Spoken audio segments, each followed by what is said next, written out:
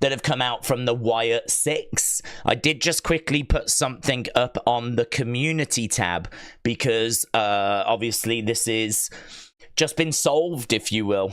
It's because the missing piece of the puzzle dropped about 20 minutes ago. You might remember yesterday we had a tweet that translated as "Are we?" ? Right? Or something like that. Yeah, are we? And we were trying to figure out, was it we sick? Or something like this? Are sick? And we were trying to work out, what does this mean? Like, it feels like there's a piece that's missing, and there was actually 2 pieces missing, right? We ended up getting another 2 tweets today, and if you actually work those tweets out, which SlamX and Capo and loads of people have worked out the various different tweets, you put it together and you get the question, do you think we are sick? Right? Do you think we are sick? So you get that question. Now, I don't think this means a great deal, right? I think what it means is it just kind of builds a bit of excitement for tonight. I think it definitely means that the Wyatt 6 are going to be on the show tonight. Eric Rowan also put a tweet out, which, if you look at that, it kind of explains that we are 11 years to the day from the main roster debut of the Wyatt family. Now, he's tweeted that out well in advance. So it's not like they don't know. They do know that this is the anniversary. Eric Rowan knows that this is the anniversary. And we didn't get anything to do with the Wyatt 6 Money in the Bank. I don't think it's unreasonable. I don't think it's unfair. I don't think it's a reach to suggest that tonight could be really interesting for the Wyatt 6. We could get something more than just an interview. I don't want to get people worked up, hyped up for no reason. But I think the fact that we didn't get anything at Money in the Bank was a real surprise. I think the fact that the next pay-per-view is SummerSlam, and I think the group are going to make their presence felt at SummerSlam, means that we need to start doing something, right? We need to start actually, like, really turning this up a little bit. We've had a couple of weeks now of interviews, which have been fine. I've not been down on them, but I know that people are looking for that little bit more, right? And I'm thinking tonight it could be the night that we do turn it up as we head towards SummerSlam. And then you just drop in the fact that it is the 11-year to the day anniversary that the Wyatt family made their main roster debut. You suddenly go, oh, okay, yeah, that looks pretty good, doesn't it? That's quite interesting. That's definitely worth noting. That's definitely worth being aware of. So there's a lot of things that are indicating, and of course, they've just put out 3 tweets involving Rowan, Joe Gacy, Dexter Lumis. They've just put out these 3 tweets, which kind of implies we're going to focus on the group. It's not just like one tweet and one person.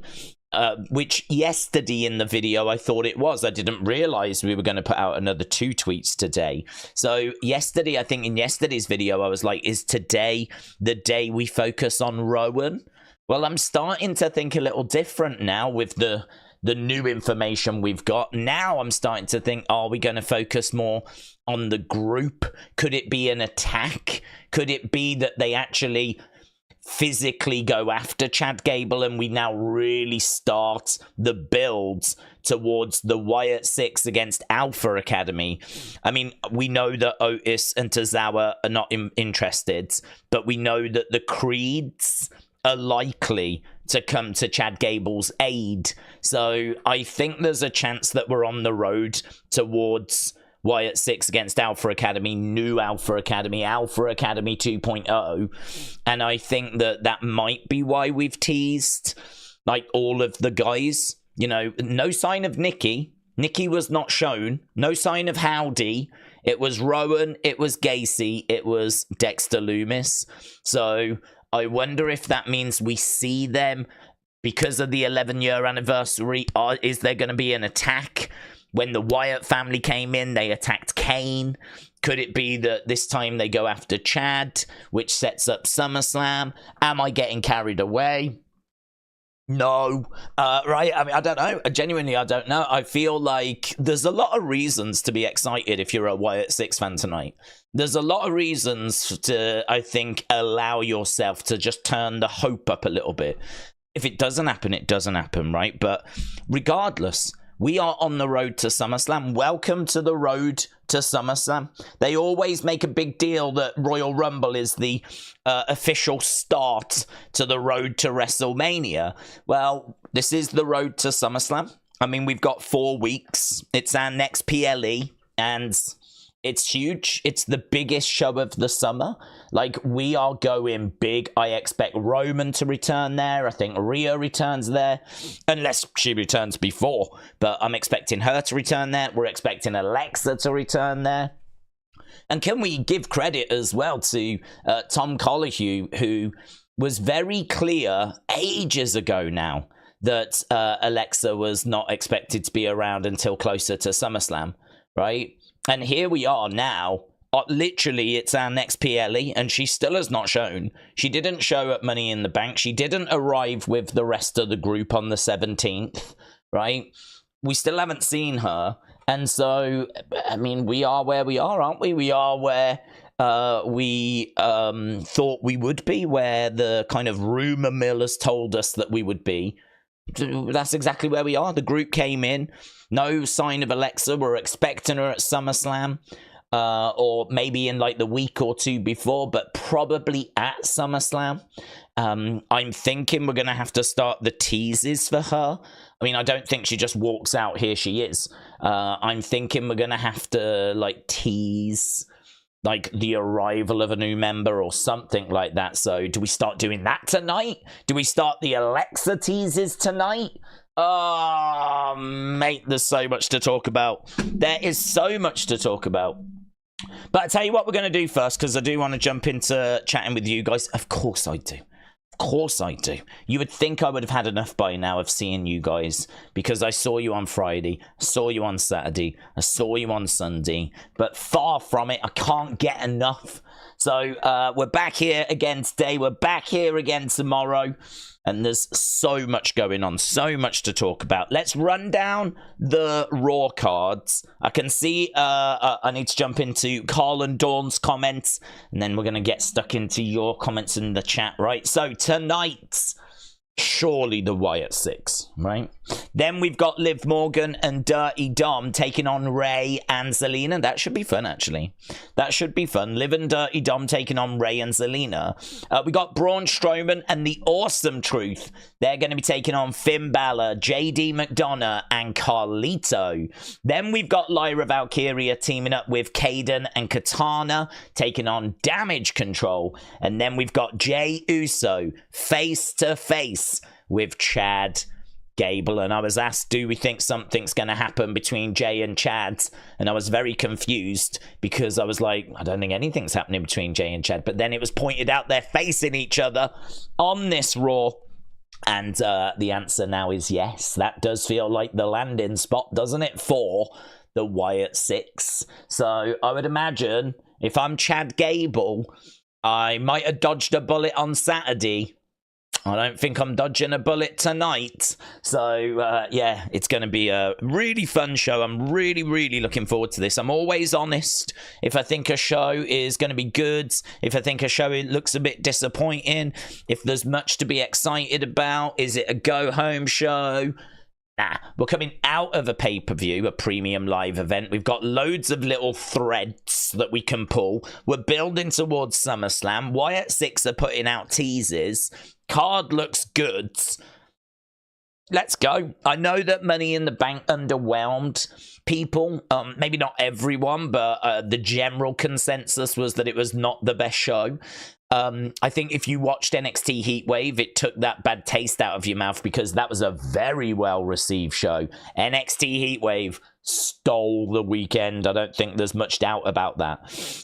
So if you watch both shows, I think you'd be sat here kind of like in a good mood. If you only watch Saturday, you might be on a bit of a downer, but shake it off. shake it off. In the words of McDonagh, shake it off, right? Because I think this looks a good card. I really do. And I think we're in for a good show.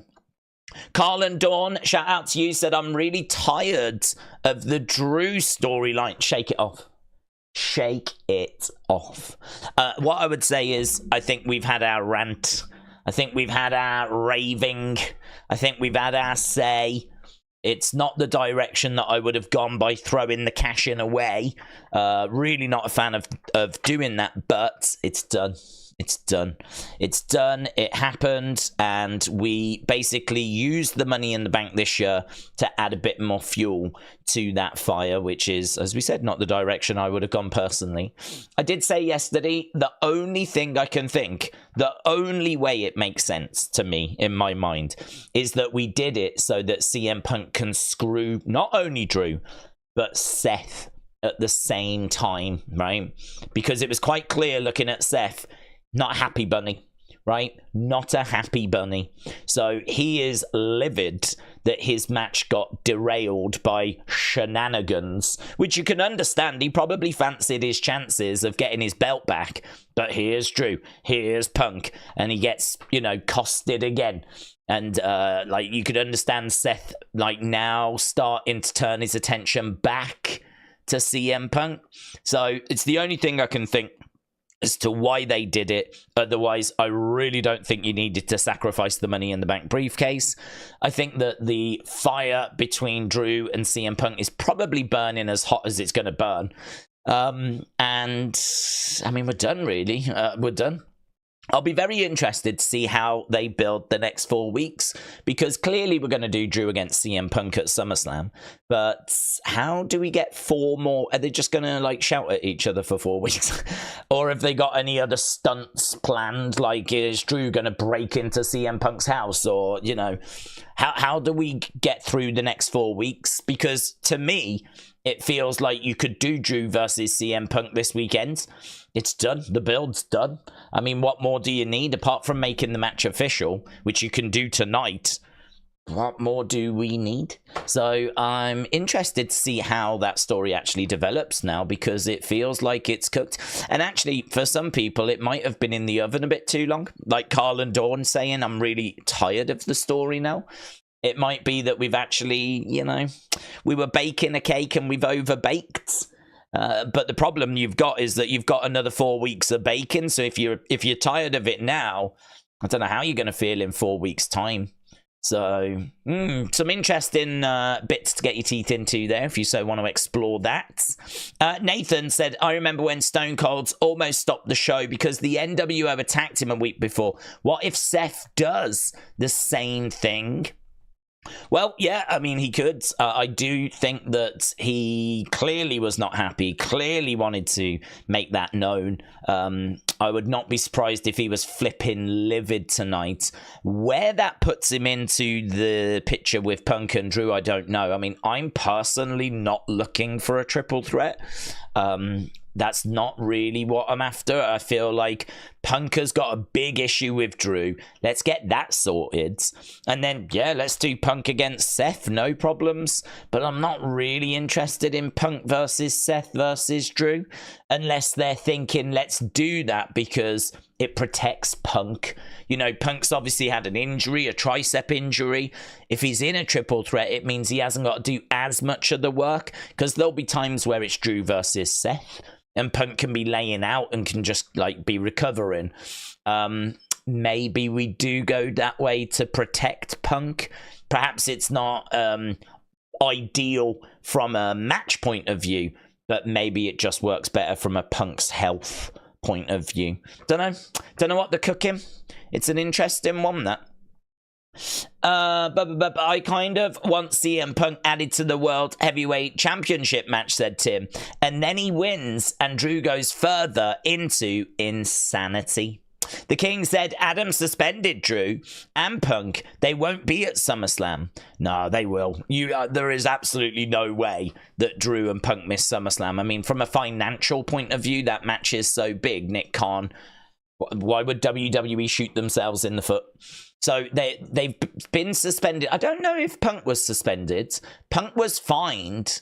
but I don't know that he was suspended. I believe it was Drew that was suspended indefinitely, which, as we know, people pointed out about Braun Breaker being suspended after the Ricochet attack. That lasted literally 0 weeks. So, you know, if Drew invades Raw tonight to get at Punk, you know, Adam Pearce could probably turn around and say, well, suspending you clearly doesn't work. So how about we try this instead? How about Drew McIntyre versus CM Punk at SummerSlam, and we get this settled in the ring? And everyone goes, yeah, like that. And everyone goes crazy. So I'm 100% certain Drew is going to be facing CM Punk at SummerSlam. The only thing I'm not certain about is Seth in that match as well? Edward said, hello, Days. How have you been today? Been good, thank you. And how are the family? Everyone's good. Everyone's excited for Raw tonight, which is not true. My parents couldn't care less. Carl and Dawn said, what do we think Howdy's finishing move will be? Well, I would imagine Sister Abigail. I'd be very surprised if we did anything else. I feel like that is so synonymous with Bray that I feel like, yeah, I'd be surprised if it was anything else. He obviously could come up with something new, though, but we never saw him wrestle. So he didn't have like a finishing move. I can't even go back to kind of what he did when Bray returned, because we've never seen Uncle Howdy compete one-on-one. And to be honest with you, I don't even know if he competes at SummerSlam. I've said before that for me, if we are really digging into the story is about a group that have come together because they've been overlooked. The story is about a group that have come together because they feel overshadowed and so neglected, pushed to the side, not given opportunity. So it would be a bit crazy for us to get to SummerSlam and Uncle Howdy goes, guys, I've got this. And then he just lets them watch. Guys, you go to the side. Papa Howdy has got this. So I feel like if he is a real one, yeah? If he's a real one, if he's true to his words, if he is all about the purpose, I feel like he should step to the side and allow them to compete on the SummerSlam stage. So I'm actually thinking we get the group rather than Howdy.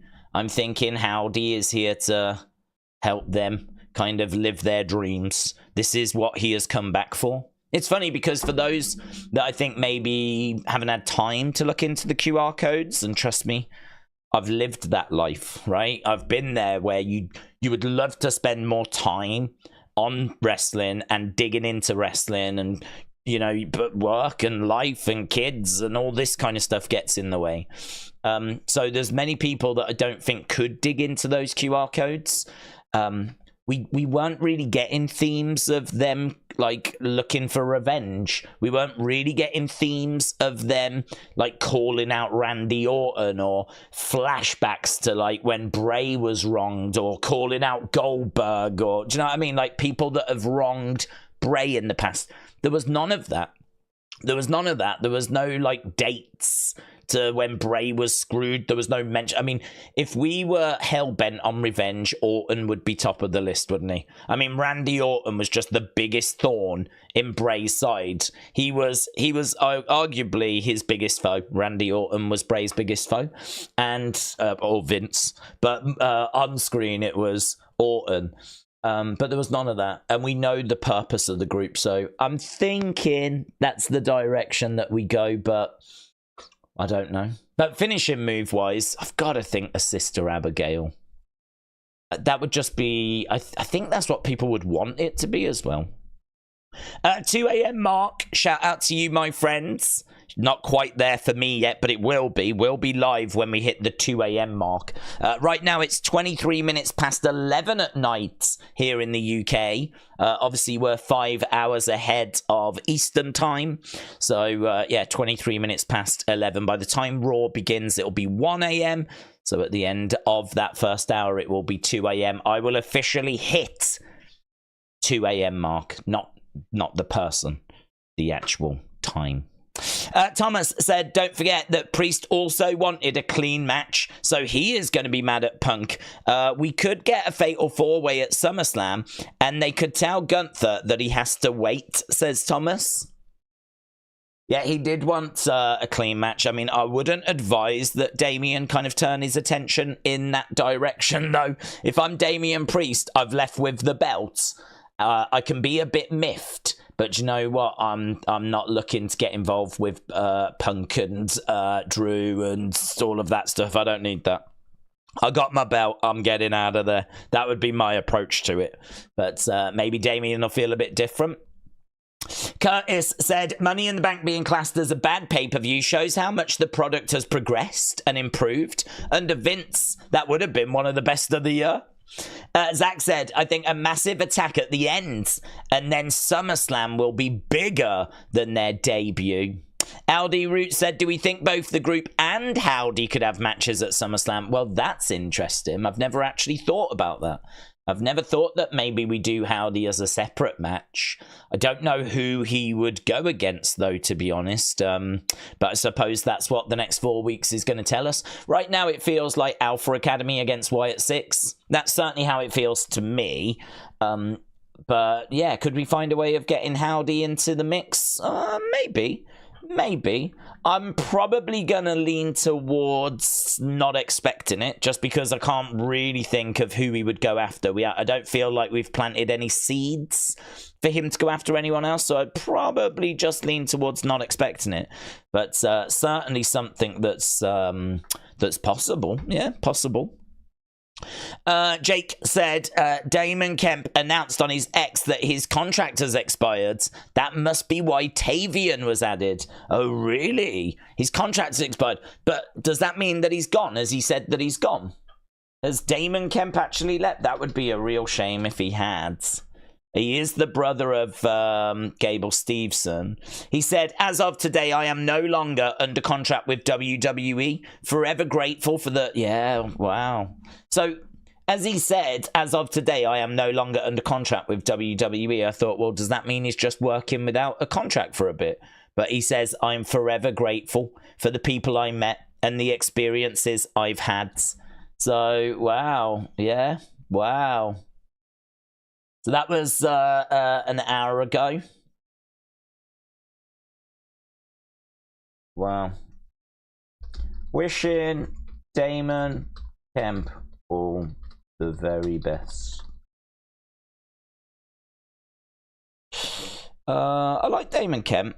He had a good feud with the Creeds, actually. I don't think that this group was brilliant for him. I don't think this group was... No Quarter Catch Crew was like... I don't think they really got going. Let's put it that way. I don't think they really got going. Hopefully we can find a way of getting going, but I don't think they really got going, unfortunately. Hopefully they can get going, but yeah, no longer under contract and done. Wow. Wow. That has shocked me. Damon Kemp gone from WWE. Right, let's put that there. Let's put that there. Lovely. Jake, shout out to you. JJB Gaming said, having Goldberg defeat The Fiend was one of the worst decisions ever. I agree with that.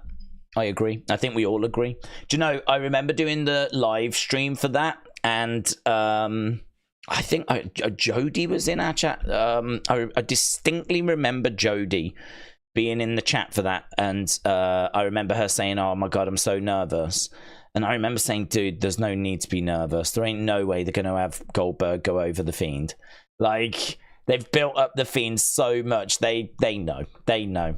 Like, they know the money that's, like, in The Fiend. Like, there's no need to be... Fast forward about 10 minutes and I'm there, like...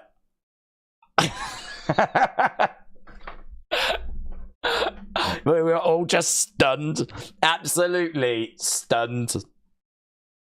You know, I mean, I feel like sometimes I'm my own worst enemy, because I feel like I give WWE too much credit sometimes. I never learn. I was like, nah, they won't have Drew win Money in the Bank. What? So that Punk can cost him, and then we just waste Money in the Bank this year? Nah, they won't do that. And then like on Saturday, you're like, oh my flipping god, they've done it. They've gone and done it, haven't they? And it was exactly the same when Goldberg beat The Fiend. I was like, oh my god. I can't believe it. I have to start factoring in just like, if something seems like a really bad idea, I think once in a while, not all the time, WWE are really good, right? We love WWE, but they do have this ability just once in a blue moon, once in a while to go, do you know what? Let's do the worst thing we can do. Let's see what happens then. What would be the worst way that we could deal with this? Just once in a while they do it. Right, sucks that he's lost his job, said Brony, but Damon hasn't done anything to impress me, and he's been in NXT for ages. Well, I just think it's a difficult one, to be honest, because I really thought he did very well when he was in Diamond Mine, which was the Creed group, and Damon was in there, and he had a great ambulance match with Julius Creed. And he had a good NXT Underground match as well. Like, he was doing some good stuff. And then they put him in No Quarter Catch Crew. And that group, it's just not worked. It's not clicked. Like, the pieces are there. I like Miles Bourne a lot. I like Charlie Dempsey a lot. I really like Damon Kemp as well. I met them when I went to that NXT house show. And they were the three that I was talking to before, and you know, they were great. They were lovely. They, you know, you can tell that they. I mean, Miles Bourne is partially, well, I think he's fully deaf. So for him to wrestle, like, you can't really call spots in the ring and everything. Like, there's some real interesting challenges that he has to overcome that other people don't have to even think about. So Miles Bourne, I think, is a very interesting competitor. Charlie Dempsey, the son of William Regal, you go, well, Jesus, that's amazing. And Damon Kemp, I mean, just like this amazing collegiate wrestler who's got this amazing amateur wrestler in background, to the point where his brother was Gable Steveson, who's one of the best ever amateur wrestlers and went and won gold at the Olympics. That's the family that he's a part of. You kind of bring those three together, and there should be enough there to make that group interesting. They just, I don't know why, they just can't find a way. They can't seem to find a way of presenting them and getting them. I feel like if ever a group needed a manager, that's the group that needs a manager. I'm not even joking. I think they really do need, like, a mouthpiece. They could really benefit by having a flipping Jim Cornette or a Paul Heyman or a Jimmy Hart, or, do you know what I mean? Like, they would really benefit. I don't know that they're quite right to be Paul Heyman guys. Heyman tends to, like, have individual wrestlers rather than a group. So I don't know that they would be perfect for Heyman, but you know, if you had someone that could come down that could actually do some talking on their behalf, you know, I think they really, really need that. In this day and age, it might make sense to put like a female with them that's a bit smaller, so it makes them look bigger. That's an old school trick. You know, you want your managers to be smaller than your talent, because it really, the size difference really gets over how big they are. So, you know, you might want to just put like someone with them that's maybe female, a little bit smaller. Maybe that would add to the group as well, if there was a female that was a bit easy on the eye, that was a good talker. She's good, isn't she? That is it, Zelina De La Renta or whatever in MLW. And of course, Zelina Vega. I mean, she was perfect with Andrade. I mean, that ticked every box we've just mentioned when she was with Andrade. She took Andrade from struggling, great talent, but struggling, to winning NXT championships, main event in shows, and actually being someone that we cared about. Right now on the main roster, Andrade is back to struggling. He's back to struggling. Like, he needs a mouthpiece, a manager. Like, Zelina was perfect. I don't know why we don't do it. But that's a whole nother conversation for a whole nother time. Pesus Smith said, does Howdy get a Firefly Funhouse match against Cena? I wouldn't think so, just because we've ticked that box, and I'm not sure there's anything else to explore, really. Steve said, Money in the Bank got better every year, but I can't wait till 2025. Raw goes to Netflix, and so do all the events. Washington 545 said, days after news emerged of New Japan and AEW having a pay-per-view in the Tokyo Dome next year called Wrestle Dynasty, do we think that WWE will ever have an event at that venue? Yes, I do. The reason why I say yes is a bit of a boring answer, but I think that WWE is going through a global expansion.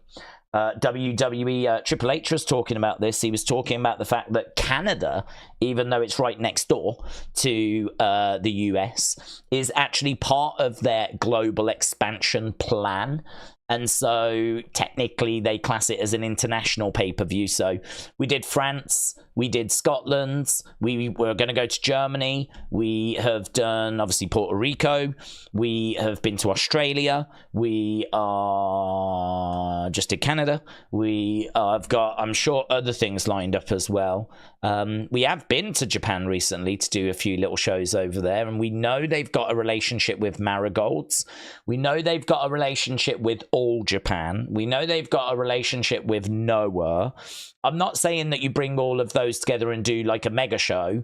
I don't even know I don't know quite how those promotions stand in Japan. Like, I don't know how people feel about Noah in Japan. I don't know what its viewing figures are like, right? I don't think that these are that big. I feel like New Japan probably sucks all the air out the room. So does Stardom. But you do have other promotions in Japan, and WWE are working with those other promotions. So if these relationships continue to develop, and if we ever get NXT Japan, right, then it feels like there's movement in Japan, doesn't there? And the crown jewel of like doing a show there, putting on a big thing, I think would be is it Karakan Hall? That obviously New Japan run a lot of shows at, but that's only a smaller venue. But you want to go to the Tokyo Dome, don't you? My knowledge of Japan is passing, I would say. I've never really invested much time outside of New Japan. So, but I know what we're working with at the moment and who we're working with, and I think that you could kind of work together and put on a big show over there. But I've not heard of any plans. But it just seems every year we're doing under under TKO, that little bit more. Kim Strain said, WWE titles acknowledged by DDT, not recognized, but they are acknowledged. Acknowledge me. Wrestling Days #1 fan, shout out to you, my friends. Appreciate the support. Yeah, we did put up actually for the members, because we've got, look at this, there it is. We did put up a brand new, oh, is it square or is it circle? It looks really good, actually. It looks a bit small. How does it look compared to the other ones? In the chat, it looks fine. On screen, well, on screen, it looks a bit small. I don't think I can really do much with that. But there is a new Wyatt 6 one. How do the Days faces look, actually? We've got the Days face. There they are, look. Wyatt 6 logos. I put the Wyatt 6 logo in there. I cut off the little bit at the bottom. It honestly, trust me, the way this works, the emoji thing, you get a square box, right? And you can see how small they look. You can see on screen how small they look. They look better in the YouTube chat. On screen, they look a bit small, but you basically get a box like this.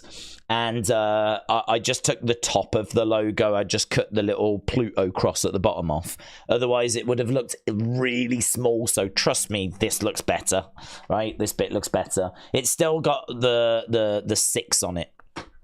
So yeah, I think that looks really cool.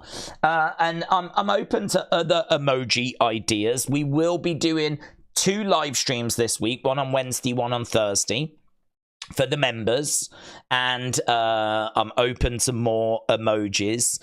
I think we've got something like, well, you know, a good few hundred members on the channel now, which is amazing. I mean, I know a lot of people have been firing in like gifted memberships and things like that, so all of a sudden now, like, that whole side of it has just, like, exploded in recent weeks, and we've got so many more members on the channel now. So I'm really looking at it going, oh my God, how do we, like, we've been doing a member stream once a week. What do we do? I don't know. I'm open to suggestions. I'm definitely thinking of doing, like, a members monthly retro watch along. I'm definitely thinking of that. And weekly member streams, and obviously your name is green in the chat, and of course you get access to these emojis. We can add some more emojis as well. We did add the Wyatt 6 one, so I'm really pleased that that one's in there. So I think we might talk about that this week, actually. I think we will do a retro watch along. It's been a long time, but we'll do that for members, because I really feel like we've got all these people that are donating to the channel and are members of the channel, and I want to make sure that we're serving those people. So we'll talk about that in the week. So Wrestling Days #1 fan, shout out to you, my friends. And NWL Ninja Jelly, shout out to you also, buds. NWL Ninja Jelly actually has got a comment saying, please check my tweet. I think you will like it. Okay. Is your name the same as your name here? Am I looking for NWL Ninja Jelly? In fact, let me just bring it up on screen so that people... There's no point me sitting here and people can't see what I can see. It makes no difference. I don't care about people seeing in my notifications. That's pretty fun. I literally just scrolled onto that. Love that. What am I looking for? Let's go up to the top. So here we've got NWL Ninja Jelly. Erase your mind. It's Hurdy's. That's great, isn't it? I love that. Very cool. At our 4th show. Oh, I hope you have a good time. Hang on. Let's go. Hi, guys. Look at that. Yowie wowie. Sitting with Uncle Howdy as well. I'm looking for NLW... Words of Wrestling. I retweeted that. Here it is. Days, it dawned on me that some of the questions Uncle Howdy asked Bo in the VHS tape, Bray asked Braun during the Swamp match. Please take a look. I can't, unfortunately, because of copyright, but I can certainly retweet it. So that is very interesting. That's interesting. I do remember him being in the... I do remember him being in the cabin. Wasn't he, like, tied to a chair? And Bray was asking him some questions. So if you've discovered that they are we saying the same? Some of the questions... Okay, if they are the same, that's a good find, but that's a good find, so I've retweeted that. NWL Ninja Jelly said has gifted a membership, and Jay has become a supporter as a result. So welcome, Jay, and NWL, shout out to you, bud. I've retweeted that out. James said, did we see that Meltzer and Alvarez said that the Sol Kalani match, they're embarrassing. They said they hated it, too flippy. Despite raving about Ricochet Ospreay, it's hypocrisy at its best. Wow. Do you know, we said during our live stream, really good match, really enjoyed it. It got good. No, it didn't get good. It got great rating. It got, what did it get? It got... great 74% by the community, right? It was the 3rd best match on the show, according to you guys. So main event, then Roxanne Lola, then it was Kalani against Sol Ruka. And the flippy stuff, I don't mind as long as it has like a good hard hitting ending to it, as long as when they land it well. There were a few moments. There's one where I'm thinking of Sol coming off the ropes. She sort of, it looked like she stuck her arm out for a clothesline. I think she ended up hitting Kalani about here rather than here. You know, I think her intention was to flip over and then hit a clothesline and it to look really crisp, but instead she hit here instead, and it looked a bit more like a shoulder tackle, but it just looked a little off. And I remember during the stream saying, this is a really good match, like really enjoying it, but what is stopping this from being that match that people are going to rave about? Like, why are the crowd seated? Why are the crowd like applauding but not, you know, going crazy? What is that barrier? What is stopping it from getting to that next level?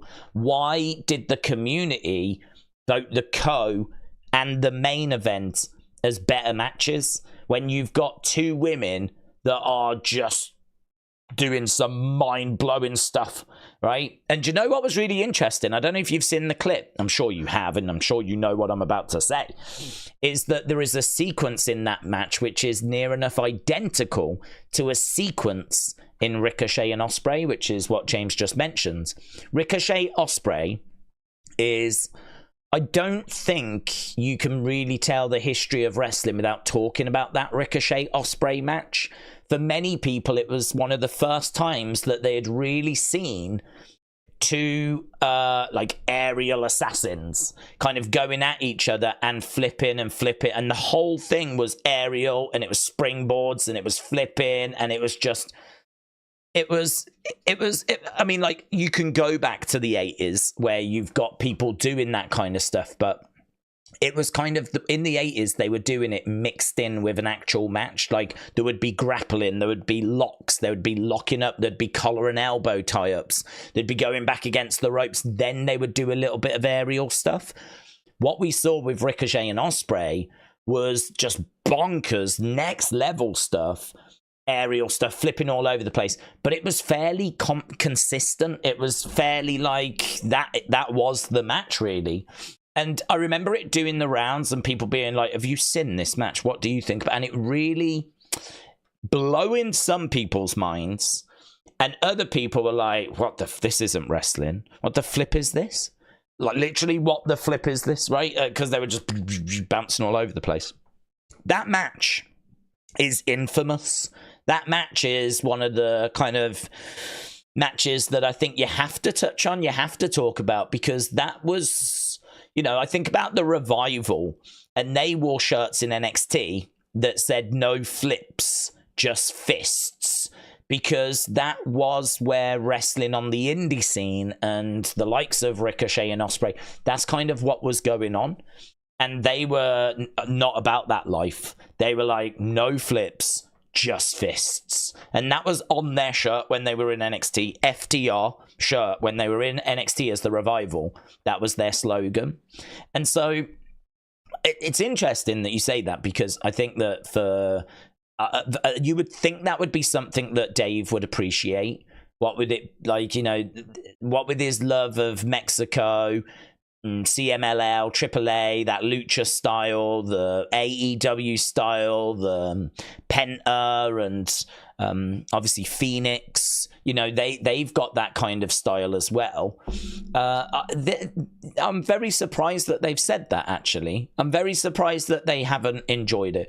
But we did try to genuinely, seriously, honestly dig into... what's stopping this match from being the match of the year? What's stopping this match from being the match that people really rave about? I think that's such an interesting question to ponder, because what more really could they have done? I mean, there was some hard-hitting stuff in there. There was some amazing athleticism, amazing agility.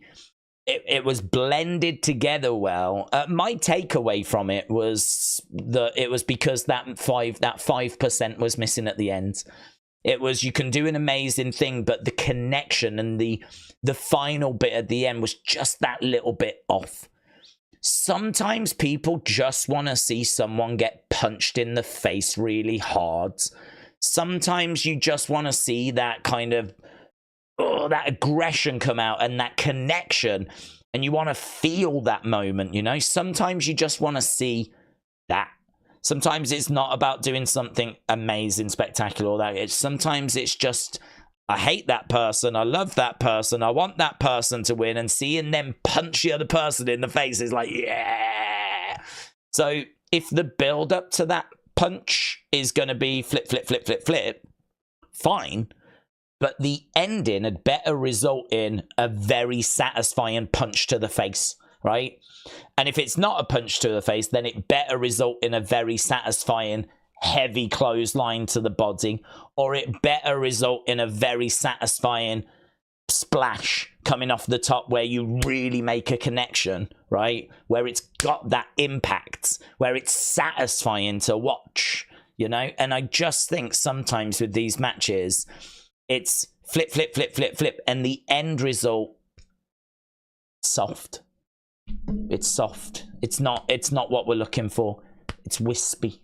It's just, do you know what I mean? It's like, look at what I can do, flip, flip, flip, flip, flip, and then the end result is a slightly botched landing, or a slightly off landing, or a landing that doesn't, you know, they kind of just connect and you're like, oh, that's the missing 5% for me.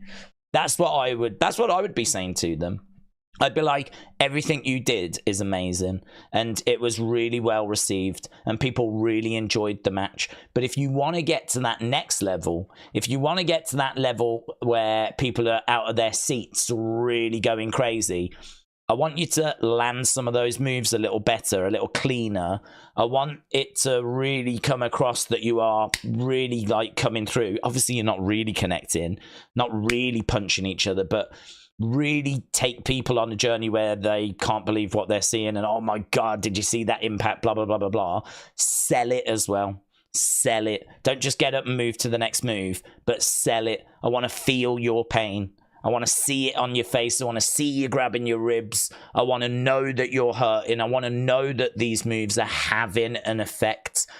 Like, if you've been like, someone's been targeting the leg, then all of a sudden try and do a moonsault and your leg gives out and you can't even do it anymore. And give us that story where it's all starting to build up, you know? So my criticisms would not be about too many flips.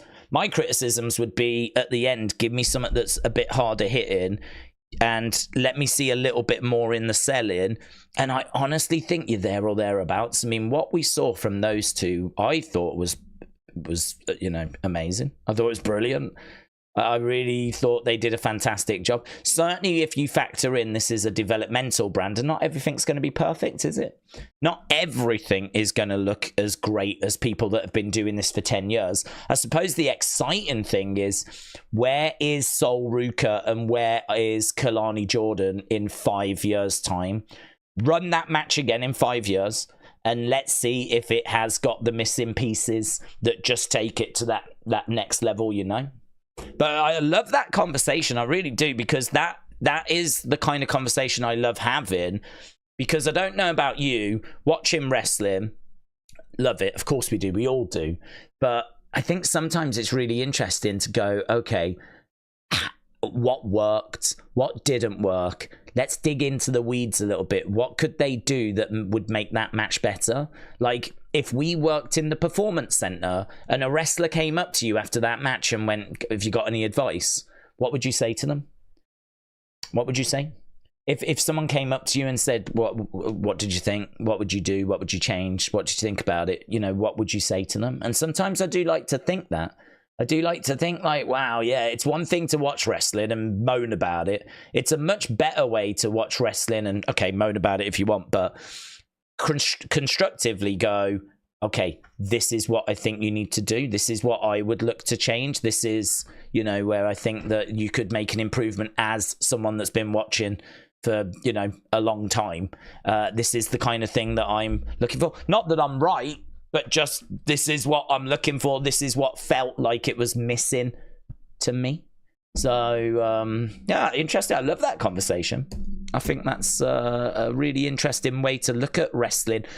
If you have really enjoyed a match, why did you enjoy it? What did they do right? If you didn't enjoy it, what was missing? And that's sometimes a fun question to ask. Douglas said, for Goldberg's last match, it should be Uncle Howdy. I agree. In Saudi Arabia, the place where Goldberg squashed the Fiend, that would be a cool idea, right? That would be a cool idea. I think if you had Goldberg healing it up, saying that he beat the Fiend and, you know, it was a challenge, but he knew that it was possible, and he knows that beating Howdy will be equally as achievable. And I wouldn't have him disrespect the Fiend.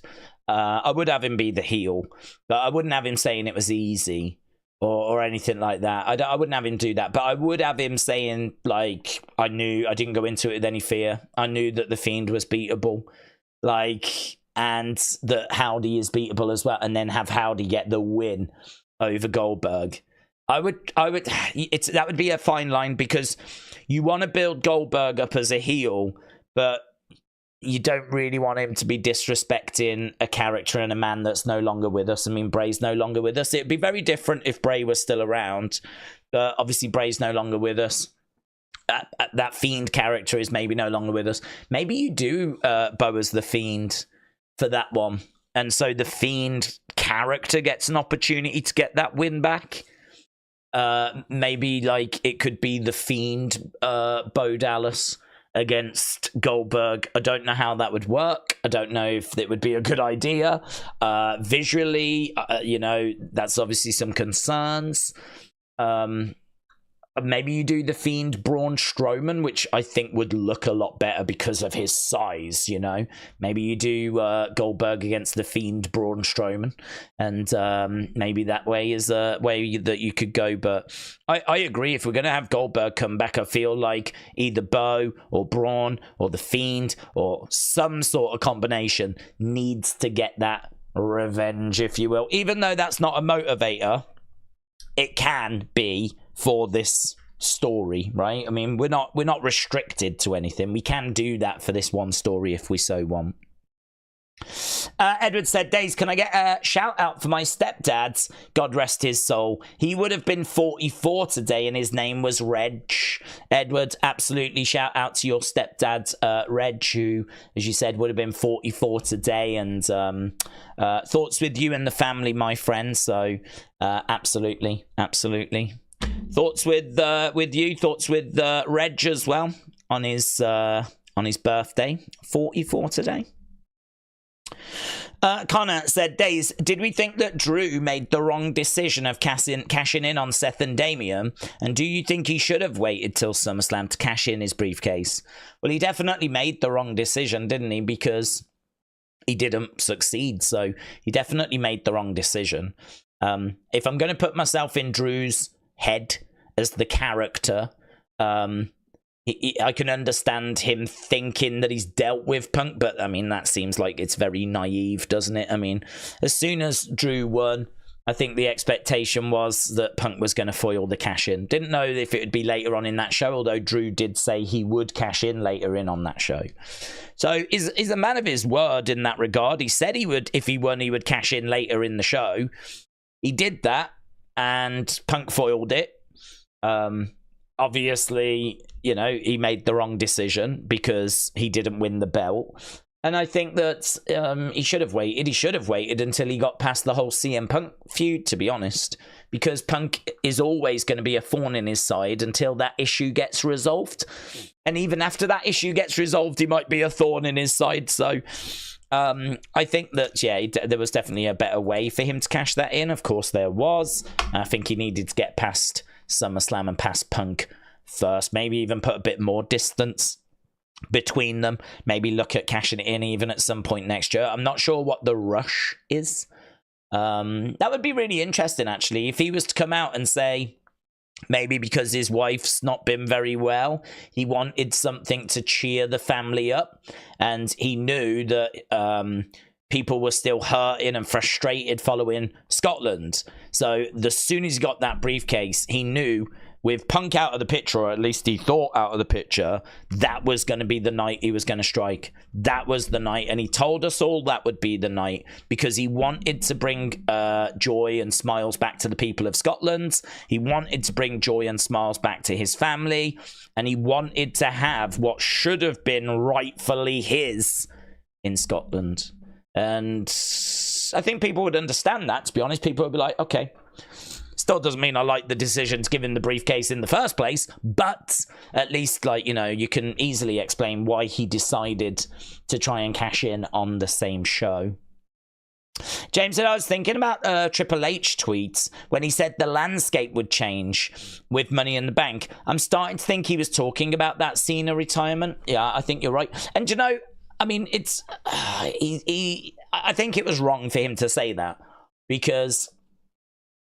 I think it was wrong because I think what you did is you got people excited for the current story, the current storylines, right? And Cena is someone that only wrestles a couple of times a year. I mean, I completely agree. I mean, no landscape changed with Damian retaining, right? No landscape changed with Sammy retaining. No landscape changed with Drew winning Money in the Bank, then failing on the same show, right? Did the landscape change with Tiffany getting the briefcase? Little bit, but someone was always winning the briefcase, right? So if you're going to say the landscape's going to change on a show where every year someone wins the briefcases, that's a bit cheap, isn't it, really? So I don't think he should have done it or said that for the Cena thing. Although what I will say is that it was big news. I mean, the BBC even reported on it.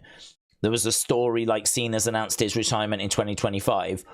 I think it would have been better if he'd have gone with something like there's a bombshell coming that's going to catch people really off guard. You know, if he'd have said something like that, maybe people would have been like, okay, a bombshell. What could that be? And then obviously when Cena said he's about to retire, then we knew that's what he would have meant. But the landscape changing, it's hard to say this changes the landscape because Cena's not really in the landscape. He just wrestles a couple of times a year. I mean, I can't really argue that the landscape did change. But I think you're right. What else could it have been?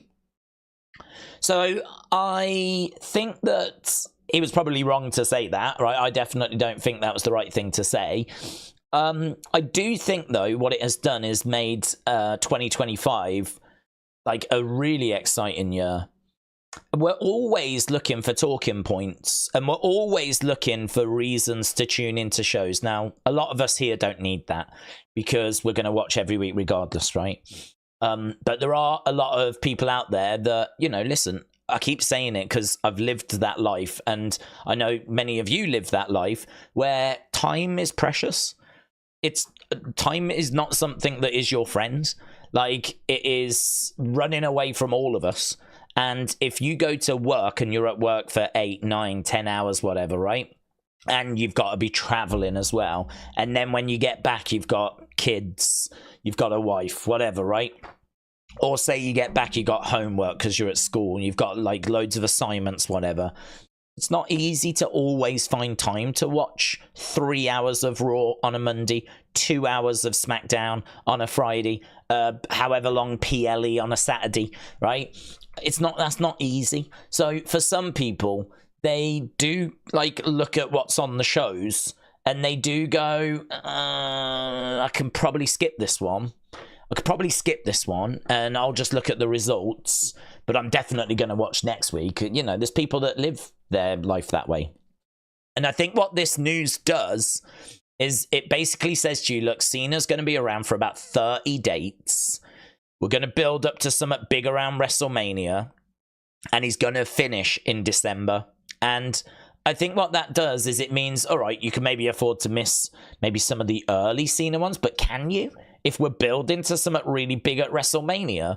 Because if he's at Rumble, Elimination Chamber, and competing for the final time at WrestleMania, you know that build towards WrestleMania is going to be really big. You know that we're going to be doing something pretty big with Cena. He ain't just going to be faffing around, right? This is a big opportunity for them to go big with this farewell tour. next year is going to be not all about, but largely about Cena retiring, isn't it? And all of a sudden now, that's just injected a real reason to not miss the shows next year. It's all of a sudden given us fans something to, dare I say, look forward to. Like, we're looking forward to the final appearances, in-ring appearances, final storylines of John Cena's career.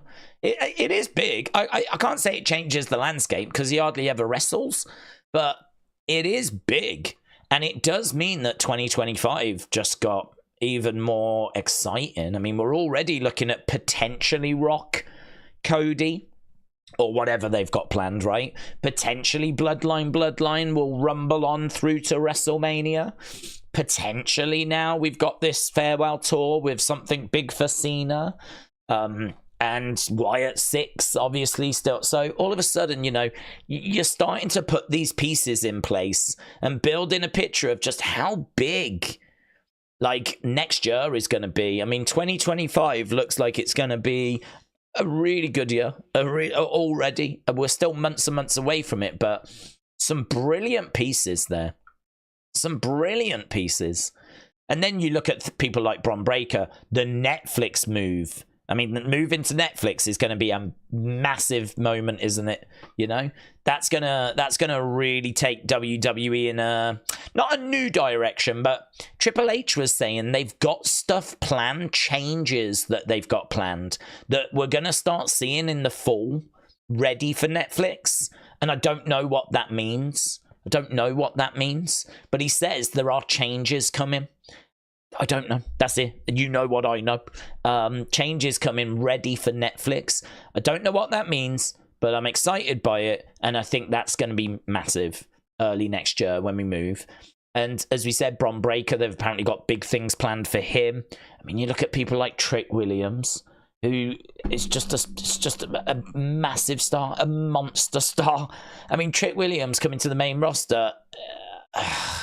He's going to be in main events of WrestleMania. He's going to be a multiple-time world champion. I have no doubt about that whatsoever. Zero doubt about it. You could see the same with Gunther. Gunther will main event WrestleMania. He will be a multiple-time world champion. We knew that in NXT, right? I'm not telling you anything you don't know. It's sometimes it's just really obvious. Sometimes it's just obvious. And same with Braun Breaker. I mean, look at how Braun Breaker was being treated down in NXT, being, like, you know, multiple time NXT champ, always in the main events, always around the top stories. Definitely they've got big things planned for him as well, as we know. So yeah, you just look at next year and you're just like, God, The Rock coming back and Roman will be back and Bloodline and Netflix and, oh my God, Cena retiring. I mean, I, honestly, as someone that does this for a living, I'm looking into the future and I'm really liking what I'm seeing. Sometimes, you know, you can do this where you do watch-alongs and not as many people join you and you can tell the excitement's not really there and people don't seem to be that engaged, and like it can be a bit not demotivating, because I always love the community and spending time with the community, but maybe a bit concerning where you're like, when's this gonna turn? Like, when is this going to get better? I remember that around like 2021, we were really hoping that when we came out of the pandemic, it was going to be big excitement, crowds being back. Crowds came back, there was a bump, but then it just really settled back down again. And there was some good stuff going on, but it just, I mean, it didn't feel anything like what it feels now.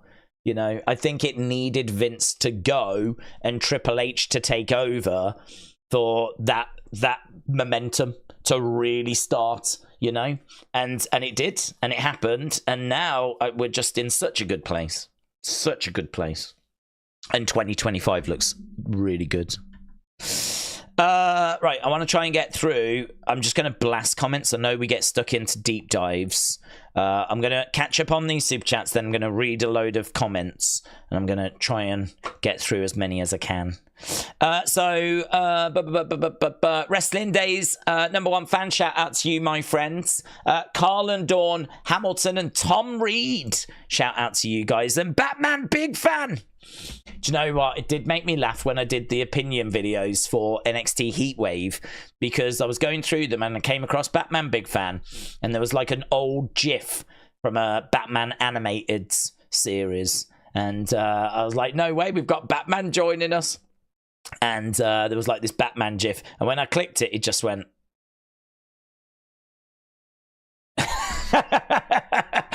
It was the delay where I didn't know what was going to happen, and this thumb just came up, and I was like, oh, thank God for that. I thought he was going to get his boobs out. I thought there was going to be something like that.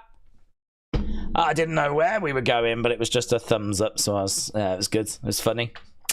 David Starks, shout out to you, said, I'm so glad that I joined this channel. Nightbird has been great. I agree. Nightbird was great. It feels good seeing everyone coming together and working things out. It was so close with my do you think we are sick theory, said David. That was a really good theory. I really like that. There was that David with that theory of, do you remember those lines? And it was like, how did it feel when your brother died? How did it feel when you died? Do you blah, blah, blah. And the theory was, could it be that you get the words from the tweets and add them to those sentences that were tweeted out? And we looked at it and I was like, oh, I love the theory, but it was dealing with different tenses, like how did it feel when we are, the sentence didn't quite flow right, and I was like, I don't think it's right, but I really love the thought. I thought it was so clever to actually go back and go, oh yeah, look at that tweet, if we piece that with that.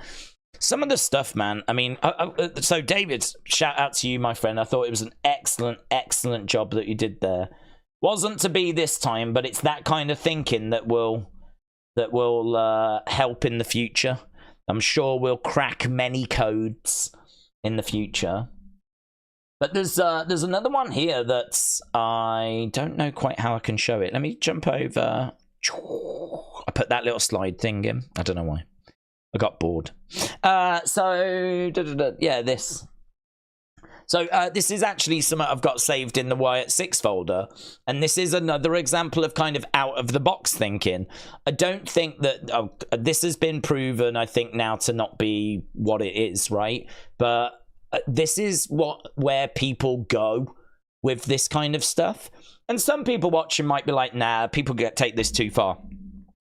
You know, the amount of times I've been told I overanalyze stuff like that, but it's like, I don't see the harm in it. And sometimes we do find stuff as a result of digging into it. Not everything is surface level. Not everything is just super obvious. Like sometimes you do have to dig a little deep. I don't think they ever really put stuff like a mile down, right? I don't think that we need to be like going too far, but I do think that sometimes there are stuff that you do have to do a bit of digging for. So, but here, like, here's an example, which I thought was just, it's so weird and clever how you can like decode some of this stuff. So here's Dustin. I love this, by the way. This is no shade on Dustin. I love this. He said the picture that was tweeted out by Gacy had the caption XF. Now, that has now been decoded as we, right? Because actually, if you move the letters, I think, back one, so, like, if you move X back one, you get to W. If you move F back one, you get to E. So it creates the word we. So it's just what they've done is they've took the letters, shifted them one in the alphabet. And so you get XF when it should be WE. That's how it got decoded. It was, I believe, Slam X that decoded that, right? Or certainly the first person I saw that decoded it, right? But here's how Dustin was looking at it. Dustin said, okay, well, if you take their position in the alphabet, X is the 24th letter and F is the 6th. So you get 2, 4, 6. If you then put it into this decoder, the decimal to text decoder, then you get something that could look a little bit like a pig. So he took the 2, 4, 6, put it into the decoder, decoded it, and it's really hard to see here what you get, but it is a circle with 2 dots above, And I don't disagree that that could be. The circle could easily be a snout, and the 2 eyes above could be the eyes, like the 2 dots could be the eyes. So he put the 246 in, decoded it, and it came out with like a circle with 2 dots above. And because this is Joe Gacy, who is Huskus the pig, he's gone, do we think that might be like connected to it being a pig? And I looked at it and I was like, I don't think it's correct. Right? Because I don't know that they would want people to do all of those different steps. I don't think it's correct. But I flipping love it. Like, it's so interesting to see how people's minds work. Like, people are thinking along lines that I would never think to go down. I would never think to do that. I would probably think to look at the X and the F and where it sits in the alphabet. I would never think to put those numbers together and then put it into this and then get that as a result. I would never think to do that. But Dustin did and came out with something which I thought was like, fair play. Again, it's that kind of thinking which ultimately may help actually decode something in the future. It's that kind of thinking, it's that kind of work which might result in us getting an answer that we otherwise wouldn't get in the future. Never know. I mean, they keep putting out lots of different ways, lots of different clues, and there's lots of different ways you have to try and work those clues out. Sometimes it's Morse code, sometimes it's this decimal to text, which I still don't know what that's for. I still don't know where that's come from. I still don't know how that's used in the world. But, or like we just saw, I think it's called the Caesar cipher. Julius Caesar was the one that came up with moving the letters slightly so that they're all just out of sync by the exact same amount. So, you know, like there's lots of different ways of working these things out. So that kind of thought process, I'm sure, will be useful as we continue forward, because it doesn't seem like these tweets are going to be stopping. Nightbird might have stopped, but it doesn't seem like these tweets are going to stop. So David, keep doing what you're doing. That's what I'm going to say. Keep thinking along the lines that you're thinking along. Keep trying to figure out different ways of cracking the codes. We probably, do you know what would probably be a wise thing to do for us? Probably would be to go back into Nightbirds, look at all the different codes, and look at how each one was solved and what it was solved with. And then we would have a list of, like, every time there's a code, we can go, okay, we've got a code here.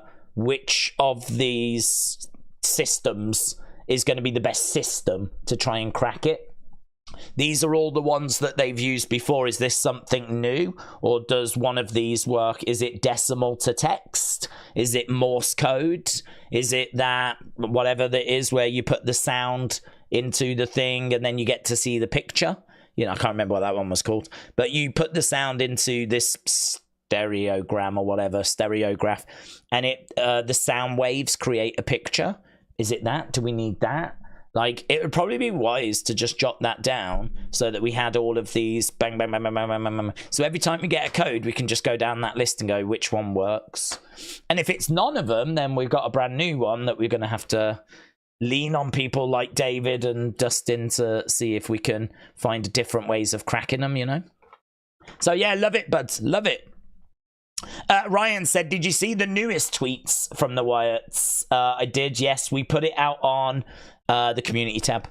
So I put it out on the community tab because if we started our live stream when Raw started, I would have just done a quick video on it, because it's pretty straightforward stuff.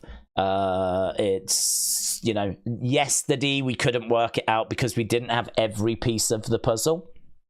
Cheeky, actually. Cheeky that they sent that one out last night and knew that there was other tweets coming today. So, you know, purposefully kind of getting us to be thrown off the scent a little bit. But yeah, we did get all of the pieces of the puzzle today. We have worked out the sentence. Do you think we are sick? And obviously that's built excitement for tonight. So we are very excited for what's going to be on the show. But yeah, if it wasn't a case that I had to start the Raw stream, I would have done a video of it. But I did just put a little thing out on the community tab so that people are aware that this has happened. Because it may play a part in the show, mightn't it? It might play a part. It might only just be a question that gets asked. But it's worth knowing that something's happening for those that were disappointed following Money in the Bank and the fact that we didn't get anything at Money in the Bank, you know? Jay McCabe said, sick rhymes with arsenic. I remember something in the Funhouse to do with Ramblin' Rabbit and arsenic. I think that Alexa poisoned Ramblin' with arsenic. So, yeah, I mean, the only thing I would say is that we know that that is part of a tweet that forms that sentence. Maybe it's got a double meaning where we're meant to think about arsenic as well as are sick, but are sick is part of a sentence. Do you think we are sick? There was another couple of tweets that came out today. In all fairness, not long ago, about an hour ago, the last one. So it's one of those whereby they can easily be missed if anyone's just joining us, that there was some developments there. But as I said, I put all 3 tweets, if you want to look at them, I put all 3 of the tweets in question in the community tab on this page with a little bit of text. I did that just before we went live. We were live about a minute late because I was doing that. So it's there if anyone wants to look at those. Carl and Dawn, shout out to you, said, do we think Vince had Goldberg go over the Fiend because he didn't like Bray? No, I don't think that, actually. I think that the plan was that they wanted to get the belt onto Roman, I think, and they didn't want Roman and the Fiend. I'm trying to think. I think the plan was that we were going to do Roman against Goldberg for the title at WrestleMania. So I think they wanted to do that match. Roman obviously couldn't do it because of COVID, and so he was out. And so we ended up having to bring in, I think it was Braun Strowman as the replacement. So we ended up going that way instead. And ultimately, Roman does get the belt, but he gets it at the end of the year. So we have Braun carry the belts. I think the Fiend gets it from him. And then, you know, even when Roman comes back, we don't end up doing really Roman and the Fiend, do we? We don't really end up going like down that road. We just get the belt off the Fiend in a triple threat, and Roman's off. He's got his belt and he's away. So I don't think that it was to do with hating Bray. I think it was to do with getting us where we needed to be for WrestleMania. And of course, with the Fiend not having the belts, that then meant that he could go into his feud with Cena. I don't think they wanted to do Fiend Cena for the title. I don't know why. I can't answer this. Only Vince can answer this. But I don't, you know, if he really didn't like Bray, I don't think he'd put him in a match against John Cena at WrestleMania 36. I think he liked the Fiend character. And I think I think what happened was it was a battle of control, to be honest. I think it was a battle of control. I think that Vince knew what he wanted to do with that character. Bray knew what he wanted to do with that character. And I think they both just kept butting heads with each other. And I think that Bray, in all honesty, probably was not the easiest person to work with, because I think he was very passionate about his vision. And obviously a lot of fans would say good, rightfully so. But if you're Vince and you're in charge of the company and it's your company and you're putting the money up and it's your platform and you are the type of person that does want to get involved, I could see that being where the friction was. And I think that they just didn't work well together. It didn't work well. A lot of people have said, you know, you have to understand that this was Vince's toy box. This was Vince's world. He gave people a degree of freedom, but he would always have the final say. So you can come up with ideas and try and pitch them to him, but at the end of the day, if he doesn't go with them, he ain't gone with them, and they ain't happening. And you can understand why that friction would be there. So, you know, look, I can say that I don't think Bray was easy to work with, because I think to work with Vince, you probably need to be a bit of a yes man. And I don't think Bray was a yes man, not when it came to The Fiend. Equally, Vince was clearly not easy to work with, right? So we're not just pinning this all on Bray and saying it was Bray's fault. We're not saying that. We're saying that I just don't think these two could work together. Neither was seemingly backing down. Neither was giving, right? And neither was budging. And so, you know, we ended up where we ended up, and ultimately Bray ended up leaving, which caught everyone by surprise because, you know, they'd been making so much money with The Fiends, and it was such a loved character, and Bray was such a loved performer. You know, it still doesn't make total sense now. And I'll tell you, I really hope that Bruce Pritchard's leaves WWE in like 10 years or whatever. I don't know how old he is, but I hope he retires, and I hope we get all of these stories. The one person I'm looking at in the future to give me info behind the scenes is Bruce Pritchard, because Bray can't do it now. And I don't know, Vince ain't going to do it. Vince ain't going to do a tell-all book, right? But Bruce has got that Something to Wrestle With podcast. And if you don't know who Bruce Pritchard is, he was Brother Love back in the like 80s, late 80s, going into the 90s. He was Brother Love on TV, who was like this preacher who would have a talk show segment and do talk show segments, right? And he had Andre on and Hogan on and Macho Man on. And, you know, they used him on the shows. He was a big, like, you know, talk show segment. A bit like how we had Miz TV. He used to do it, and he used to be Brother Love. But behind the scenes, he was Vince's right-hand man. He would be sat in Gorilla, and he's sat in Gorilla now. Backstage, still. Sat in Gorilla. Sat next to Triple H. He is a yes man. He is super easy to work with. What do you need? When do you need it? Yes, no, 3 bags full, sir. What do you need, right? And that's not a bad thing.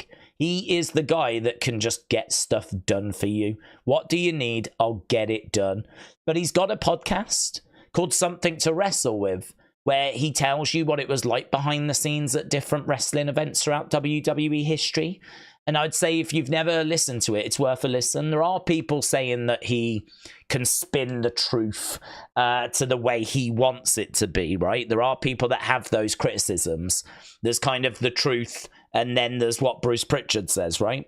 But I do think it gives you an insight into what happens behind the scenes, and who doesn't want to know what was happening between Vince and Bray Wyatt, and what that relationship was like, and a whole episode on The Fiend, and a whole episode on WrestleMania 36, and a whole episode on Vince leaving, and a whole episode on Cody finishing the story, and a whole episode on the arrival of the Wyatt Six, and a whole episode on what it was like backstage when Bray had passed away, and how the superstars felt that, and, you know, what the mood was like, and, you know, what was the reaction, and all this kind of stuff, and, you know, whole episodes on everything that we've had for the past, say, 4 or 5 years. What was it like when the pandemic hit, you know, and the plans had to change? Like, I honestly don't know what the most recent show is that he's gone up to. I haven't gone back and looked. I know he's done like all the old WrestleManias and SummerSlams and Rumbles. We've covered the 80s, we've covered the 90s, but I don't know quite where he got up to. And the problem is that for the past few years, his most recent shows have been like best ofs, because you can't get him. He's so busy. You just can't get him on a weekly basis anymore to provide new content, and he won't talk about current stuff. It's a rule that he's got. Whilst he works for WWE, he won't talk about anything since he returned. So we're waiting for him to leave so that we can get all this like behind the scenes stuff. I'm sure there's other wrestlers and other people that could do books that could tell us what it's like. But to be honest, we don't really get loads. There's not loads that I've like seen. I mean, Maven's probably made the biggest noise, and he ain't been in WWE for flipping years and years and years. He don't know anything about what's going on recently. So you're kind of looking at maybe could Undertaker do something, but even Undertaker's show, I mean, Undertaker was only around like every WrestleMania since about WrestleMania 30. So, I mean, there's 10 years that Undertaker ain't really going to know what's happening backstage anymore. Even Undertaker's show is going to focus more on the older stuff rather than what we've had in the past 4 or 5 years. So, yeah, I'm so interested. Could Seth do something? Could Becky do something? Could, you know what I mean? Could, I don't know, AJ Styles do something? Can someone do something where we find out some of this behind the scenes stuff of like the past 4 or 5 years? I feel like there's a big gap in the market for that. I mean, now we're in 2024. Why can't you talk about 2020? It's 4 years ago. So why can't you tell us about that? And maybe there are some places that are starting to do it and I've just not seen. But you look at some of the famous, like JR's podcast. Well, he's in AEW. Ric Flair, he ain't going to flipping know, right? He ain't going to know. Undertaker ain't going to know everything. He'll have heard bits. But, you know, he's been a part-timer since WrestleMania 30, if not before that. So he ain't going to know. I'm trying to think of the big... Jim Cornette ain't going to know. Vince Russo ain't going to know. Eric Bischoff ain't going to know. Has he been back? I don't think he's been back since the pandemic. He ain't going to know. So I'm looking at all the big podcasts and I'm like, there ain't no one there that's got a voice or a platform at the moment that I think is going to be able to reveal those details, you know. But that's the belief. The belief is they just didn't get on. There was no way of them working together. Batman Big Fan, shout out to you. Batman Big Fan said, yeah, that was me on Twitter. Love you, Days. Batman Big Fan, shout out to you, sir. How long have we got? 31 minutes. Challenger Dark said, Days, you continue to kill it with the content. Remember, we all appreciate the hard work you put in. The vids got me into toy collecting. Let's go. And got me through some dark days. Cheers, mate. Challenger Dark, shout out to you, sir. Shout out to you, my friends. Yeah, I am so, you know, grateful that people enjoy the channel. I mean, it's very simple what we do here, and I do think that you can overcomplicate things sometimes. Certainly I can. I mean, you as a species, us. I think that just sitting and just talking about wrestling from a very honest point of view is, I think there's real value in that. There's real value in that. There's no spin, right? I don't know anyone at WWE. I don't have to please anybody, right? I don't have to say anything for the sake of saying it, right? I can just be very open and very honest about what we see and what we enjoy. And I think it's nice to go that one step further sometimes and talk about why we enjoyed it. How did this show get a higher rating than the show before? What was different? Why did we like this one more? Why didn't we like this one more? What was missing? What did we want to see? So on, so on, so on. And it's not just it's largely my voice here, of course, on the streams. But your voices can be heard in the opinion videos, and I've really turned them up. I'm sure you've noticed. I've really turned them up. I'm looking to do one a day. Every day I'm looking to do a different opinion video on that second channel. So I'm looking for... we did Money in the Bank opinions. We did NXT Heatwave opinions. We will do Raw opinions. And again, I'll be doing them tonight. So don't go to bed and think that you can get and just do it tomorrow morning. I'll try as quick as I can to get the post up tonight on the Twitter account. Feedback required. If you go over to it, I should have my thing up for click over. Here it is. Wrestling Days YT. If you go over that, look, we're nearly at 10,000. We're just 135 people away, and then we'll be at 10,000, which will be nice, because it used to be at 15,000, and then my account got deleted, so it'd be lovely to get back to double digits. So, yeah, we're getting there. We're getting there. So, yeah, we've got... this is the website, and what you're looking for on here is you are looking for... I love these. Have you seen these memes?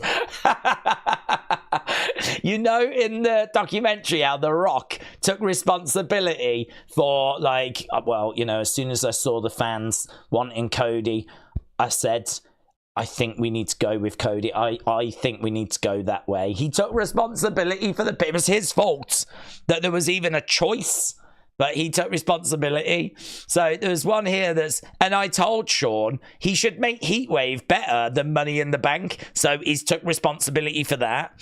I said, put Joe Hendry at the end of Heatwave. So he's took responsibility for that. Here's the one I did. So I finished writing the song and I sent it over to him. I said, title it Not Like Us. So he's took responsibility for that as well. Bálor said Wrestling Days should make an unseen video out of it. Do you know what? I'd love to make a video out of these memes. I love them. I think they're brilliant. It's all over the weekend. People have been putting up this picture of The Rock taking responsibility for things that have got absolutely nothing to do with him. And anytime something good happens, someone will post this picture and have The Rock claim responsibility for it. It's been really fun this weekend, so love those. Love those. Right, anyway, what I'm looking for is the post for those that haven't seen it before. There we go. It's quite small, but it'll obviously be towards the top of the list. Feedback required. What did you score NXT, Heatwave, or what were your thoughts on it, right? What I'm looking for is your thoughts. What did you like? What didn't you like? What was your favourite match? What was your least favourite match? How did it compare to Money in the Bank? That was one we were looking for because I was interested if people thought it was better or was worse. And we had 112 comments. And we managed to get through a lot. I think we got through all of them actually at the time, but we have had some comments added afterwards. That then resulted in this video. So when you see these opinions, this is basically us doing this. So that was the video there, the community thoughts to what went down at Heatwave. So we will do this again for Raw tonight. So as soon as we're done, I will go onto my Twitter account. I'll put this out. You can leave a comment. I'll read through them. It goes on the second channel. I'll read through them. We'll, if I need to just get through them, I might just read through them. If I think there's something there to kind of chuck around, get our teeth into, we might look to do that. But hopefully people have seen them enough now to know that we are respectful. I'm really not looking to never am I looking to be like, oh, you're an idiot. That's stupid. What the hell are you on about? I'm never looking to do that, right? I'm only interested in honest opinions and seeing like where people's heads are at. And I think that, honestly, I'm not just saying, I think some of the best videos that we've done this year have been some of those. I really do mean that. I mean, the Money in the Bank one in particular, I think the Heatwave one was fine. It was good. But I think everyone seemed to be on the same page. Everyone seemed to enjoy it. So there wasn't really loads to dig into. But I think the Money in the Bank one really divided opinion. And so I thought that resulted in a really good video. And we did one on the Wyatt 6 asking about what do you think about these phrases. And that was really like, there you are. What do you think that means? I am nobody. I am all of us. What do you think that means? And we did a video on that as well. Got loads of reactions and thoughts to that. So I'm really enjoying those videos. I wish we'd been doing them for the past 4 or 5 years. I wish I wasn't like the worst YouTuber in the world and I don't know, just woke up this year. But yeah, I think we're doing some really good stuff now. So Challenger Dark, I'm really pleased that you enjoy the content, my friend, and the streams, and certainly the toy hunts as well, and the toy collecting. That's something which, it's never far out of my reach, but it always feels like it's far out of my reach. I would love to be doing more regular videos on that, but it's just always stuff getting in the way, and there's just always things to be talking about. I just never seem to get to them. But with San Diego Comic-Con just round the corner, I'm very, very interested to see what figures they're going to be showing there. That's a big event for Mattel. San Diego Comic-Con, they will show all the figures pretty much that they're going to release for the rest of the year, and there will be shocks, there will be surprises. There may be an Uncle Howdy, I don't know. If there is an Uncle Howdy, it'll either be a computer generated one based on what we've seen, so it'll be early stages, or we might be a bit further down the road with like the 2022 Uncle Howdy, because we never got one. We never got like an OG Uncle Howdy, so that would be interesting if we was to get an OG Uncle Howdy. But we'll have to see. That's coming up. I want to say like the 20-something of July. It's a couple of weeks away. So, Challenge Dark, shout out to you, sir. Don Polacek, shout out to you, my friend. Welcome, welcome. Hope you are well. Sit back, relax. Maybe get a glass of red wine or something. It should be red wine, actually. Red wine for Raw, blue wine for SmackDown. So, and yellow for NXT. Don't drink that. Don't drink that.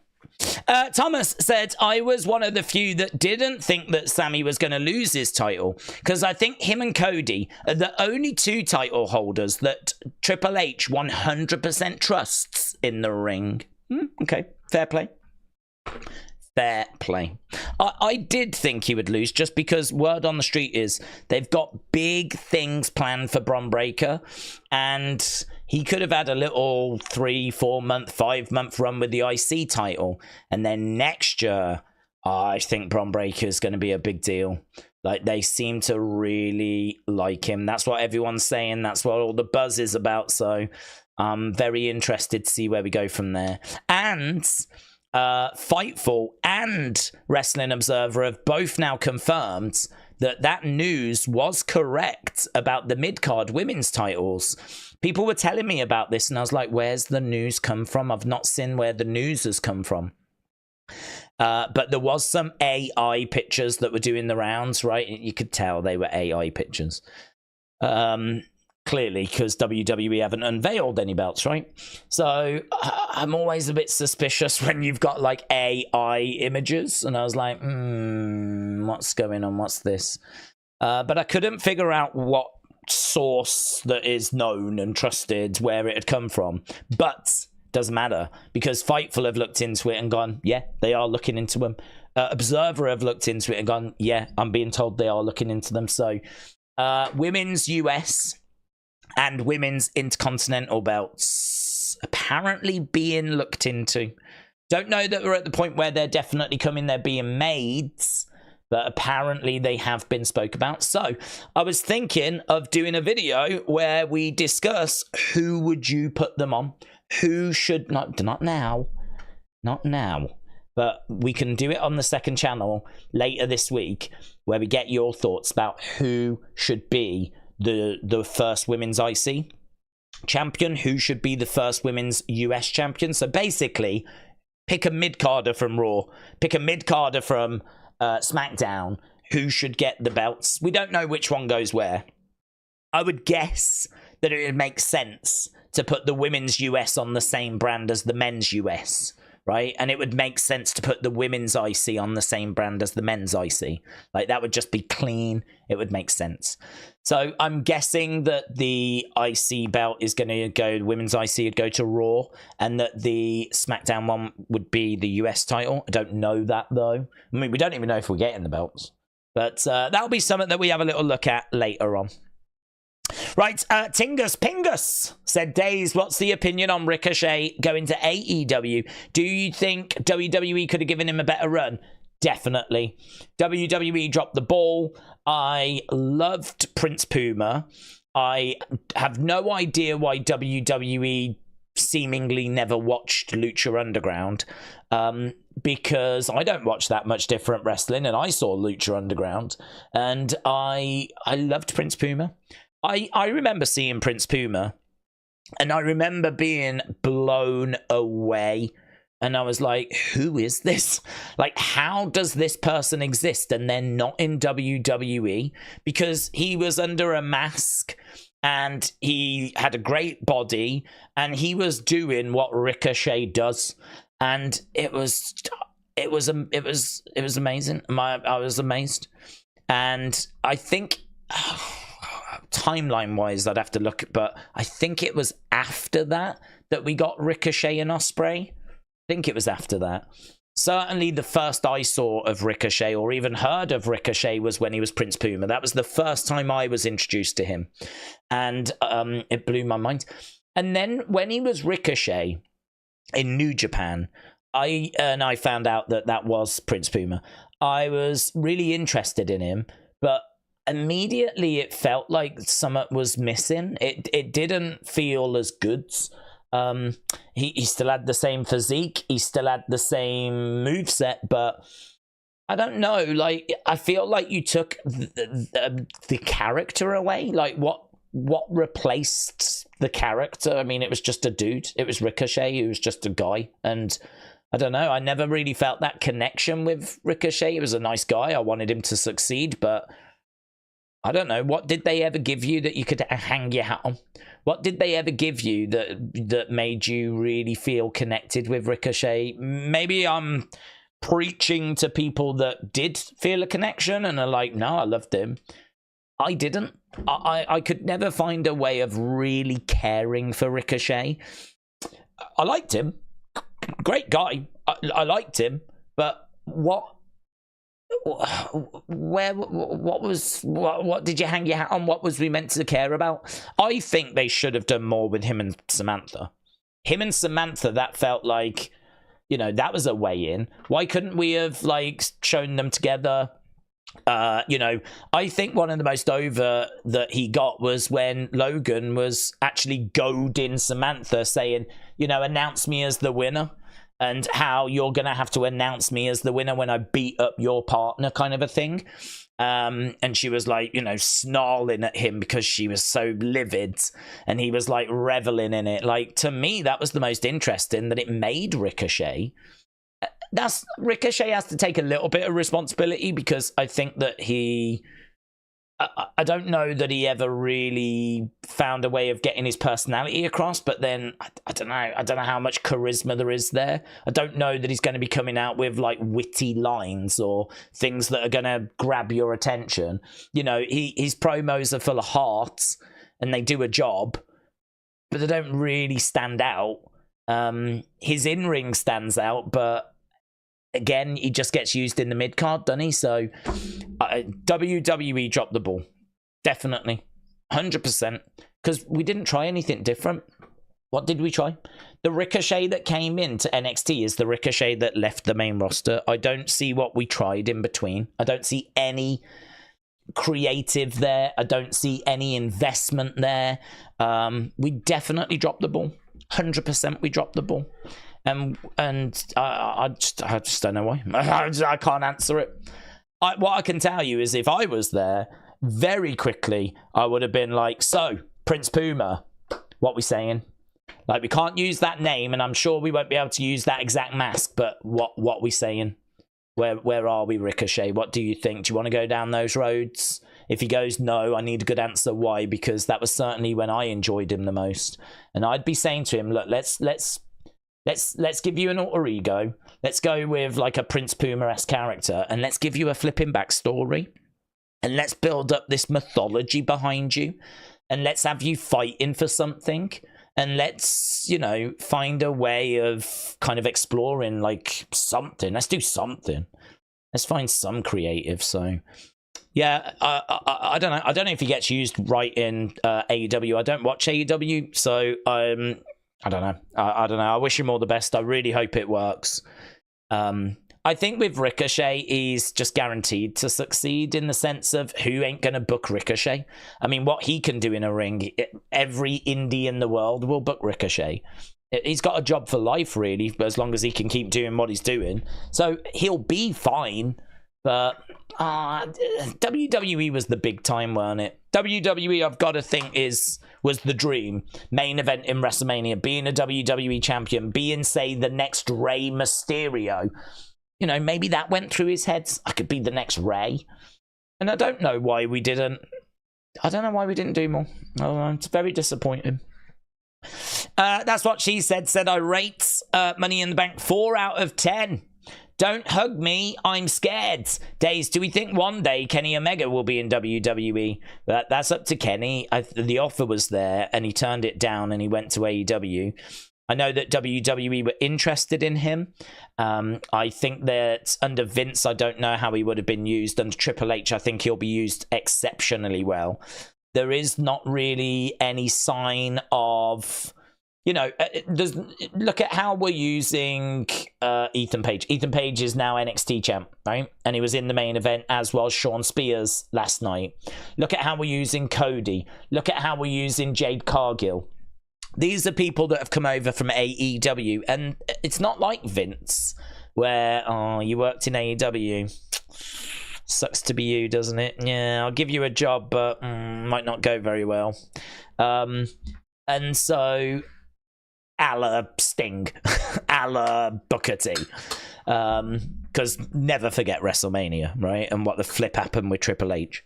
But I think that with Kenny under Triple H, that's just not a concern. That's not you don't have to even worry about that or think about that. I think bring him in.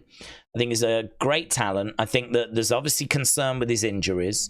Don't know how much you'd be able to get out of him, but if he is in the twilight of his career, and if he can still offer something, the matches, him and Seth, him and flipping Gunther, him and Ilya.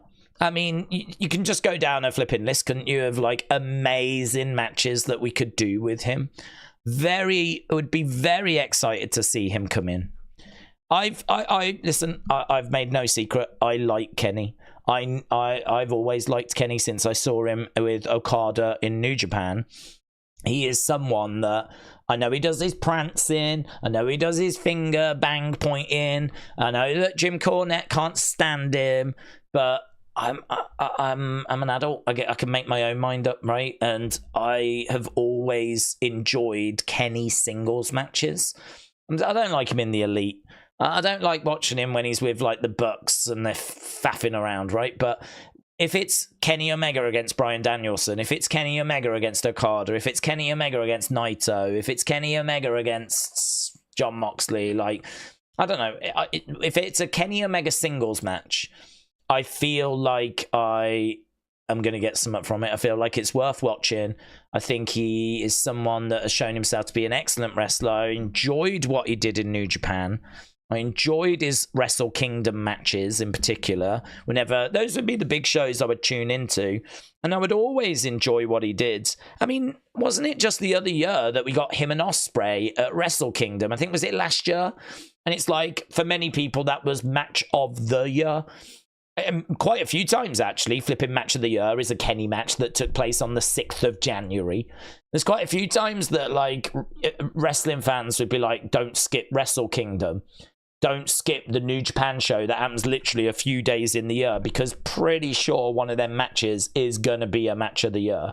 And quite often it proved to be the case. And I think only recently him and Ospreay did exactly that. So, I don't know. He just always seems to, for me, deliver on the big stage in those big matches. And it's hard to not want to see him on the WrestleMania stage against a Seth, or a Punk, or an Ilya or a Gunther, or one of the other billion options that we've got. So I don't know that he will. Is an EVP in AEW. He does seem to be a bit tired of all the shenanigans, though. If you've seen him on his his live stream, his gaming stream, he does seem to be really fed up with all this stuff. I don't think it's unfair to say that I don't think he's enjoyed every second of being in AEW, right? I think there's a lot of nonsense that he's really not enjoyed. I don't know that he's got to the point where he's willing to see his contract out and leave, but I hope we can find a way. I hope now that Triple H is in charge, he's maybe having another look going, could just have a little run there, But I don't think he will. I don't think he would do that. I think he's loyal to a fault. I think that he will stick by the Bucks and he'll stick by Tony and probably see his time out there. Just remember, without Bruce Pritchard, we might not have Homelander in WWE, said Julian. Cody recognized him at WrestleMania after he won the title. Yeah, that was a great moment, actually, because I don't know Bruce Pritchard, right? But I do listen to Something to Wrestle With. I did grow up watching videotapes that had Brother Love on, right? To me, he is one of those guys that goes back to the golden era. Like, if I think golden era, Bruce Pritchard is a name. He was not the biggest name. You know, he's not Hogan, he's not Warrior, he's not Macho Man, but he was a cog. He was a part of it. He was like the talk show segment host. And there was some big stuff that went down on the Brother Love show. You can go back to an old Royal Rumble where he's interviewing Sensational Sherry, and Macho Man comes out and Dusty Rhodes come out, and you know, it all leads to this big brawl. And that was all that was at Royal Rumble during a Brother Love segment. I think you can go back to, wasn't he involved in WrestleMania 5 in a Brother Love segment as well? And countless builds as a result of like things that happened on his segment. So he, you know, I can't say he played a huge, massive part in the golden era, but he played a part. And for him to have been around throughout that kind of mid to late 80s into the 90s, I think he ends up stepping away a few times. He gets fired a few times, but always finds a way back. And then for him to still be around now, it's just it's crazy to me. I like him. I like him. I think that his knowledge, what he knows, what's in his head, you know, it's great that we can get some of that out on something to wrestle with, find out a bit behind the scenes stuff for all these big shows. But man, the stuff he knows about the last 4 or 5 years, he's been right there, sat in Gorilla, week after week after week. He's been in meetings. He was shown in the meeting room. You know, when Triple H comes in and goes, hey, everyone sits down, in that behind the curtain WrestleMania documentary, one of the first people you see is Bruce Pritchard, sat at the table. Like, he's integral. He's integral. He's one of the key cogs in the history of WWE. He might not be a key on-screen cog for the golden era, but behind the scenes, he is a key cog. Like, I don't even know who you'd compare him to. He was involved in booking meetings. You know, he's Pat Patterson, and he's Vince's right-hand man. I mean, oh God, I just so hope. I can't wait till we find out some of the stuff that we're waiting to find out. And I think it comes through Bruce. I think that's probably the most likely place that we'll get some of this info, but who knows? I mean, if Seth's got to retire in like the next 5 years, Seth might decide to do a tell-all book, and we might get some good stuff out of that. If Becky decides to walk away and be a mom, I know she just did a book, but obviously while she's still under contract, she's not going to say too much. But if she walks away, maybe we get some stuff out of her. So I'm so excited to find out a load of this behind-the-scenes stuff, you know? TBH said, I recommend you listen to the story about how Bruce pitched the Brother Love character. It's hilarious, says TBH.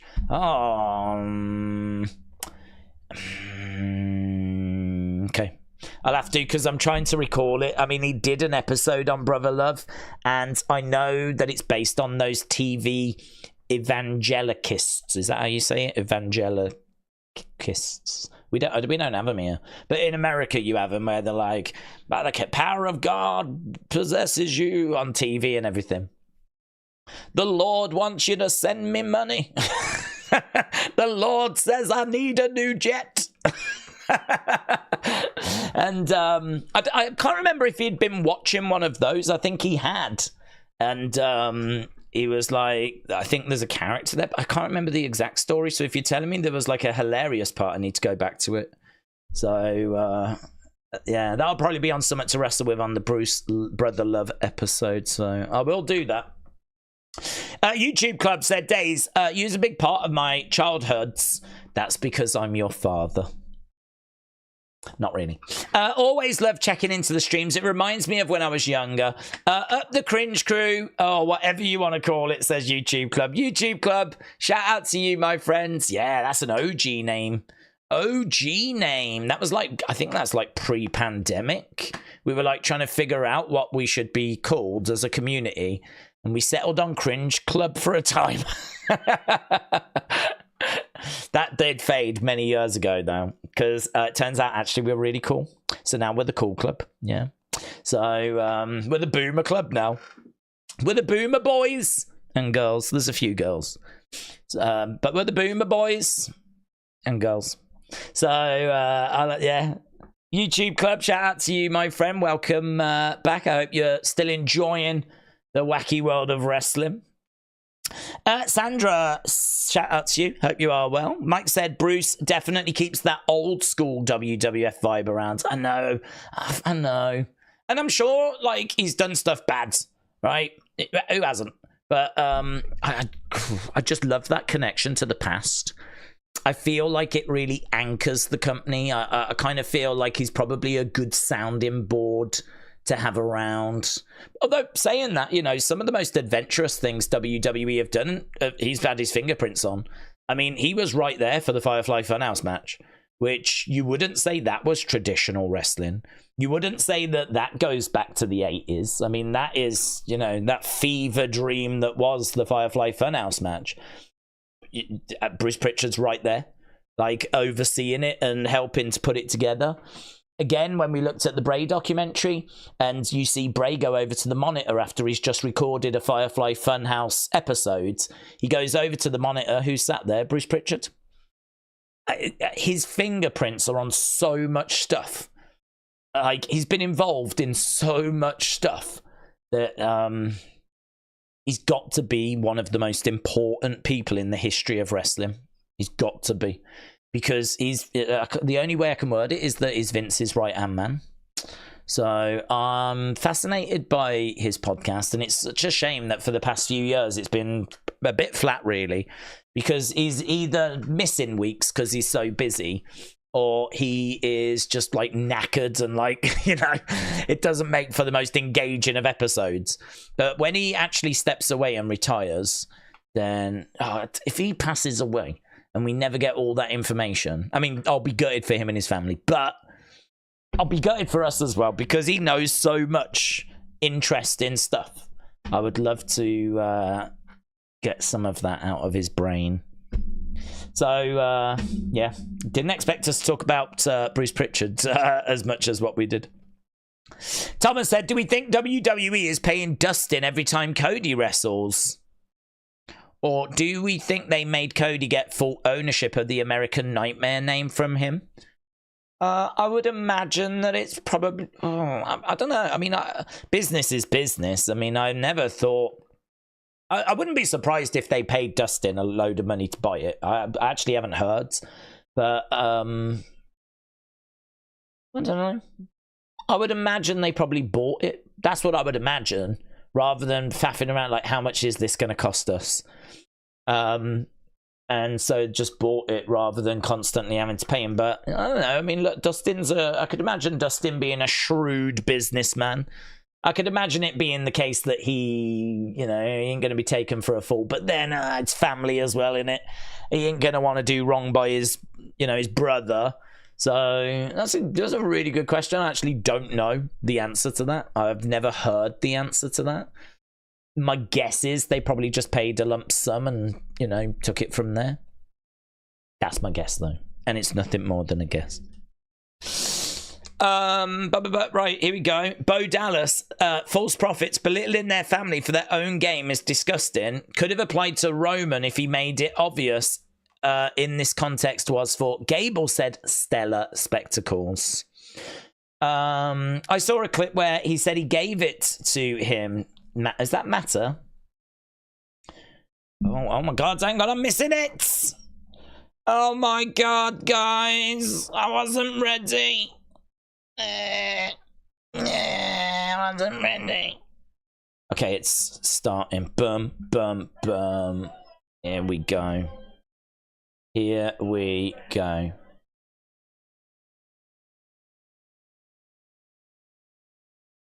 Yeet!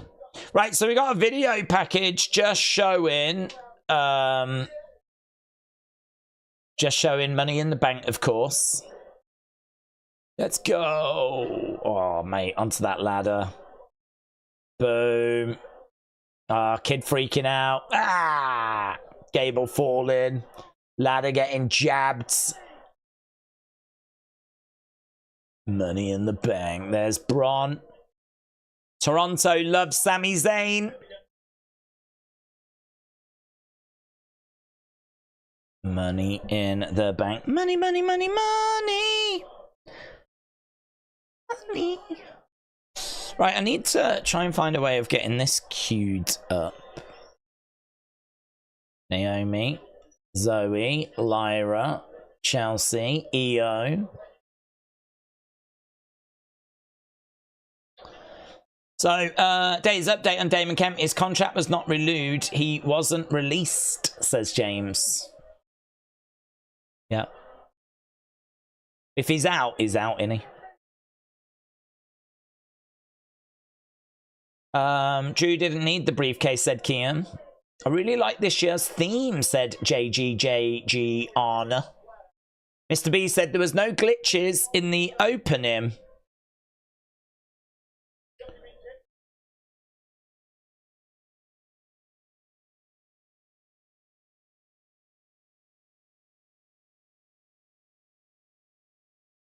Right, we just got this video package at the moment. Sorry I wasn't here on Saturday, but I did enjoy Money in the Bank, said Johnny. Johnny, shout out to you, sir. No problemo. Man, this is a long package, isn't it? Do we think Shinsuke could be a top guy with better booking? I'm going to say yes. The only problem is I think that Shinsuke has kind of been in a few too many wars. I think the feeling is that he might not be able to kind of carry the weight of the company. I think he could be in the mix, let's put it that way. I think he could be in the mix. I think that he could be a guy that could go after the World Heavyweight title. I think he could carry it for a while, but top guy where, you know, he's carrying that Undisputed Championship, he's making multiple appearances, having multiple matches on a regular basis, cutting promos, all this kind of stuff. I think there's a doubt, quite a healthy doubt that he is that level now. He's had quite a long career, in all fairness. You know, he's not the youngest of guys, is he? But he's got so much more to offer again, you know. Shinsuke will be one of those, like Ricochet, where we'll look at him and go, I just don't get it. I don't get why we didn't do more. But you know what the answer will be? The answer will be, well, you can't do more with everybody, you know? Here is Damian Priest, and obviously we always have to look in the background.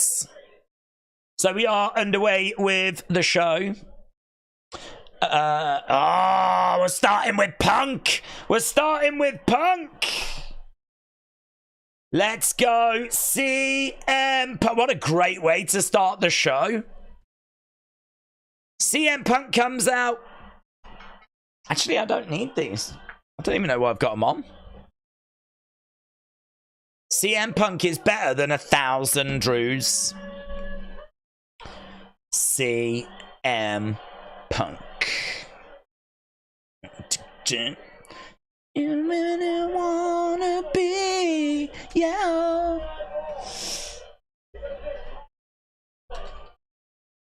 Wow. Are we gonna see Drew? Punk said as long as he's there, Drew will never be champion, says Daniel. Cult of Personality says Art King. How diff you react to Chelsea crashing through the tables? Oh, it was a great spot, mate. That whole sequence, actually, I went back. I mean, we start to do more on TikTok now, and we start to do a bit more over on like Instagram and everything, and that moment is actually right at the end, isn't it? It's Tiffany and it's Chelsea. She pushes Chelsea off and then she gets the belt. So the whole thing is part of the ending sequence. And that whole ending was so good because it was just moments after Io had driven Zoe headfirst into that ladder. And then, of course, Io's like that. You know, she's bent over like... And she just stays there for about a year. So, you had that going into the Chelsea thing. going into the Tiffany winning thing, the whole thing, the ending of that match was so good. Really enjoyed. There was a lot of praise for that women's match, actually. People really enjoyed it. It's been so long since I've been here, says CM Punk.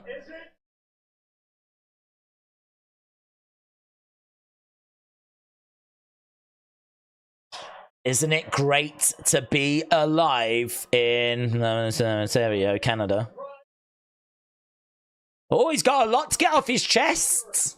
Let's go. He's got a lot. I don't know. Black screen. What's going on?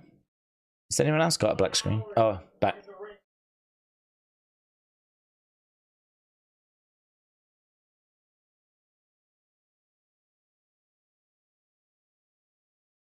Oh, congrats to John Cena. Dylan Boy said it's a dead crowd.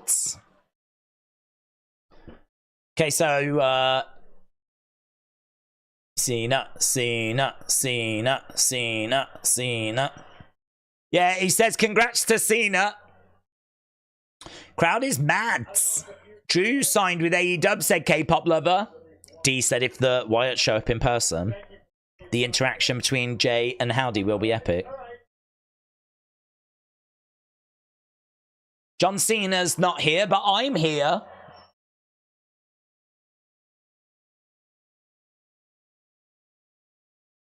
There's a nice Scottish accent there.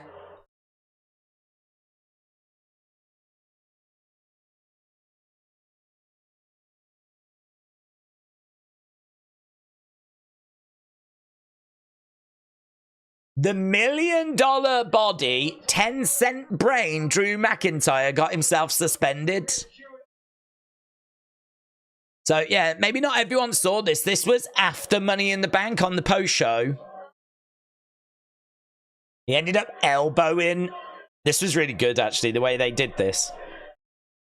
Look at that. They don't mind showing the I Believe in Joe Hendry sign, which is really interesting. They didn't. They could have easily not shown that.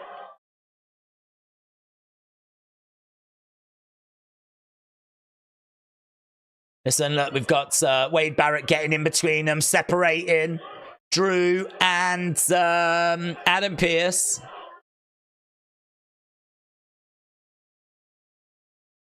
Back up, back up.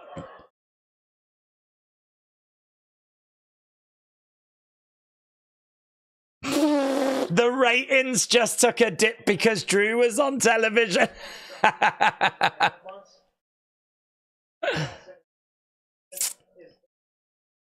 There are consequences for your actions.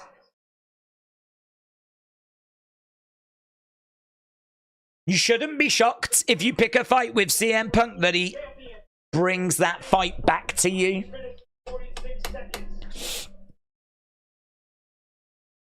There are consequences. Imagine if we got Adam Pearce as a wrestler for a sec, said Mr. Rage Bomb. Wade's a big dude, said Daniel Caps. Get him, bad news, says Lee. Mitchell said, every time CM Punk talks, a Jim Cornette gets his wings.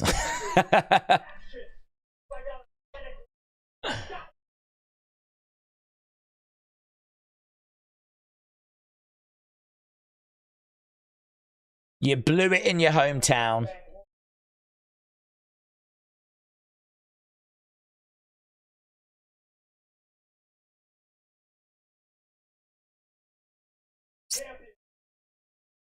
I made a promise. You will never be champion.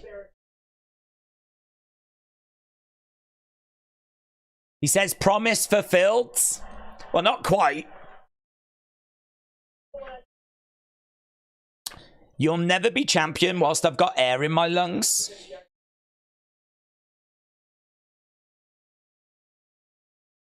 I can't do it.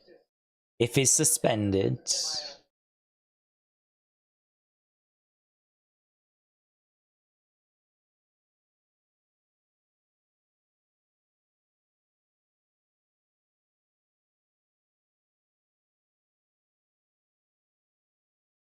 The Scottish keyboard, he's going off, man. He's going off. Jack Tunney! Ah, we got a Jack Tunney mention! Oh my god. A Wrestling Days just got his wings with that. A Jack Tunney. Oh. Back in the day, we all thought Jack Tunney actually owned the company. He was like the president of WWE.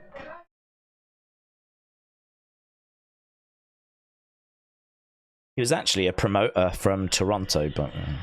Here's Seth! Throwback name. Oh, no. James, I'm loving this Punk Drew feuds. A Jack Tunney mention, says LS Dub. Here's Seth. This could be tasty.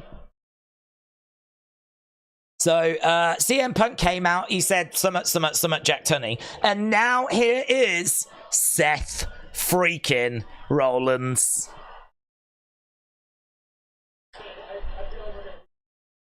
Oh, hello. CM Punk's gone over to the commentary table.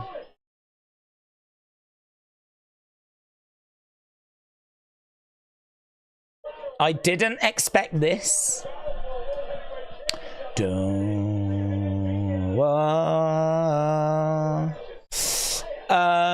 Who is the best promo talker, said Jonathan. Well, it would be hard to see past CM Punk. I felt he got the victory in that amazing segment. You remember when it was Punk, Drew, Seth, and they were all firing shots at each other? I felt that Punk won that. That line about I've never needed another man's name on my shirt to sell shirts was it was so perfect, that line, because Drew had CM Punk's like name on his shirt and he was in the process of ripping it off to reveal another shirt that had Punk's name on.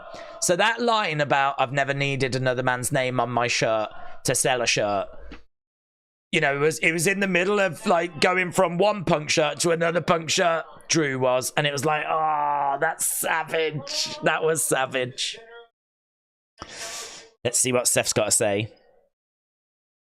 Come on into the ring. Or are you afraid I'm going to kick your ass? Oh, he's laughing. I don't think he's afraid. Art King 187, shout out to you, my friends. Shout out to you. CM Punk chants.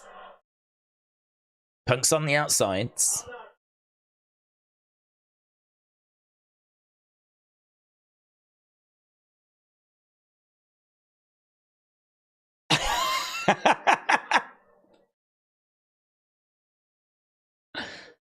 Please, Seth.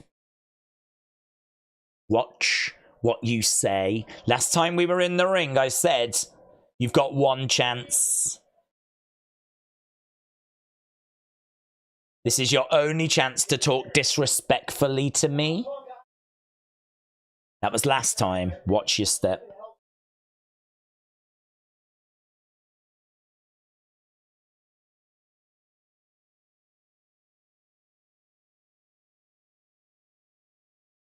Why does actions having consequences apply to everyone except you?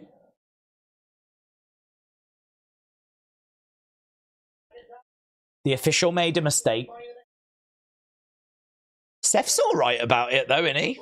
The official made a mistake. That happens in all sports. I thought he'd be more livid about it than that. When officials make mistakes in soccer, football, mate, the flipping managers never shut up about it. Yeah, Seth comes out and goes, it happens. The official made a mistake. What are you going to do?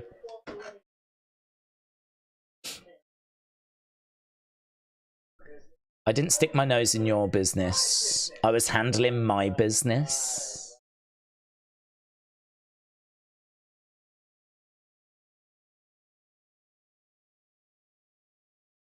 Ooh, maybe being a husband and a daddy to Rue, you would understand.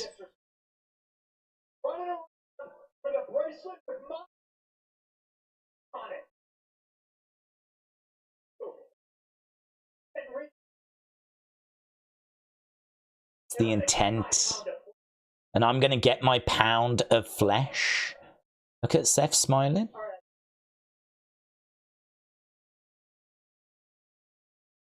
I have no quarrel with you. I have no quarrel with you.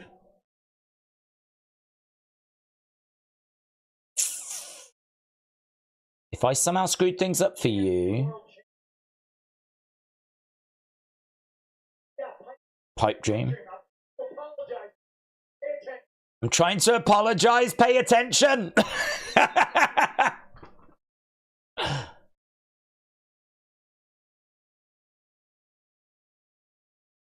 Getting caught in the mouth, innit? Yeah.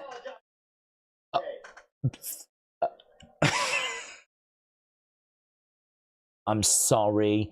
I apologize. I mean, that's biblical in all fairness. Has he ever said them words?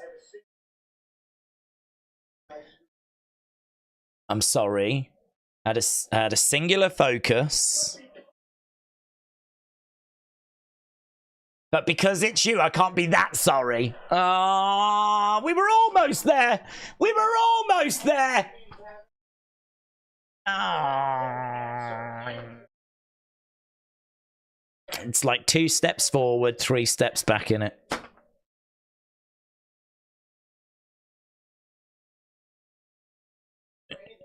Yeah, I did wonder that. Have you ever sincerely apologized?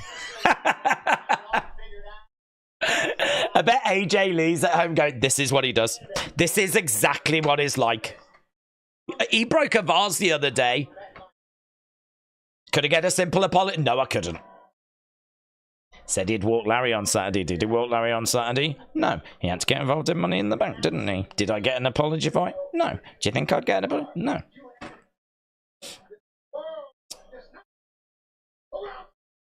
The world does not revolve around CM Punk. That news looks like it's come as a bit of a surprise to CM Punk. CM Punk back in WWE, it just couldn't have come to a better time, says Matthew. Erase Your Mind said, this is a great face-to-face. Oh, heels.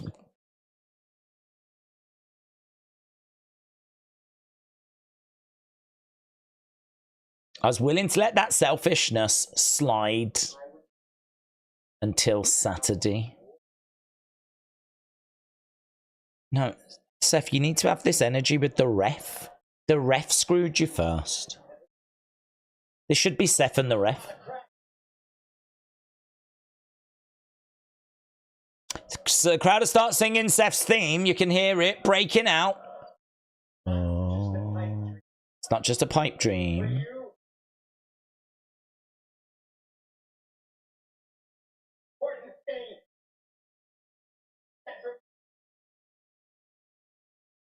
You took from me, so it's my turn to take from you. He hasn't got another bracelet.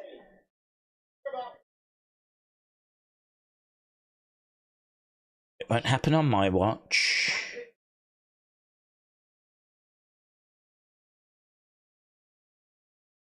The irony of Seth saying that CM Punk's got a fragile little body.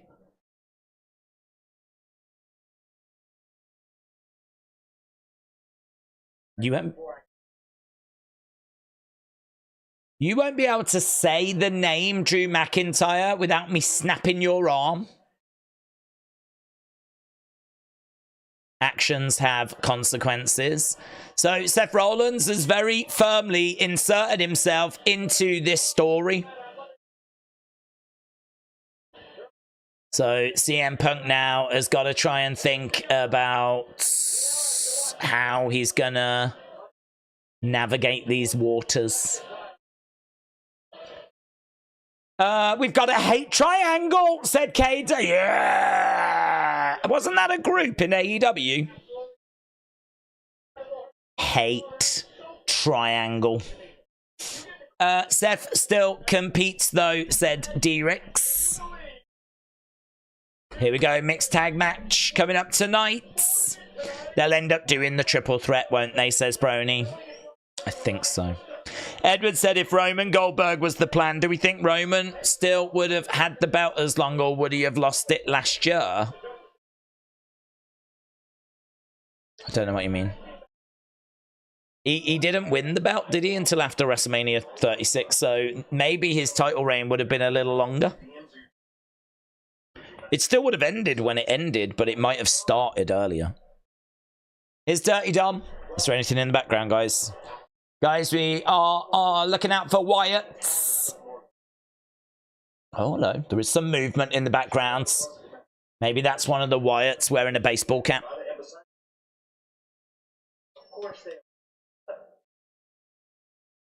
I don't want to tag with Liv.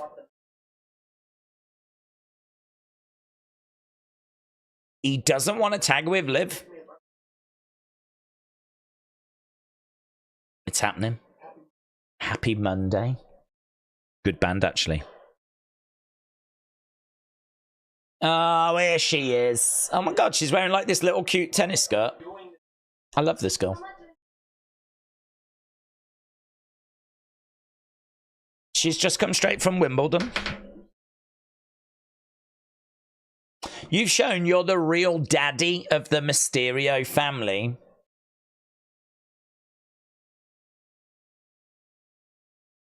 We just better make sure we win.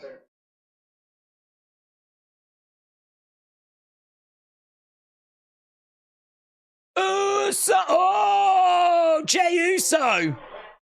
Well, you know who he's facing. Here's Jey Uso. Just me, Us. He's taking on that Chadwick Gable, isn't he? Right. CM Punk is bad, says Brittany. Jey Uso versus Chad Gable.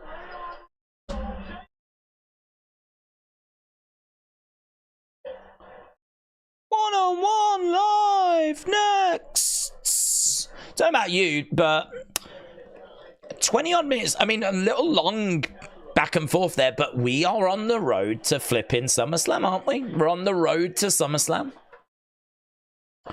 Right. Art King 187. Shout out to you, my friend. Let's jump into the chat, shall we? I prefer nuggies over tendies, says Mitchell. We were talking about nuggies yesterday. I think it was Wrestle with Andy that asked if we were to go to McDonald's, what would we have? And then there was someone in the chat that worked at McDonald's. And then we found out that they do this chocolate raspberry thing, which I need to try. That's I don't know if they do it in America, but it's like an apple pie, but the filling isn't apple, it's chocolate and raspberry. I know.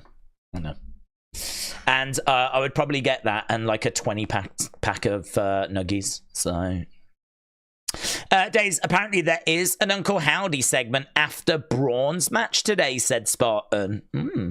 Draco said NXT teasing Joe Hendry for tomorrow, ? Well, they showed Joe Hendry at the end of NXT Heatwave. They did just show him there again as well, so definitely he'll be on the way. We have had him before. He was in a Battle Royal a few weeks ago, but and it kind of felt like that wasn't the last we was going to be seeing of him. If Wyatt 6 don't show here, then they won't show at all tonight, said Domenico. It was me, not you, said, so is Jay the Shawn Michaels and Jimmy the Marty Jannetty? Well, it probably feels that way, but we just haven't really seen Jimmy, have we, for a while, so I don't know. Maybe we've got 2 Shawn Michaels, but at the moment you would say, yeah, it's probably the way it's gone. Shots said, Days, here's a good question. We know Cena announced his retirement. Do we think they'll do a rematch at WrestleMania 41 of Cena and Rock? Cena wins after what happened at WrestleMania 28. I'm not expecting that, actually. I'm not expecting that because at the moment I'm still expecting Cody Rock to be the plan for WrestleMania next year. That's what I heard they were working towards. And there were some people thinking that we might end up getting Rock, Cody, at SummerSlam.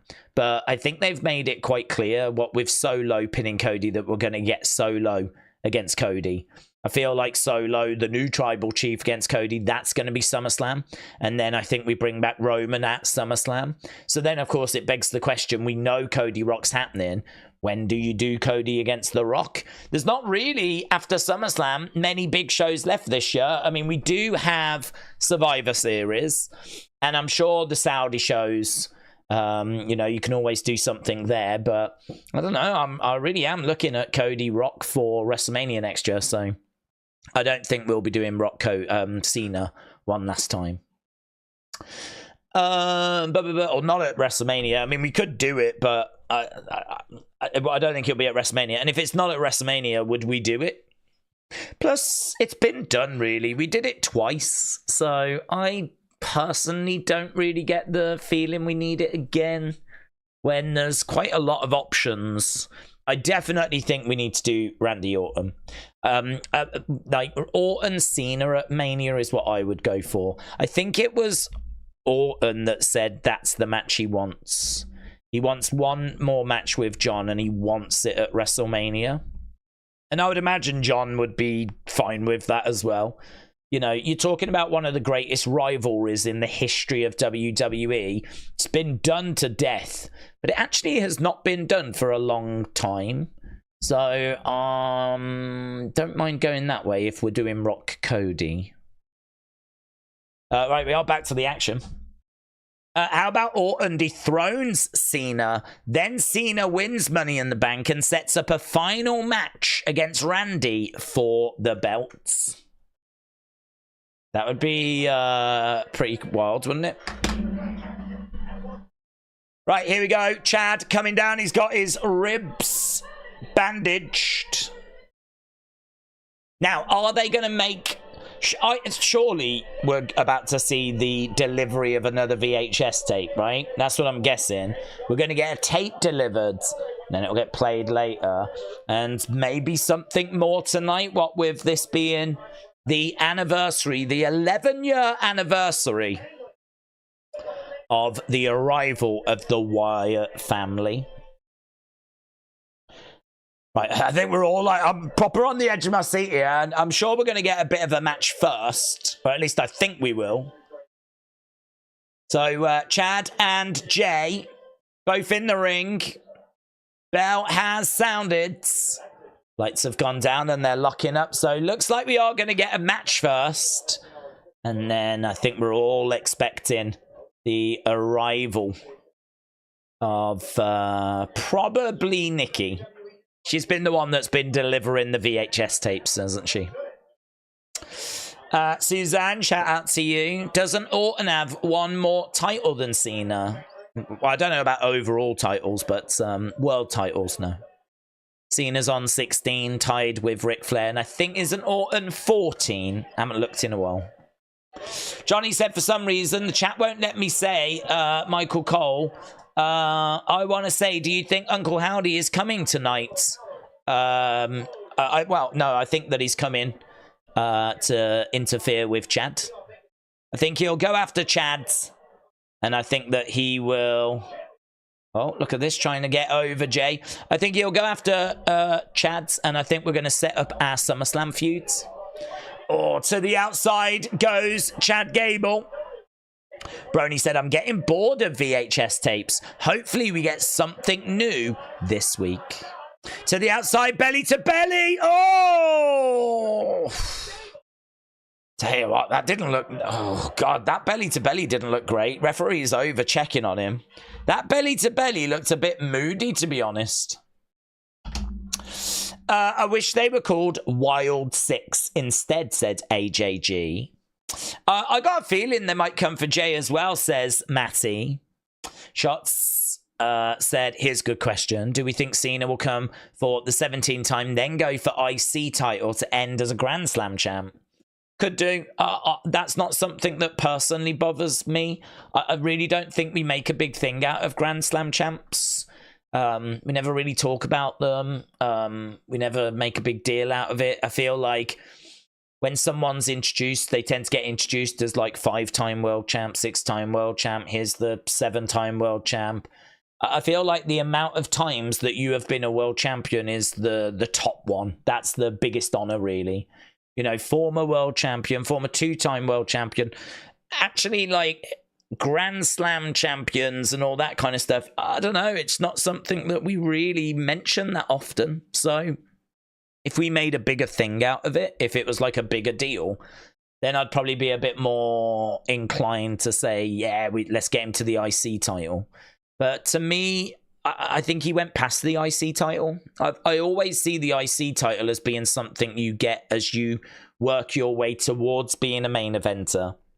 Obviously, you can end up going back down to get it and have a run with it and then end up going back again. But for me, that's kind of something you get on your way up to the top. So, I don't know. I mean, if Cena wants it, he can go after it, but it really doesn't bother me if he's a Grand Slam champ or not. I'm just not bothered. For me, I think if he gets that 17 World Championship and he becomes the 17 time out and out on his own, that's got to be one of the biggest honors you can have. To be like out and out the 17-time world champion. Like, it just shows how consistent in that main event scene he was.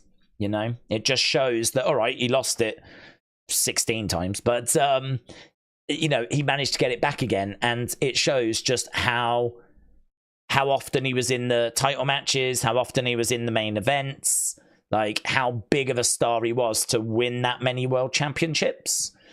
So for him to be the one that gets that outright award, that's I would focus on that. I really would. UFC 304. Cena finished his story with Bray. He won't be visiting Howdy, said Spartan. Hey guys, spoiler, Howdy won't be there.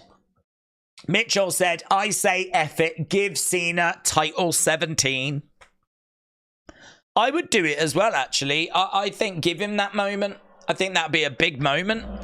That'd be a big talking point next year if we were to do that for him. People love John Cena, and they keep calling him the best. Michael Cole calls him the best. Triple H calls him the best. I don't think him being a Grand Slam champ proves he's the best, because there are other Grand Slam champs out there. But him being the 17-time world champ and being the only one to have achieved that so far, that's big. Frying headbutt. Gable grabs his head, because of course you would when you've delivered a flipping flying headbutt. I would love an answer as to why that move is not banned. I would genuinely love to know why the flying headbutt, with everything we know about why that is allowed. Because to be honest, even if he is missing the person, right? I mean, he's really not headbutting them. The margin of error is so slight, you could very easily end up like delivering a flying headbutt there. Lovely work there by Jey. Chad goes down on the outside. He grabs the straps of Chad, throws him back in the ring. Jay's climbing up. He's perched. He's ready. We're all waiting with bated breath for the arrival of the Wyatt Six. They're sure to strike in this moment. Maybe at the end of the match, of course, as Jey and Chad are battling away. I think you give Cena 17 to bypass Flair, said Thomas. All respect to Flair, but not all his title reigns were in WWE. Juan said it's probably not banned because they hardly ever do it as much as Benoit did every week. John Cena is not Hogan. He won't take the title. Punk Drew at SummerSlam, then do Seth Punk at Mania, said James. Yeah, I'm down for that. I'd rather that. I'd rather that than the triple threat. James, who wins out of Spain, France? Thank you. Wrestlandy said, how about... Oh, we read that one. Let's go down. Matt said, Days, how are we doing? I've got my iPhone today, my first ever. Oh, Matt, shout out to you. Hope you're enjoying it. Here it is. Here it is. Lights starting to go. I thought the match would end first. Ah, here we go. Here we go. The lights are not... Oh, spear by Jey. Looks like we are finishing the match. Boom. There we go. There we go. And the lights are continuing to go, though. Jey's looking around. Yeet. Gets out the ring again. He runs. He runs. So he should run. So lights are completely out. Lights are completely out. So all the fireflies are around. Here comes the smoke. Chad is down, obviously. I thought he might have moved by now, but he hasn't. He's still down. This smoke is kind of... Oh, look, the crowd are already holy shizzing. He's having a little look around. Where is she? You know she's going to arrive. Where is she? She emerges from under the ring. Oh, baby! Look at that. I need a sexy Abby the Witch calendar. That's what I need. Look at that as she like slowly rises up. Chad gets out the ring, falls over in the entranceway, runs to the back. There she is. Abby the Witch. She always dresses so well, doesn't she, Nikki? She's got another box. Her head kind of tilted to the side. She turns around. Where do they keep getting all these boxes from? There we go. God, she looks so good, doesn't she, with that mask? She looks so good. She puts it on the commentary table. Michael Cole. Oh, is that it? Have we cut to commercial? My God, we were right in the middle of something there. We've just got a black screen. Oh, no, we've gone backstage. Wow. Sheamus is like, well, that was weird. Yeah. Yeah, what's it? Okay. 15 years for Sheamus. Oh, well, there we go. That was that. 15 crazy years. I got Spain 2-1, said James. Cole still doesn't recognize her. God. Come on, Cole. Maybe it'll be Betamax this time. I want to see something different, said Derek. Alkaline Prime said it was amazing. Oh, hello. Bronson. Here's Big Bronson Reed. Right, we need to get the poll up for that match. I know, obviously, the big talking point is the Wyatt 6.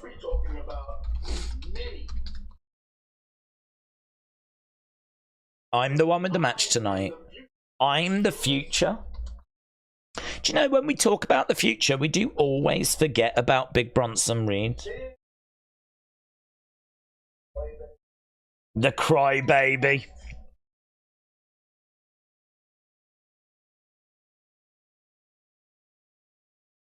You know what happens when you rudely interrupt Sheamus? We settle this like proper fellas. All right, Bronson's like, not tonight.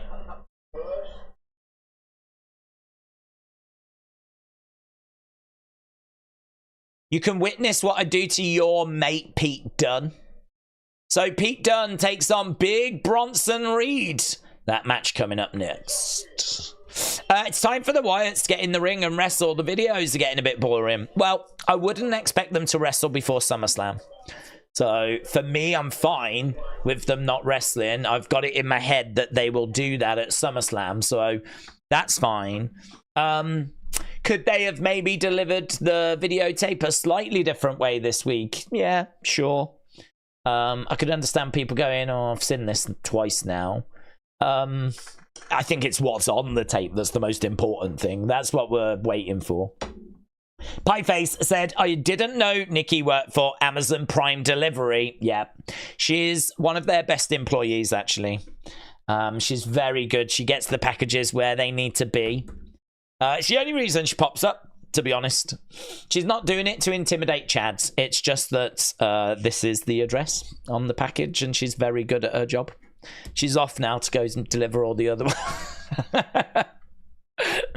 Bing bong! Imagine that, you look through the eye thing in your door and there she is. Her packages are always really beat up as well, though, like with like black tape written on the side, and like God only knows what she does with them. Matty Ice said, why don't just the Wyatt 6 bundle their packages in the same package? It might take an extra day, but it would be worth it. That's a really good point. That's a really good point. Perhaps they're not doing all the interviews at the same time, though. So probably they should have done that. They should have recorded all their interviews at the same time. And as you said, just delivered them as like a big package. Is it, I don't know, cost-wise, it might be cheaper to do them all individually rather than one big box. So you do have to factor in cost. I don't know how the Wyatt 6 make their money. So perhaps they're a little bit tight. Don't know. Don't know. Maybe Nikki Abby does like OnlyFans and maybe could generate a bit. That imagine an Abby the Witch OnlyFans.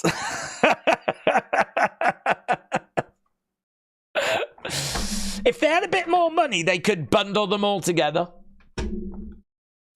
You are absolutely correct. Ninja XOX said it is getting kind of boring now with the Wyatt 6. Well, hang on. Hold your horses. I understand that the way they've delivered the VHS tapes are maybe a bit similar, but I think that it's what's on the tapes that we really care about. LS Dub said, personally, I don't have an issue with the packages. Obviously, it shouldn't happen long term, but for now, it's fine. As long as they vary up the videos and they don't lose people. I'd subscribe to Nikki's OnlyFans, said David. We all would. We all would. People would be like, no, but you would subscribe. You'd want to see what the hell was going on. Only scares. I'm happy to let this play out, said Graphic Dan. I think tonight's tape could cook. I wish the VHS tapes were both Monday and Friday, says Luke. Would have been cooler if Chad disappeared during the fog in the ring. Kodachi said it's going to be Bo that's still talking. Rowan sells feet pics. Oh, there we go. He's on Wiki Feet. Yes, Rambling Rabbit feet pics. Let's go.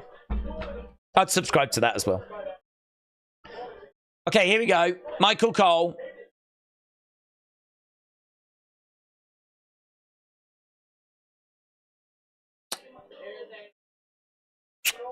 Play me.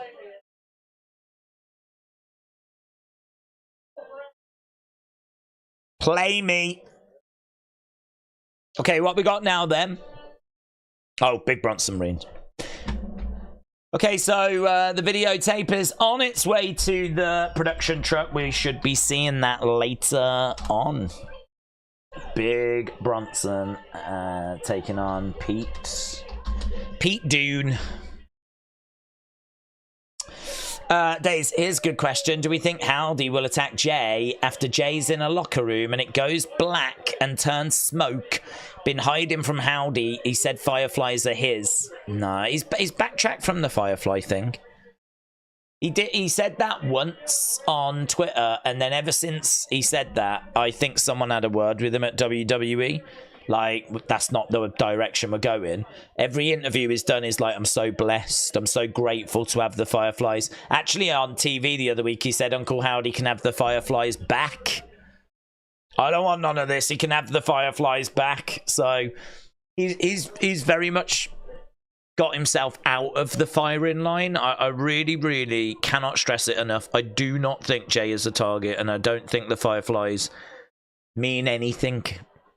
It was the French fans that gave the Fireflies to Jey.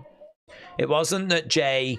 It'd be different if Jey started to get people to do it. And he was like, this used to look cool. Let's start doing this now. I want this as part of my entrance now.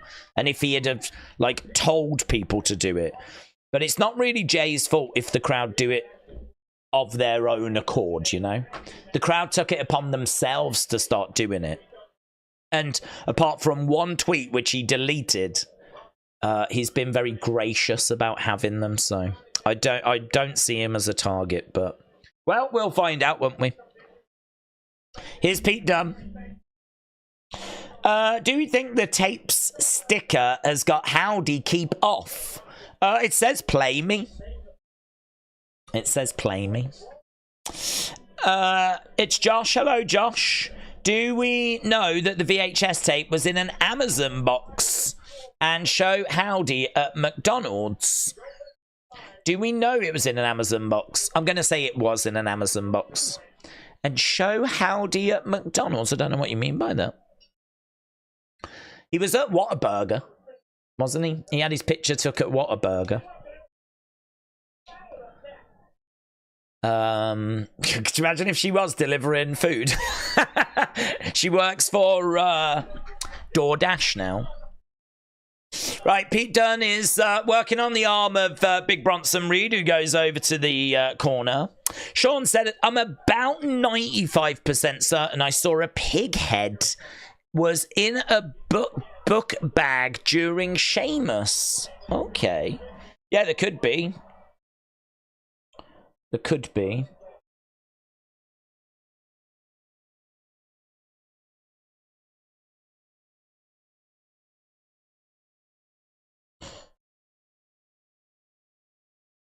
I'll have a look, see if anyone's spotted anything on Twitter as Big Bronson Reed goes to the outsides.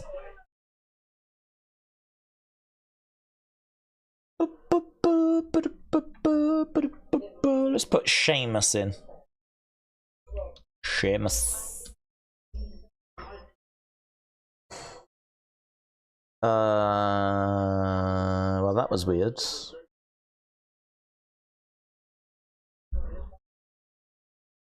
I mean, there are some bags behind Sheamus, but I can't see anything. I might as well show you what I'm looking at. I always forget to do that. I can't see anything.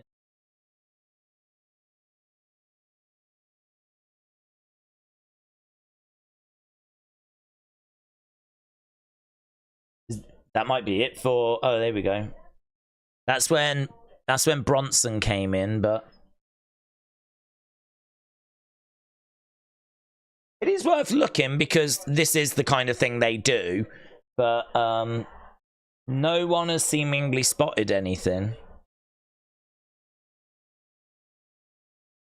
That's it. That's it for all the Sheamus stuff, so... No, nothing. If you think you've seen something, though, let us know. Let us know. Put it if you can find a screen grab of it, because it absolutely could be... It absolutely could be that there was something there, but it doesn't look like anyone on Twitter has spotted anything. Right, let's go down. George said Tony Khan is definitely fearing for his life. Yes. And that was before Raw even started. Let's end this poll so that we can... Jot this down. 10% all time. Great 30. Good 54. Bad 3. So that got a good 97%. Good 97. Okay. It's coming home, said Jared. 2 matches and 10 minutes of commercials. I know. We're 50 minutes into this show. We've still got 2 hours, 10 minutes to go, but there has been a lot of commercials. Probably the same as usual, but just feels like a lot, doesn't it? Shot said, do we think Trick gets his NXT championship back? I do. Yes. Mitchell said, Days, wouldn't be surprised if McDonald's make a McHowdy meal. God. Oh my God. That's such a good idea. Imagine that. Imagine that. You get, what would you get? You'd get food that had been discarded. this is food that people have left behind. These are the meals that people didn't finish. This is the food that was on its way to the bin, but we've saved it. And now we've put it in this McHowdy box for you. Look, here's a bit of a nugget. Here's a quarter of a cheeseburger. Here's a fry that fell on the floor and was stepped on, right? But rather than them going in the bin, we've put it in this box. And you get a toy. It's a squeaky Uncle Howdy. You squeeze the tummy and it goes like that. I'll have 10, please. Do you want a McHowdy? Do you want a McHowdy box? No? You want a proper meal? Oh, look at you, la-di-da. Right, we are underway. McHowdy Nuggets, says Keith. Days, I've tagged you on Twitter. Have a look, says Kian. It's something to do with Raw. I enjoy the opinions videos. That's good. That is good. So I'm glad you enjoy them. It's why they get made. You say you tagged me, Kian, in something. Was this recently? Was this a long time ago?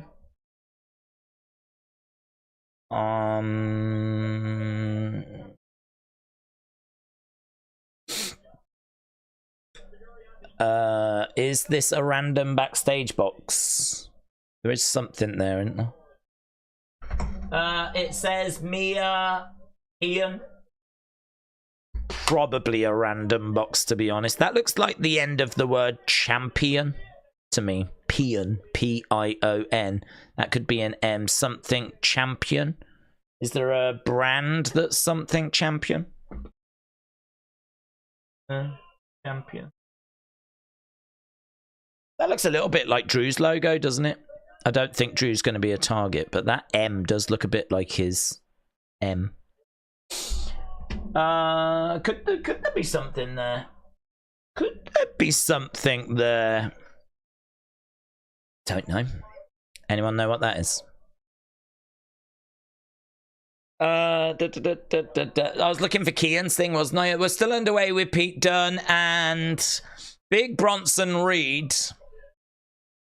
These are the things that I've been sent to. Kick out there by Pete Dunne. There we go. Potential spoiler. A major return expected tonight. Oh. I was looking to see. Well, in all fairness, all I'll say is they got 13,000 followers. I follow them, they follow me. And they're not a source that I it's not Fightful, let's put it that way, right? If they follow me, they seem like cool kids. Yeah. But I don't know that that's something that who are they claiming it is? Is that saying the source? WRKD Wrestling? WRKD Wrestling. Bronson Reed wins. WRKD Wrestling.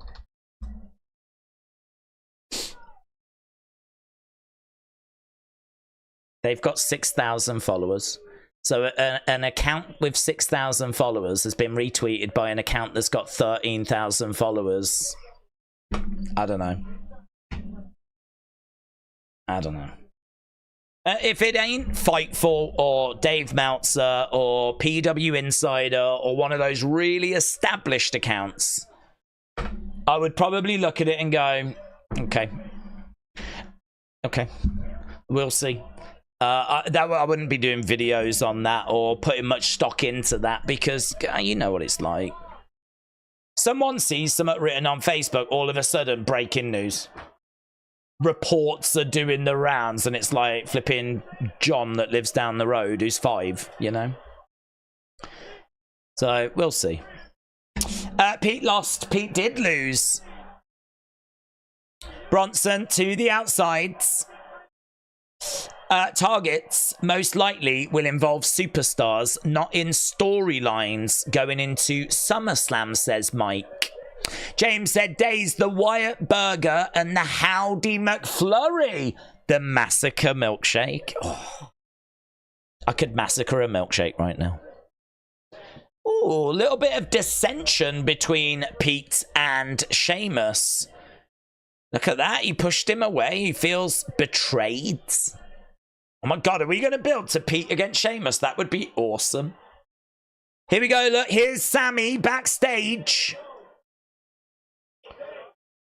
Sammy backstage. There is Sammy and Awesome Truth. Braun. I didn't see anything. Right. I've sent that possible Huskus puppet to you. Okay. Let's have a look. Let's have a look and see. Let's have a look. Did you tag me in it? Where did it get sent?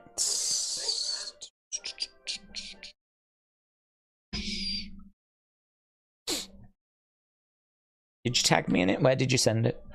I'd love to see Pete Dunne push more. I'd love to see him and Sheamus. Yeah. Mr. B said, please order Abby sandwich. Abby sandwich. Very good. I sent it in DMs. Oh, people are sending stuff in DMs. Oh, God, that's even worse. I don't know that I stand a chance there. I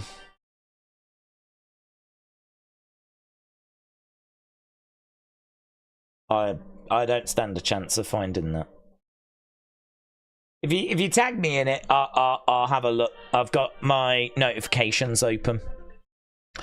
Wyatt 6 Mattel Elite Pack would be an all-time great, said Wrestle with Andy. Edward said, Days, who's the top 2 in all of WWE best promos? For me, it's Cena and it's Paul Heyman in no particular order. I could go with Paul Heyman.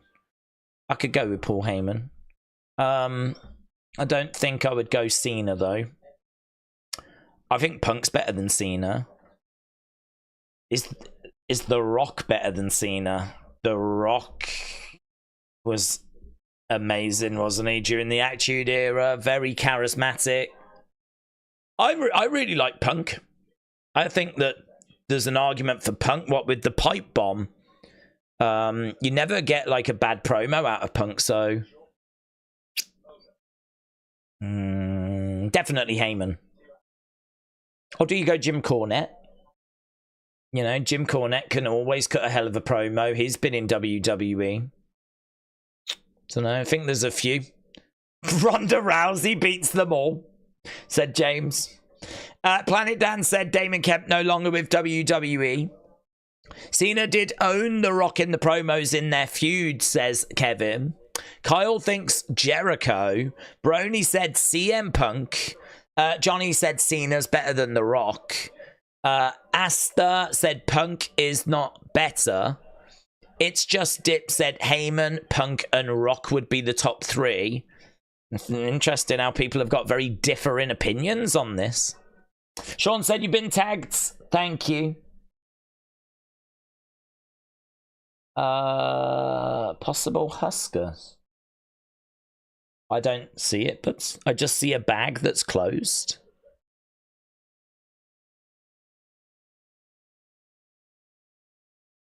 Sean, shout out to you.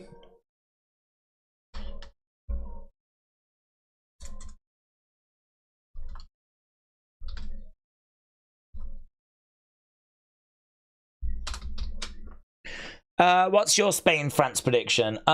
Spain. I think Spain get it. But to be honest, it wouldn't shock me if they go out on penalties. It wouldn't shock me if they go out on penalties.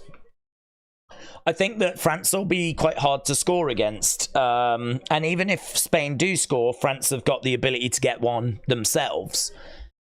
It's a match that could go to extra time and it could go to penalties. And if it's penalties, I mean, it's anyone's, isn't it?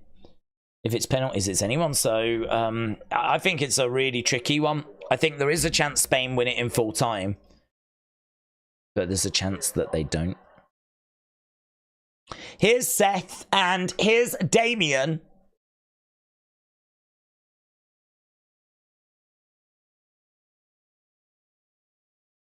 Seth, Damien, face to face. He's looking at that belt.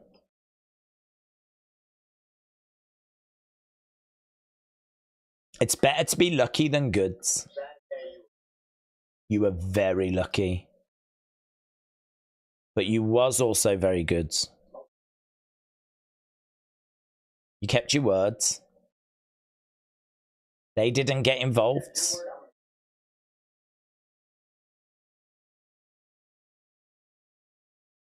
I won't come for that title as long as you've got it.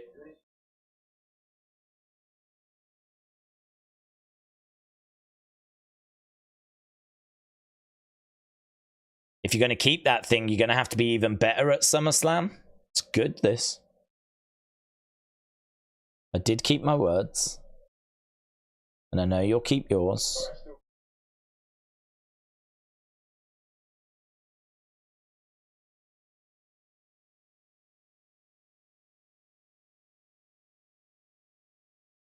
That whole gentleman's agreement, you can throw that out the window. Telling you, we're positioning Damian as the face here. I mean, he said the Judgment Day wouldn't get involved. They didn't get involved. He's just said, like, you can throw that gentleman's agreement out the window. Forget not coming for the belt. Where you at? Could that be going in the direction that was rumoured? Where you at? Right, I still don't like the fact that the giant freakish head is holding a championship, says White Rabbit. Stone Cold's Punk can't stand that face Cena should have stayed Doctor of Thugonomics, said Eric. Let's go. Have you noticed the Wyatts come out when Gable is appearing, but we have never seen Chad actually get attacked? Have you noticed Wyatts come out when Gable's appearing, but we've never seen him be attacked?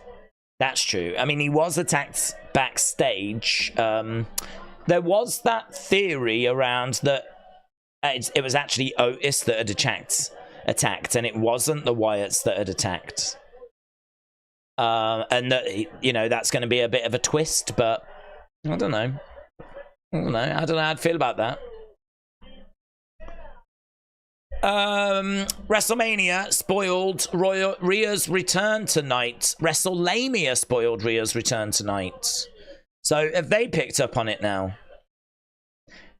I mean, if it's gonna come from a good source, I mean, I'll listen to anything, but if it's not coming from like a source that I trust, I think it's fair to not trust it, you know?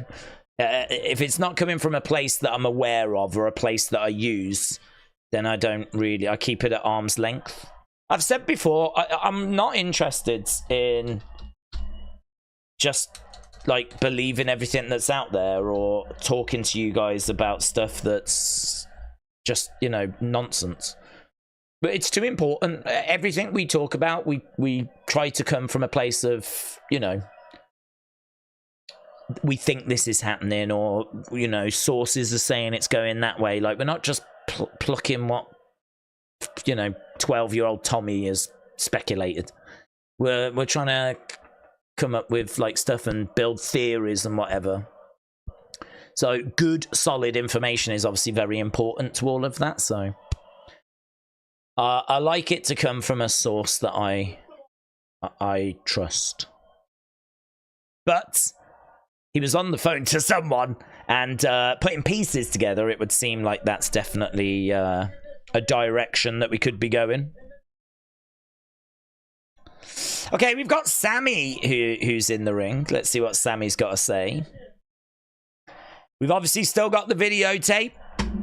George said, Bully Ray said that Priest was knocked out or had a stinger and that he physically couldn't kick out. That I've heard that as well, George, yes.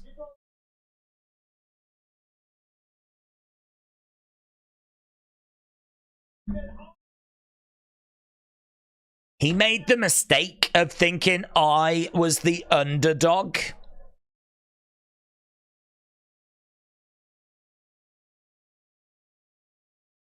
I'm not an underdog anymore. I am a champion. I'm not an underdog anymore.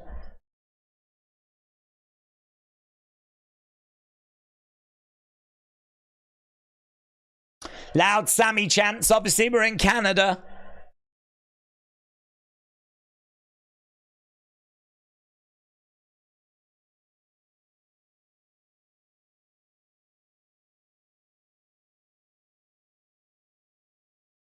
I've been putting in top-level performances in this ring. Who is going to be next, actually?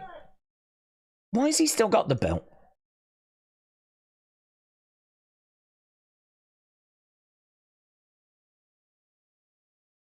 Braun Breaker did not bring respect to Toronto.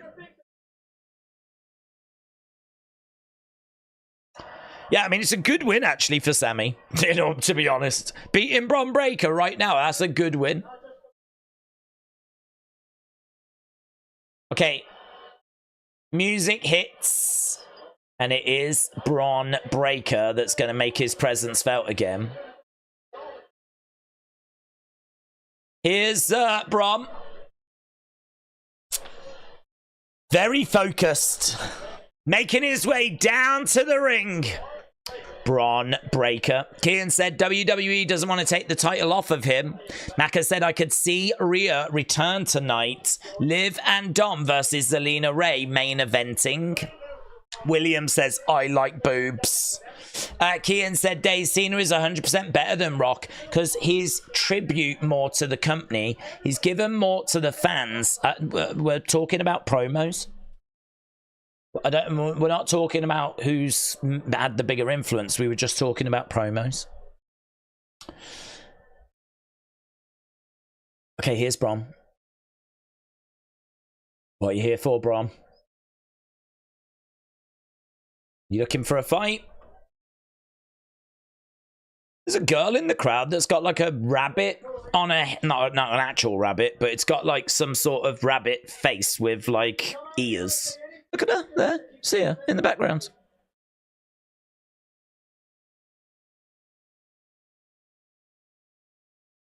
What have you come down here for, Braun? Are you looking for a fight? I feel like there might be some respect that gets shown.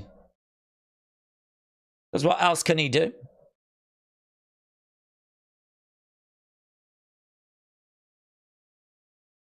I came out here.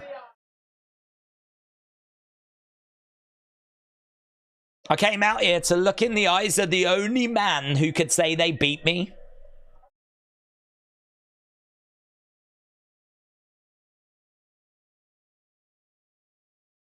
I know how these things go.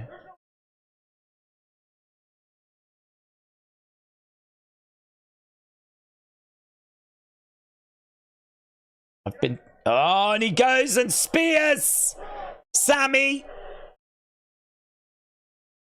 I know there's no reason for me to get a rematch. And so he ends up spearing Sammy out of his flipping shoes. Sammy's shoe came off with that spear. Wow. Sammy should probably do his shoes up better. There's really no reason for his shoes to come off.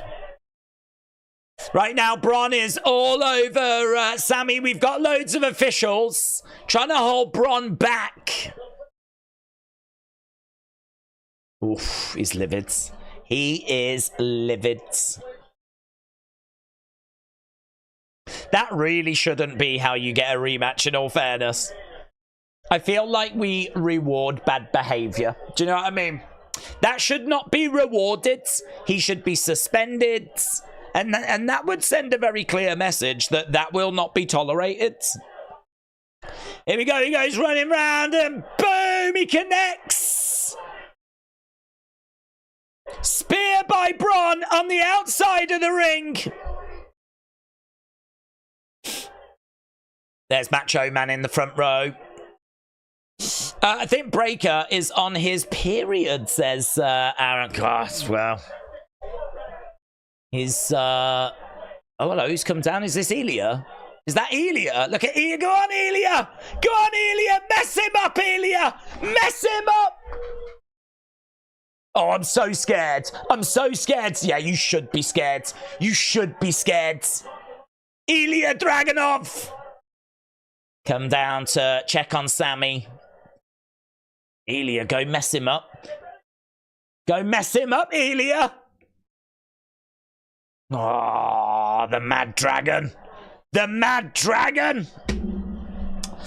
Right. Let's get back to the chat. We've got Meki. Shout out to you. Left witch. Left witch. Right witch. Droit witch. Sandwich. Left witch. Shout out to you. Meki.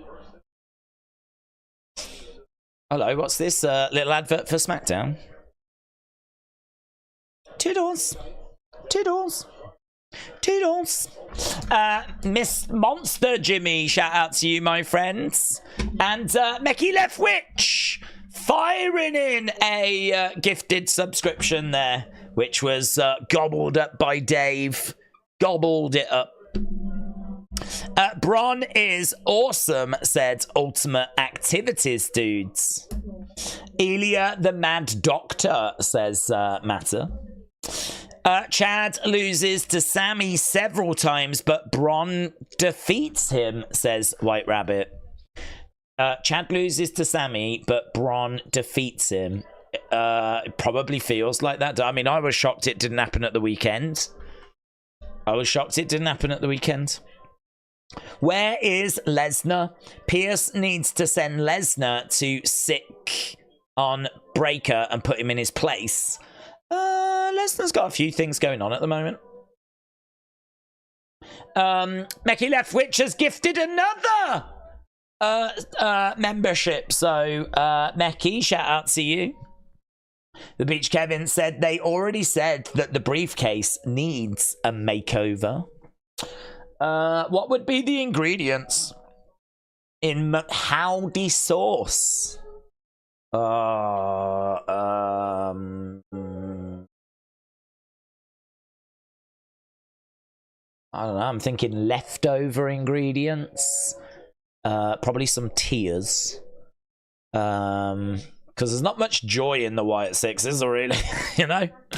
Don't know about you, but everything's all a little bit of a downer, really. I don't know what would be in there.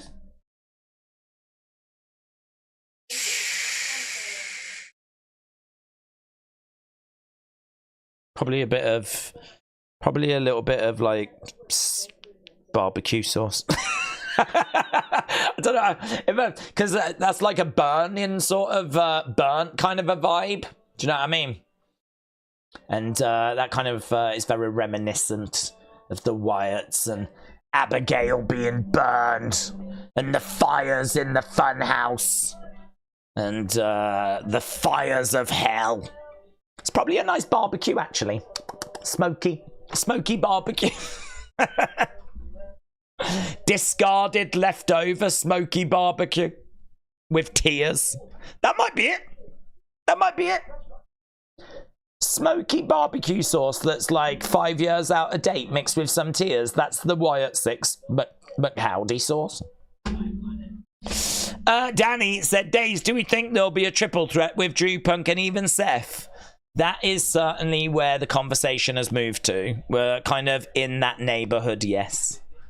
I don't mind it. I would much rather we just do Punk and Drew one-on-one, though. So I would rather that we didn't go that way. But, yeah, triple threat definitely feels like it's on the cards. Meki Left Witch, appreciate the support, my friend. Firing in those gifted memberships for people, which is so kind. Appreciate it, buds. Rage Bomb said, I don't think I want my fire to have puppets in it. It's not great for them. Certainly if you're a ventriloquist. Marsh said, there's slow burns, there's long-term storytelling, then there's taking the pee, says Marsh. My show said Jason Jordan is back. Did you see the security guards? He has done for a while, works as a producer. I think he has done pretty much since he had to retire. It's pronounced Meki, like Mika-I. Mika-I. Like that? Mika-I. Mika-I. Mika-I. Is it like that? Am I in the area? Mika-I. Mika-I? I'm writing it down. Meek. Because I want to get him right. I don't look to do it wrong. It's just you do have to factor in I'm an idiot. Mika-I. Mika-I. Oh, hello, backstage with... There he is, the Mad Dragon. Ilya Dragunov. I love his shirt. Oh, he wants Braun Breaker and he's got him tonight. Mess him up. Oh, he won't know, will he? He won't, because we're building Braun. So we won't mess him up. Oh, good match, though. Ilya Dragunov against Braun Breaker. We were watching this in NXT, like, last year. Maybe earlier this year. I don't remember. If they do promote White Six Food, they have to put a big let me in on the packaging, says Kevin. Yowie wowie. Let me in. Josh said there's rumours of Rhea tonight. There are. It is a shame that this stuff leaks. It really is. I mean, I really wish it didn't, because it doesn't make things better, does it? It doesn't make this more enjoyable. So, yeah, shame. But then saying that, you know, we did just get Damian Priest going. Are we good? Are you ready? So, I mean, Damian sort of teased it, didn't he? John Cena, very emotional video. Emotional music in the background. This farewell, it does not end tonight. John Cena said he's leaving wrestling, but not quite yet. So emotional. I am in floods of tears. Look at all these moments. All these moments that he gave us. Like when he wore the green shirt, or when he wore the blue shirt, or when he wore the yellow shirt, or when he wore the red shirt. So many memories. If you want some, come get some. Remember when they had Cena announce to the crowd that the military killed Bin Laden? Yes, that was an emotional moment. I don't think they'll put that in the video package. Or maybe they will. I don't know.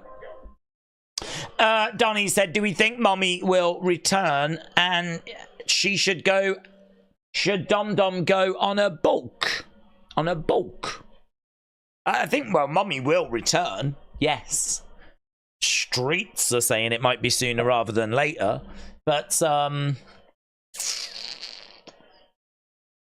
should Dominic go on a bulk? I don't know. I mean, Dominic's in trouble. I think we all know that. Dominic's in big flipping trouble. Oh, hello. What's happened with Carlito there? Carlito, so we've got lots of smoke pouring out. Carlito made his way. Did he drop his apple or something? What was he looking at? What happened with Carlito? He's run out of apples. Daisy, you missed a QR code. It said Mitchell tweeted you some. Oh my God. They're sending messages to us now via QR codes on the show. Guys, we're over. We are so over. I was super distracted by what Carlito was doing because he was stood there. He had an apple in his hands. He was walking, and then all of a sudden he turned around and he was like, I don't know. It's like someone said something to him. Maybe he's got an invisible friend. Perhaps little Jimmy hangs out with him or something. I don't know. What's up? What's up? People love me there. What's up? Right. What's up? What's up? Awesome Truth and Braun taking on Judgment Day. Oh, how am I meant to fit all this on? There we go. Small. Right. Sasha Banks. Sasha Banks, shout out to you. Love what you're doing in AEW. Shout out to you. Guys, we have... Oh, no, it was Sean Banks. Sorry, it was Sean Banks. Sean Banks, shout out to you, my... I love what you're doing in AEW as well, Sean. Sean Banks, shout out to you. And also, Sean gifting a membership. Here's Braun. Braun is making his way down to the ring.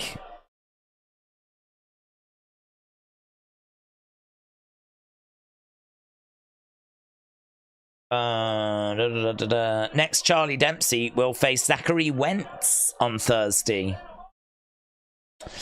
Mitchell said, I've tweeted you something. Okay.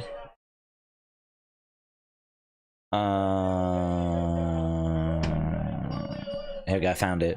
So then I told Wrestling Days to tell the chat that I'm the best promo in WWE. Very good. Very good. You used that meme to get some extra bonus points there, and it worked as well. I like it. I like it. I love this meme. We need to do more with this. Right. R-Truth is in there with Carlito. Boom! AA! AA! 1, 2. Oh! Finn Balor just accidentally elbow dropped Carlito. Lol. R-Truth getting out the way as JD goes over the top rope to the outside. Oh man, all fired up. Towel gets thrown into the crowd. Here's Braun. Right, commercial break.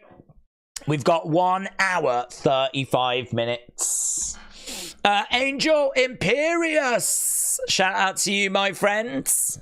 Imperious. Appreciate it, buds.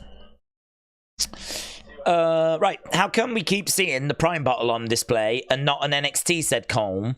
I think that the sponsorship was for the main roster, not developmental. I think William needs some boobs to snuggle with, White Rabbit. We all do.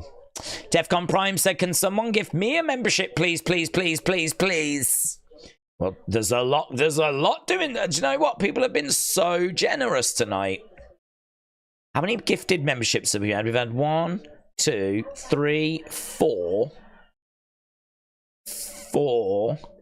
5, 6. 6 gifted memberships tonight, which is crazy. So, some very generous people tonight. Very generous. And that is putting pressure on me to deliver for the members. And I'm feeling that pressure. James said at some point there needs to be a moment where Rowan and Braun interacts. K-Pop Lover says, Wyatt 6. Hopefully on Netflix they get to bring back lingerie pillow fights. Well, that Eagles guy, don't worry, because if not, I am planning on bringing that onto the streams. That will be a feature that we will do going forward, is lingerie pillow fights. Unfortunately, there is only me here, so I don't know how you feel about that, but it is something that we are looking into. Let Him In said, Days, my favourite promos are Heyman, Punk, Roman, AJ Lee, Randy, and Seth. Joe said, I actually really like Prime Hydration, but it is worth mentioning that Joe Adam actually works for Prime Hydration, so... Little Rose said they should do an episode where SmackDown superstars invade Raw. Angel Imperia said, I love your videos, they're great. I've been watching live for a few weeks now. Well, Angel Imperius, thank you, my friends. I'm pleased that you enjoy the videos. I think that the whole Wyatt 6 Nightbird stuff really allowed us to reach a whole new audience. And I'm loving it. I mean, it's been so good. I mean, White Rabbit was incredible. Nightbird was even better. And I think this group is so intriguing. I mean, look, they're clearly not going to get everything right. And things are going to bother people more than others. Like, I understand the delivery of the VHS tape. There's a few people saying, I'm ready for something else now. It ain't the end of the world, right? It ain't. For me, it is no problem. For me, it's what's on the tapes that I'm really interested in. And I think we are working towards them being at SummerSlam. Like, I think we're working towards seeing them compete in the ring at SummerSlam. So it's I'm not just saying, it's a very exciting time. Early August is SummerSlam. We are 4 weeks away. So every Raw matters. And this Raw matters as well. So, yeah, I am expecting some big stuff on the road to SummerSlam. This is the road to SummerSlam, just like the road to WrestleMania. Don't think we're going to be getting The Rock, but we'll get plenty of other stuff. So, glad you enjoy it, dude. Sit back, relax, as we get our teeth into whatever they've got in store for the second part of the show. Night Scare Inc., shout out to you. And wow, King Yeti, man, mental King Yeti gifting 10. Oh my god, the pressure is overwhelming. Our membership side of the channel has really exploded in recent weeks. I don't know why. I think it's all the gifting of memberships people have started doing. I need to find ways of serving our members. We will talk about this on Wednesday and Thursday this week, my friends. We will talk about this. Shoulder tackle there by Braun. He's kind of scooping up and slamming down JD. So big shout out to King Yeti. Same with EST Cody as well. And Sean Banks. And Christopher. Guys, slow down. Calm down. Relax. Enjoy the show. Oh, here we go. Look. Boom! Finn Balor with a chokeslam gets planted. Oh, but Judgment Day make the save. Now they're all trying to beat up on Braun. Ashton said, have we done the ratings yet? Oh, we've been doing match ratings. Have we? How many matches have we had, actually? Oh, no, we haven't. Wasn't there a match with, like, Pete Dunne and whatever? Yeah. No, we're all over it. We are all over it. Guys, what did you think about that Pete Dunne match? Remember Big Bronson Reed against Pete Dunne? I think we'll do that now, shall we? We'll do that now. I think there's probably enough time to do that. Forget this match. We'll score this match in a second. What did you think about the Pete Dunne Big Bronson Reed match? Here's Braun taking his shirt off. Same with R-Truth. I don't know where they're going. They're going around the ringside area. Hello, we got JD McDonagh over in the Timekeepers area. JD McDonagh. Braun going over. Oh, knocking a chair out the way. Chasing after JD McDonagh. I did wonder where Samantha was. Oh, hello, what's R-Truth doing?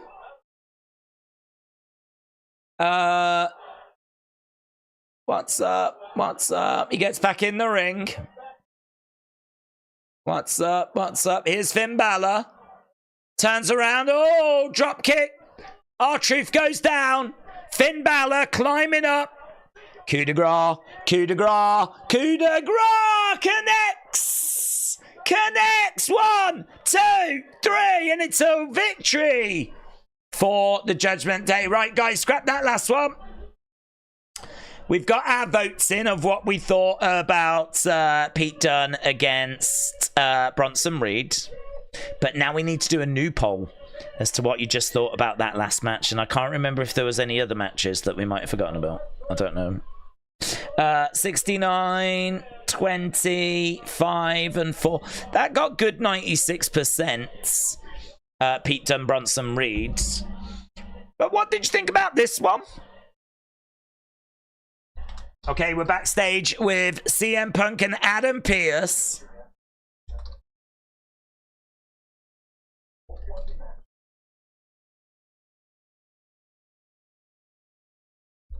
I'm frustrated, says Adam Pearce. He's talking to Punk.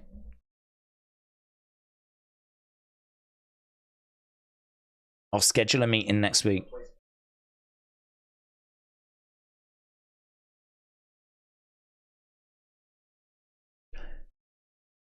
I need you to stay home.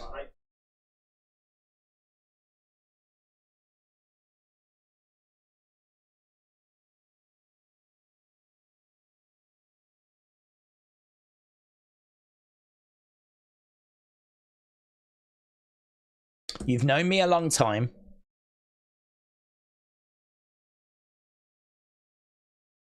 Let me deal with Drew. CM Punk said, okay, I won't show next week. I'm going to work on getting cleared. Adam Pearce is like, if you want this, you've got to let me deal with this. Here's Ray and Zelina. Coming up tonight is this mixed tag match. Commercial break, right? Get in your thoughts. What did you think about Judgment Day against Awesome Truth and Braun? Rich Miracles, shout out to you, said WWE should invite Days to Raw and have him as a special guest announcer. Would be fire. Let's make this happen. Well, do you know, they have very kindly invited me before.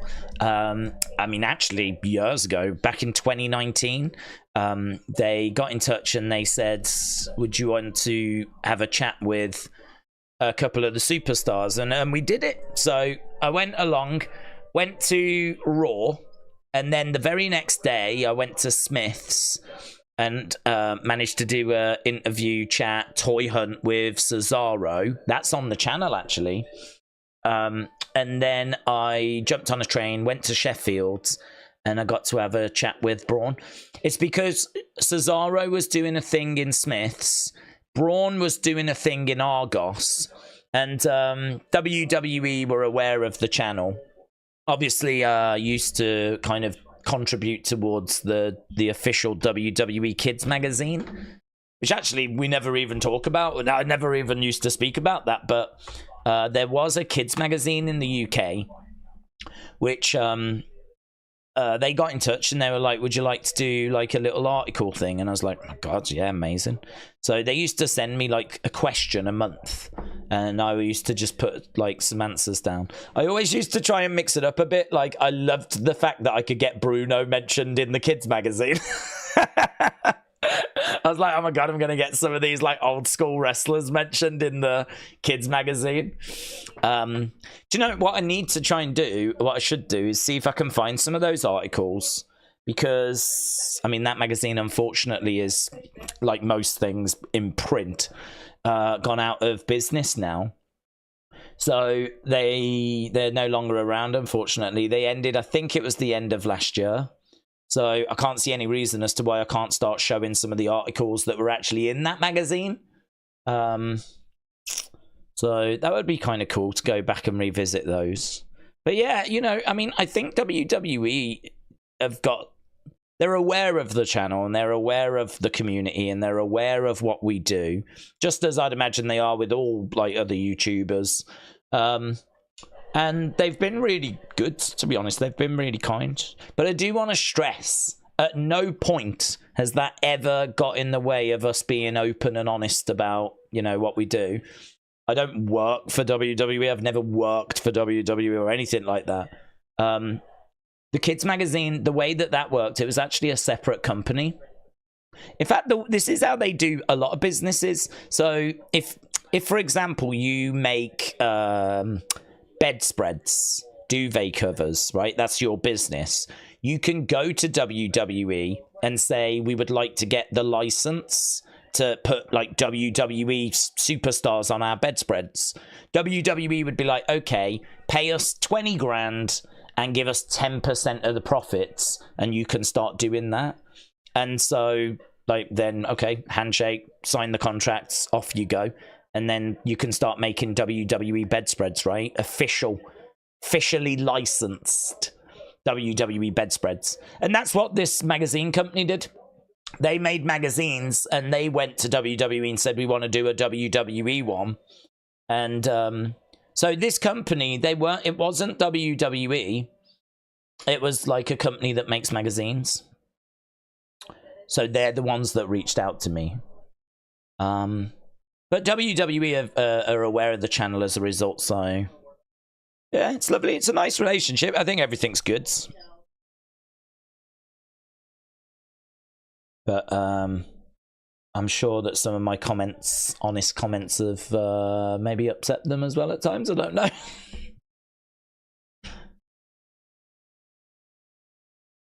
Okay, here we go. Look, we got Liv and Dom backstage. Oh, hello. What's she doing? She's got one leg up here. Oh my god, I've never seen this before. Oh, Dom's like, that feels good, actually. Here's Damien. Here's Damien. Look, there's Finn. Carlito. Yeah. Oh, it's all a big joke, innit? It's all a big joke, Liv.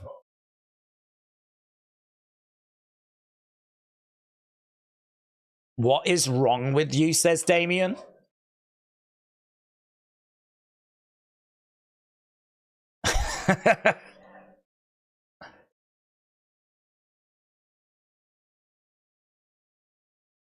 I'm starting to understand your dad more and more every week. Dom said he's going to put an end to it. That kid is going to learn some about consequences.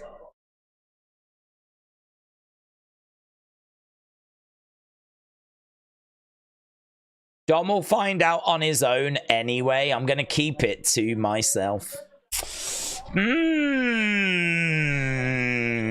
Cheese Talks Media, shout out to you, my friends. Christopher, shout out to you, buds. And King Yedi said to all the peasants who received the king's blessings, you're welcome. I'm joking about the peasants part. He's just sent me a message. He wasn't joking. Right, here we go. Wyatt 6. We've got the video. We've got the video. There's Bo. There's Bo. And he's not being interviewed. He's staring. Tell me more about your family. Smiles. My family. I took those that no one wanted. The discarded. The forgotten. I gave them a purpose. He's talking about this family. So I think we're seeing maybe the shadows of this family. They're so happy. Oh, well, that's good. Oh, there we go. There's Huskus.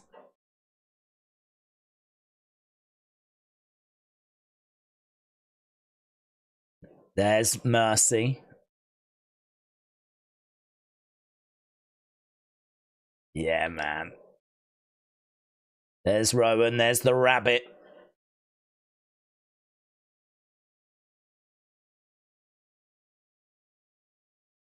There's Nikki. Abby. Grief is the price we pay for love. They need no master.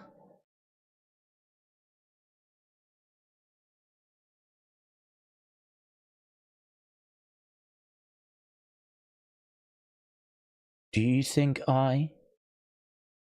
we are sick? There it is. There it is. That's what we were waiting for. Do you think we are sick? Yes, I do. Yes, I do is the answer. Lots of quick images of all the different characters.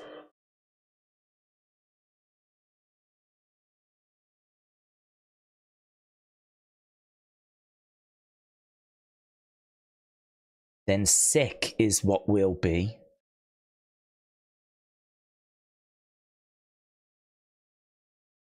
Oh.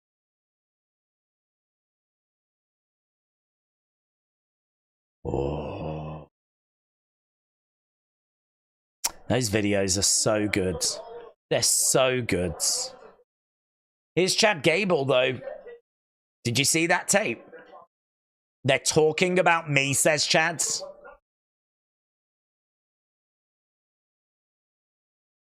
Okay, Adam Pearce is like, calm down.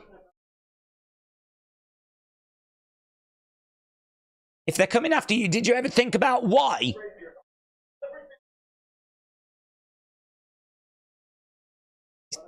Gonna take care of it his way?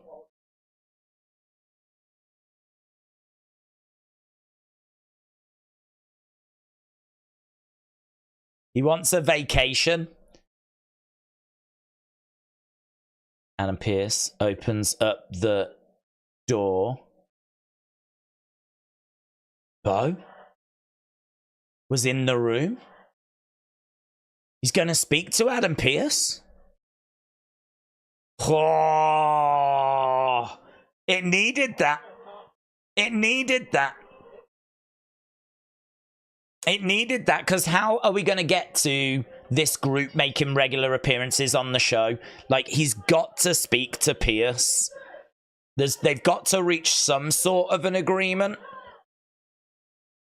Wow, that was a big segment, wasn't it? That was a big segment. We went from the VHS tape into the Chad Gable bit to the reveal of Bo being in Adam Pearce's office. This story, maybe not taking giant strides forward, but definitely taking steps forward. And oh god, those videos are so well produced.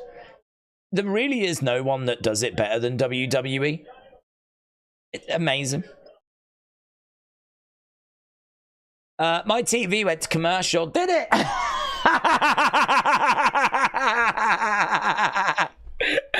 Oh, you missed it. It was really good.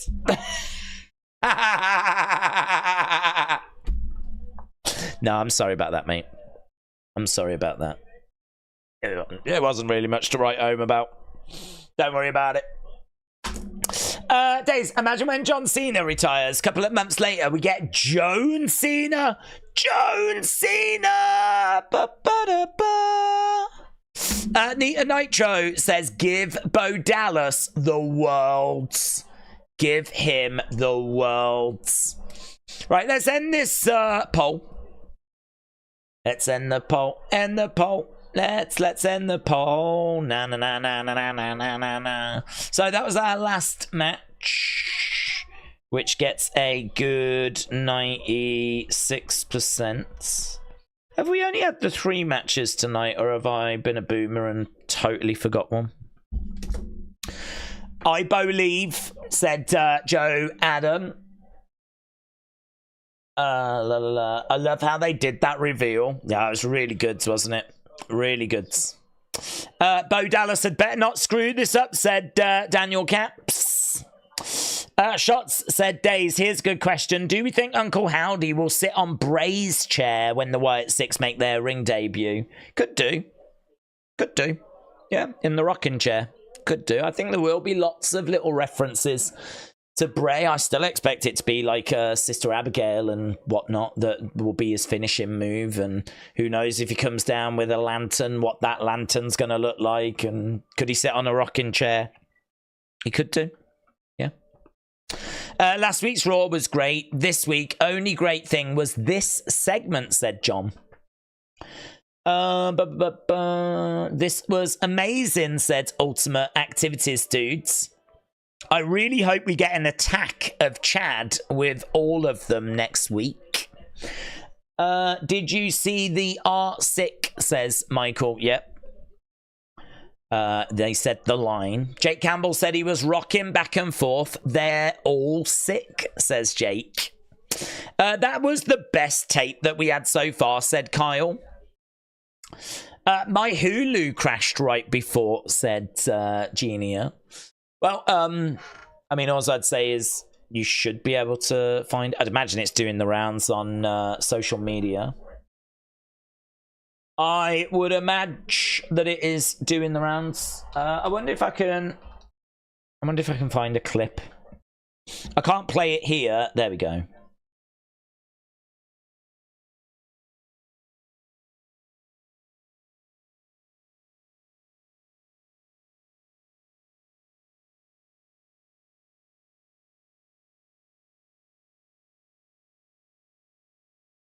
I've retweeted it. Thomas said, I am still in on the Wyatt 6. Jeremy said, Bo was sitting in Adam's office when Pierce opened the door and he smiled at him, said Jeremy. Toby said, Sheamus said commercial after commercial after commercial. Well, he was not wrong. I've got a college taster day tomorrow, but I can't sleep, said Finley. Finley, you've got a big day tomorrow. Got a big day. Got to start thinking like an adult. I'm an adult and I'm watching this show, so you're absolutely right to stay here. This is where you should be. College is overrated.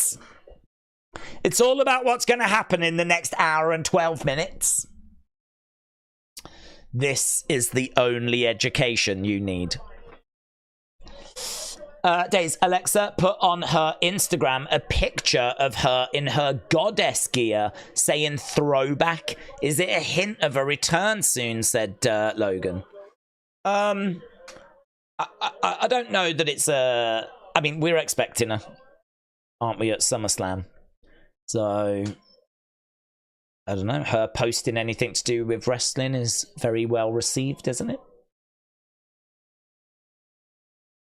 Haley TV said, I almost cried to see Bo in there. They were happy tears. Haley TV 13, shout out to you. Good. Happy tears.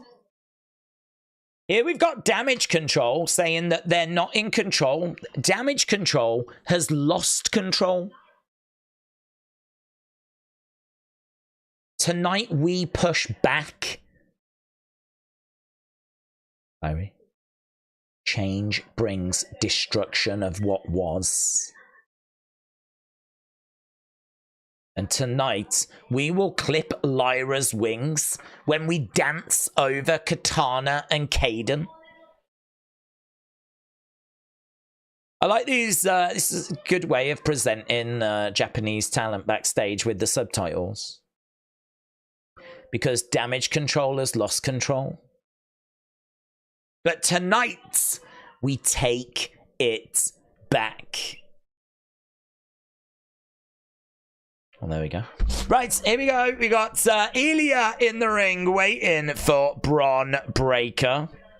This should be fun. Ilya versus Braun. Days, Tiff with the case is tricky because the crowd loves Bayley too much. The reaction won't be as big. Do we think that Tiff-Nia friendship is so that Nia wins at SummerSlam and Tiff cashes in? Could do, but could be. I think that Tiffany, people love Tiffany as well, though. I think she is seen as an exciting new prospect. Someone that they, I think, are really interested to invest in. So people do love Bayley, but listen, I mean, there's lots of chance for Tiffany. Tiffany gets a lot of support as well, so I don't know that it was only done to screw over Nia. I think part of it was because there is some genuine excitement around Tiffany Stratton. Tiffy time. It's Tiffy time. Braun Breaker in the ring. Ilya in the ring. This match should bang. This match should bang. Life of Daz said, Days, how we doing? I almost cried laughing at Carlito. Very old school Raw feel.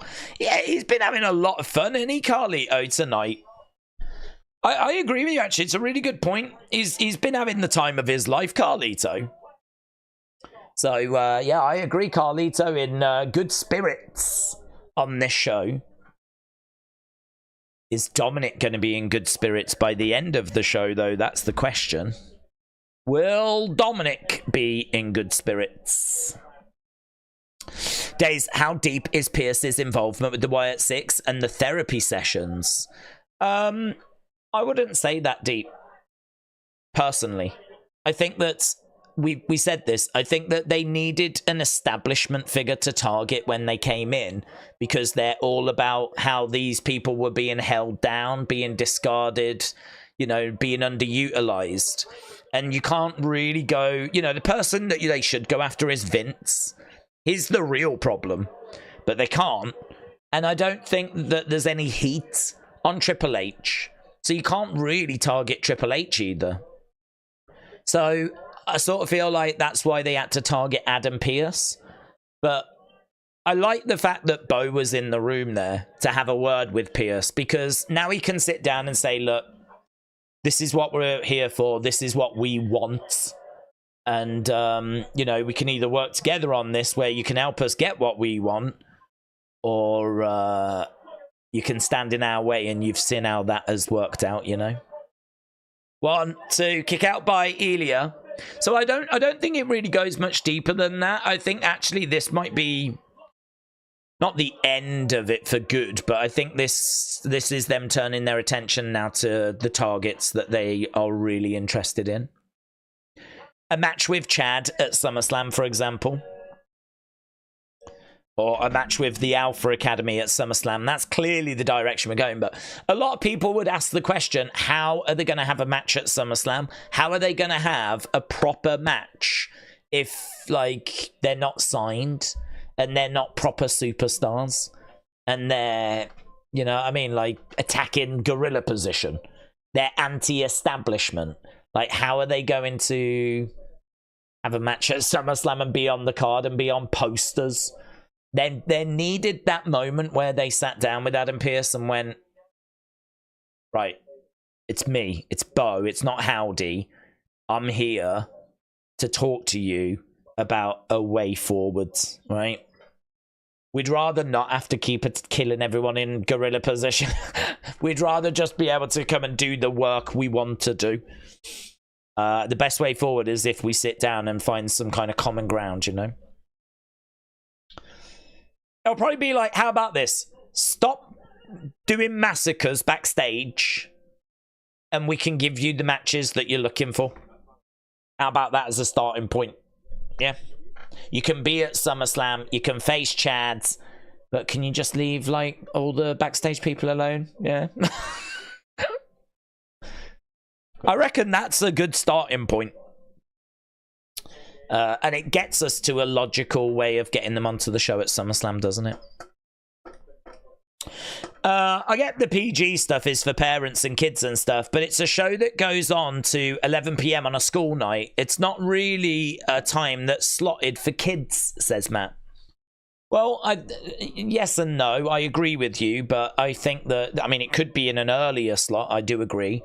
But, you know, the schedules are the schedules. I think that this is something that can be that can play well, basically, on social media. Clips of this can be shared, and it you know, it goes beyond its time slot. Really, its time slot is, you know, that's just where the network wants it. And in all fairness, you know, by the time people have got back from work, have got back from school, you know, this is probably a decent slot for it. That way, you know, everyone should be able to watch it. And, you know, if you can't watch it live, you can, in this day and age, watch it on catch-up. And a lot of the clips could do the rounds on social media immediately after the show anyway, don't they? So, yeah, there's a lot to kind of unpackage, if you will. a lot that you can kind of take out from it. I think more than just where it sits on the TV schedule.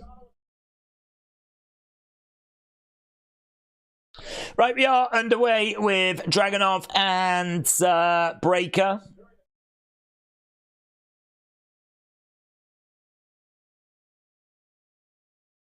Yeah, people seem to really, really enjoy it.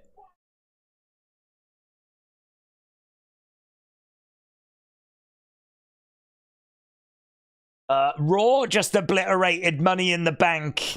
They keep getting better and better and better.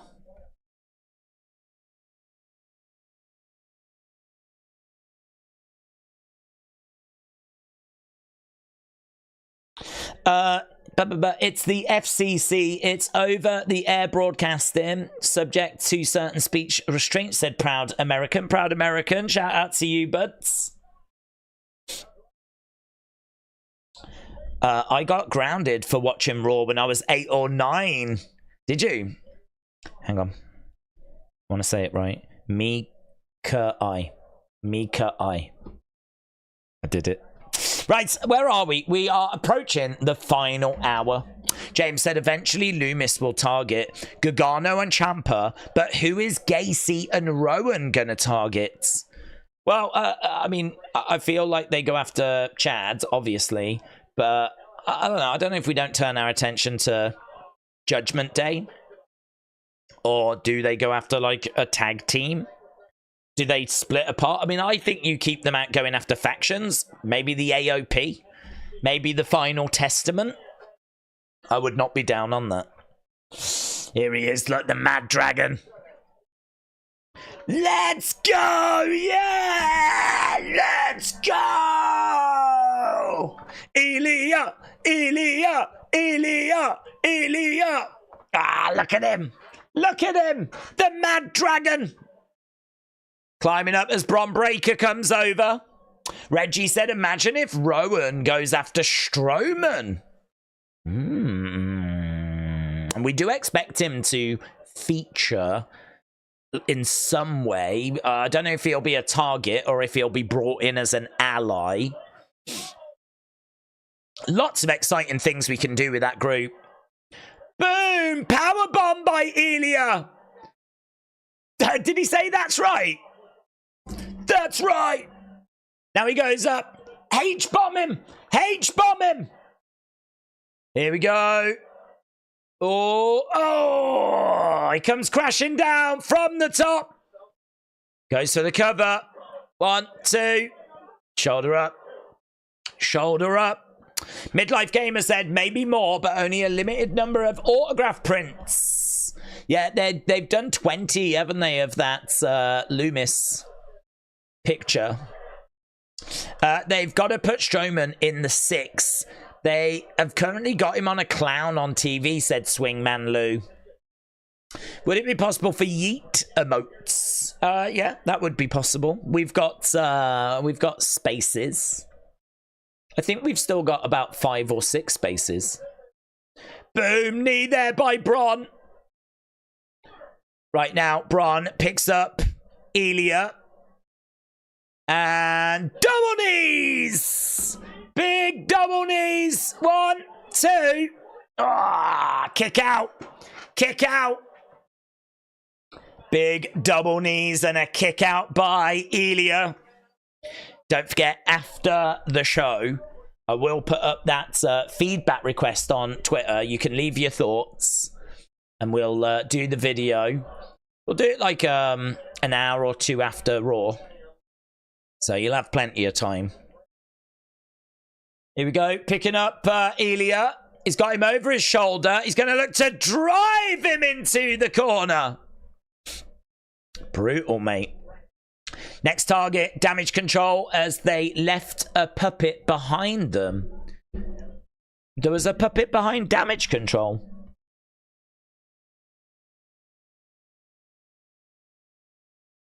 I don't think anyone's tagged me in that, if you did spot a puppet.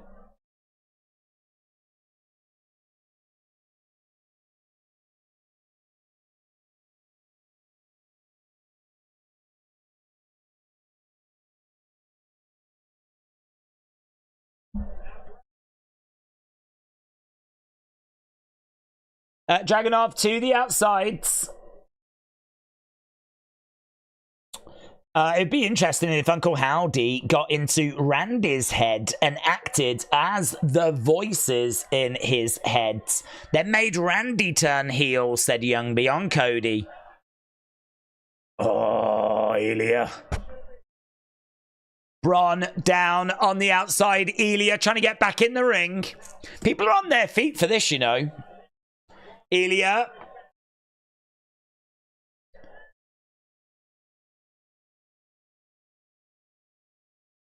Here we go. He goes charging over. Oh, chair gets thrown right at Ilya. Oh, my God. Look at his leg. We've got blood. We've got blood. Dragunov goes down. And there's blood all over the shin of Ilya. And he's leaving blood all over the mat. Oh my God, Ilya. It's a DQ. It's a DQ. And Braun Breaker right now, he's got his foot right on the face of Ilya. Here's Sammy. Here's Sammy. Sammy getting in the ring. Throwing in some shots on Braun Breaker. Clothesline over the top to the outside. Sami Zayn coming down to make the save. Ilya, though. He's had a boo-boo. He's had a boo-boo. Braun Breaker grabbing Sami, and he's looking to hurl him into the ring post, and he does. Braun Breaker again hurls him over the commentary table. Sami goes down. Ah, Ilya! Go on, Ilya! Boom, edge of the ring. Over the commentary table. And into the barricade. Braun Breaker stands on the commentary table. Down come the straps.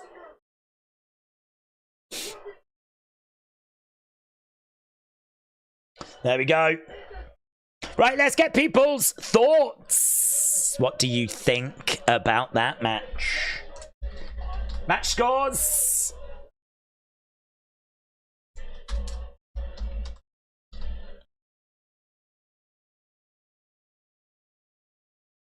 See this championship?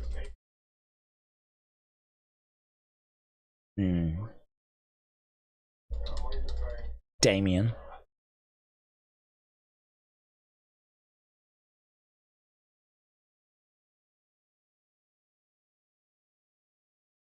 I understand the talk of all the controversy.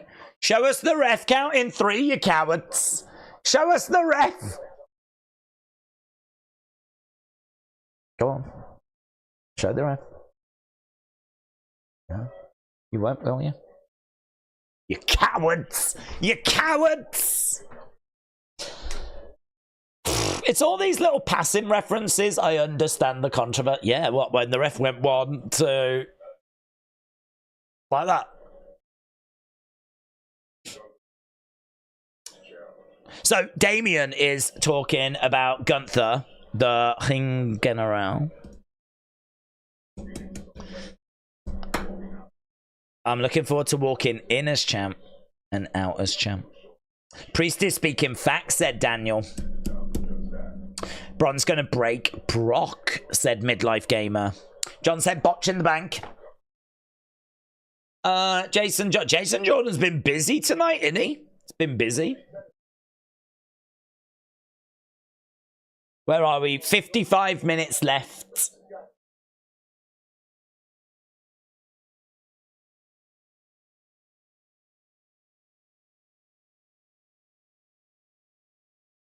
They're showing a replay of Liv and Dom. Maka said days when Rhea returns. Does Dom, Rhea, Priest turn face? What would you do? I would turn... Well, I think Damien's on his way to being face, and I think Rhea's face. I think Liv is heel, and I think Dom is a very naughty boy. So that's the direction I would go. I would have naughty boy Dom, like just trying to plead his case. I would have Liv being a heel. I would have Rhea being a face, and I would have Damien being a face. Bay Street Racer said they are trying so hard in pumping out damage control over the priest botch. Ken said Rhea is coming back tonight. Dom is a naughty boy. Yes, Dom is a naughty boy. That's facts. Dom gives in to Liv tonight, and Rhea returns in that moment, said Young B. James said Dom is turning into Quagmire. Giggity. Giggity. Right, here we go. Is damage control.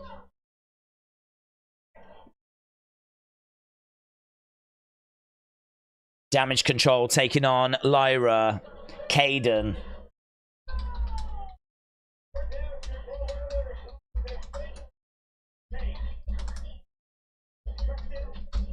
And Katana.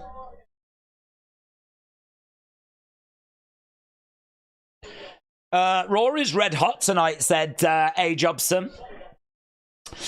Dom has got such a weird stash, says Art King. Days, how would we rate each of the single champion reigns so far, said Dad Stuff. How would we rate them? I don't know. I feel like a lot of them have not really got going. There's been quite a few that have changed. I mean, obviously we know Cody hasn't really got going as champ. He's had a couple of great matches with AJ Styles, but I really feel like this now, him and Solo, this is what we've been waiting for. This is where it's going to get juicier, meatier. The story is going to be a lot richer than what we've seen since WrestleMania. Logan, I'm stunned we didn't get the belt off him at WrestleMania. I can only imagine it's because social media numbers. Don't know. Sammy, I'm stunned we put the belt on him. I didn't expect him to win the belt. I certainly didn't expect him to keep the belt. I don't know what we're trying to do with Sammy. I really don't know what we're trying to do. Are we trying to build him up as this really solid, really, like, no longer the underdog? Like, he is an outright contender. Like, he is just like Seth. He is just like Kevin Owens. Are we trying to not present him as being the underdog? We're trying to present him as just being someone that can stand side by side with those people. You know, are we putting that work in now because next year we'll make him a world champion? Is that just me hoping? I just don't know. We've gone down roads I wasn't expecting, so I just don't know. It's very hard to rate his Intercontinental title reign because it's not a reign I expected him to have, and for me, he should be a world champion. I don't know why we're faffing around with this. He's been an Intercontinental champion multiple times before. It's very hard to get excited about him being IC champ again. It's fine. You know, it's not doing anything wrong. I suppose it gives him something to do if there's no plans on him being a world champion, but he should have won Money in the Bank, shouldn't he? Should have lost Braun Breaker. Then we should have had the Wyatt 6 takeout Chad, and then like Sammy should have got in the Money in the Bank match, and then he should have won it, and then he should have cashed in for a world title at some point next year. That's what we should have done. But that's not what we did, so you know. So yeah, who else have we got as champion? Damien. I don't know. I don't feel like anyone's killing it. I don't feel like anyone's killed it since WrestleMania, but then I don't feel like anyone's been allowed to kill it since WrestleMania. People have killed it. You know, Wyatt 6 have killed it. Nightbird killed it. Gunther's killed it by flipping winning King of the Ring and getting himself in a SummerSlam match, but I don't know. Sami Zayn beating Braun Breaker was a good win for him, in all fairness. Damian Priest, I mean, you know, I don't think that match with Seth on Saturday was it. I don't think that's what people were looking for. And there's been a few questions about Damian's title reign. People seem to be quite mixed on it. So, yeah, I don't know. It's a real tricky one, to be honest with you. It's a real tricky one. Even Bayley has not had an amazing run at the moment, you know? Like, you know, you're waiting for these big, juicy matches and, like, I don't know. Maybe it's SummerSlam. We just got to get to SummerSlam. I would say that would be an area that we could have been stronger in, is the champions and their title reign since WrestleMania. I'd say that's an area I think we could have improved. But there's been so much other stuff. I can't say it's been a big problem. And I'm sure that all the champs are going to be in big matches at SummerSlam. So we're going to be eating goods. That is not going to happen next year, days. Jey needs to be champ first, said Mark Firefly Forever. Are we going to get LA Knight Logan Paul match soon, said Jessica. I think so, Jessica. I thought we were going to get it at WrestleMania. And then we didn't. So, surely SummerSlam. Surely. I hope they put the US title on him. No, SummerSlam, surely. Mike's Harder Lemonade. Get it now. Haley TV said, Carlito's cheeky looked pretty hard. I was rolling, said Haley TV 13. You enjoyed that? Did you? Smut. That's disappointing, that is, actually, because we really do try to operate at a higher level than that here. We don't really go down into the gutter like that, you know? We're above that, and it's disappointing, Haley, that you're so desperate to drag us down to that level. That is disappointing. I'm disappointed in you. But if you enjoyed it, you enjoyed it. Jake Campbell said, I think we get the outcome of Pierce and Bo tonight. What, like, there's an announcement? Gonna say no. Gonna say no. I'm gonna say next week that we'll find out that they've signed. Okay, here's Final Testament. Callum said standards. Yeah, standards. We've got to maintain them. Okay, Final Testament on screen.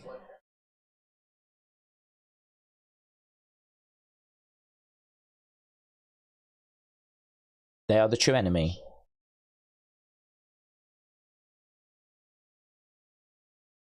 The old guard will make way for the new.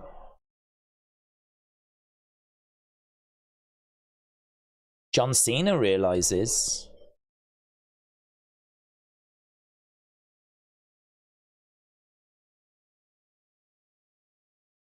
You beat me where Kofi could not.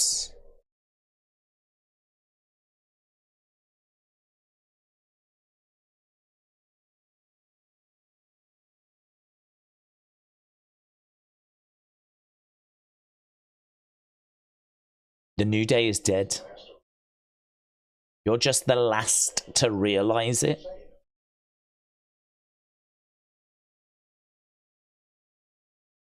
Wow, very good.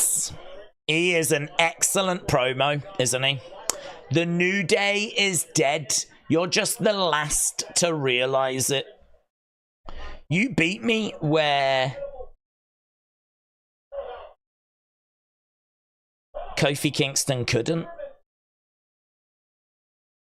There's Lyra with a German suplex too. That was amazing.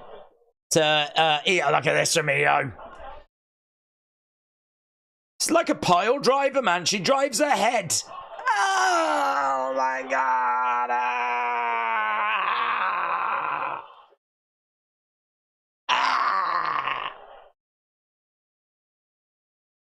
Dun, dun, dun. Dun, dun, dun. Dun, dun, dun. Dun, dun, dun. I like how beating Cross is supposed to be a big feat. Everyone beats him, says Chris. James says, come on now. We're always in the damn gutter. We live... Yeah, but James, you don't have to admit it, do we? I'm trying to raise the profile, you know. We know the truth, but we ain't got to admit it. No, it's disappointing. It's disappointing. I'm disappointed in Hayley and anyone else that enjoys that smut. Oh, I love these girls! Yes! Bum, bum, bum, bum. Do you remember when she does this? I love that bit. Da da da da da.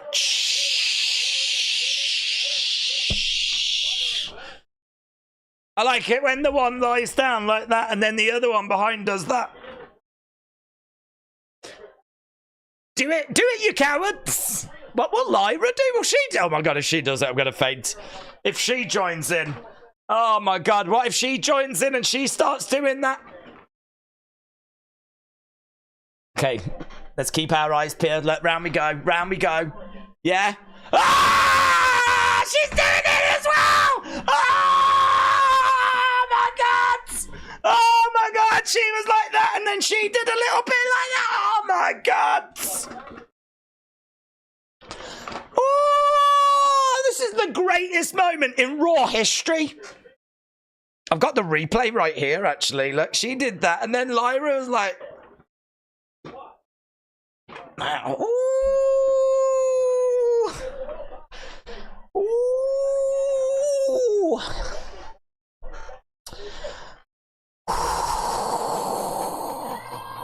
We thought there was a chance, didn't we? We thought there was a chance. It's gone hot in here, isn't it? Anyone else hot?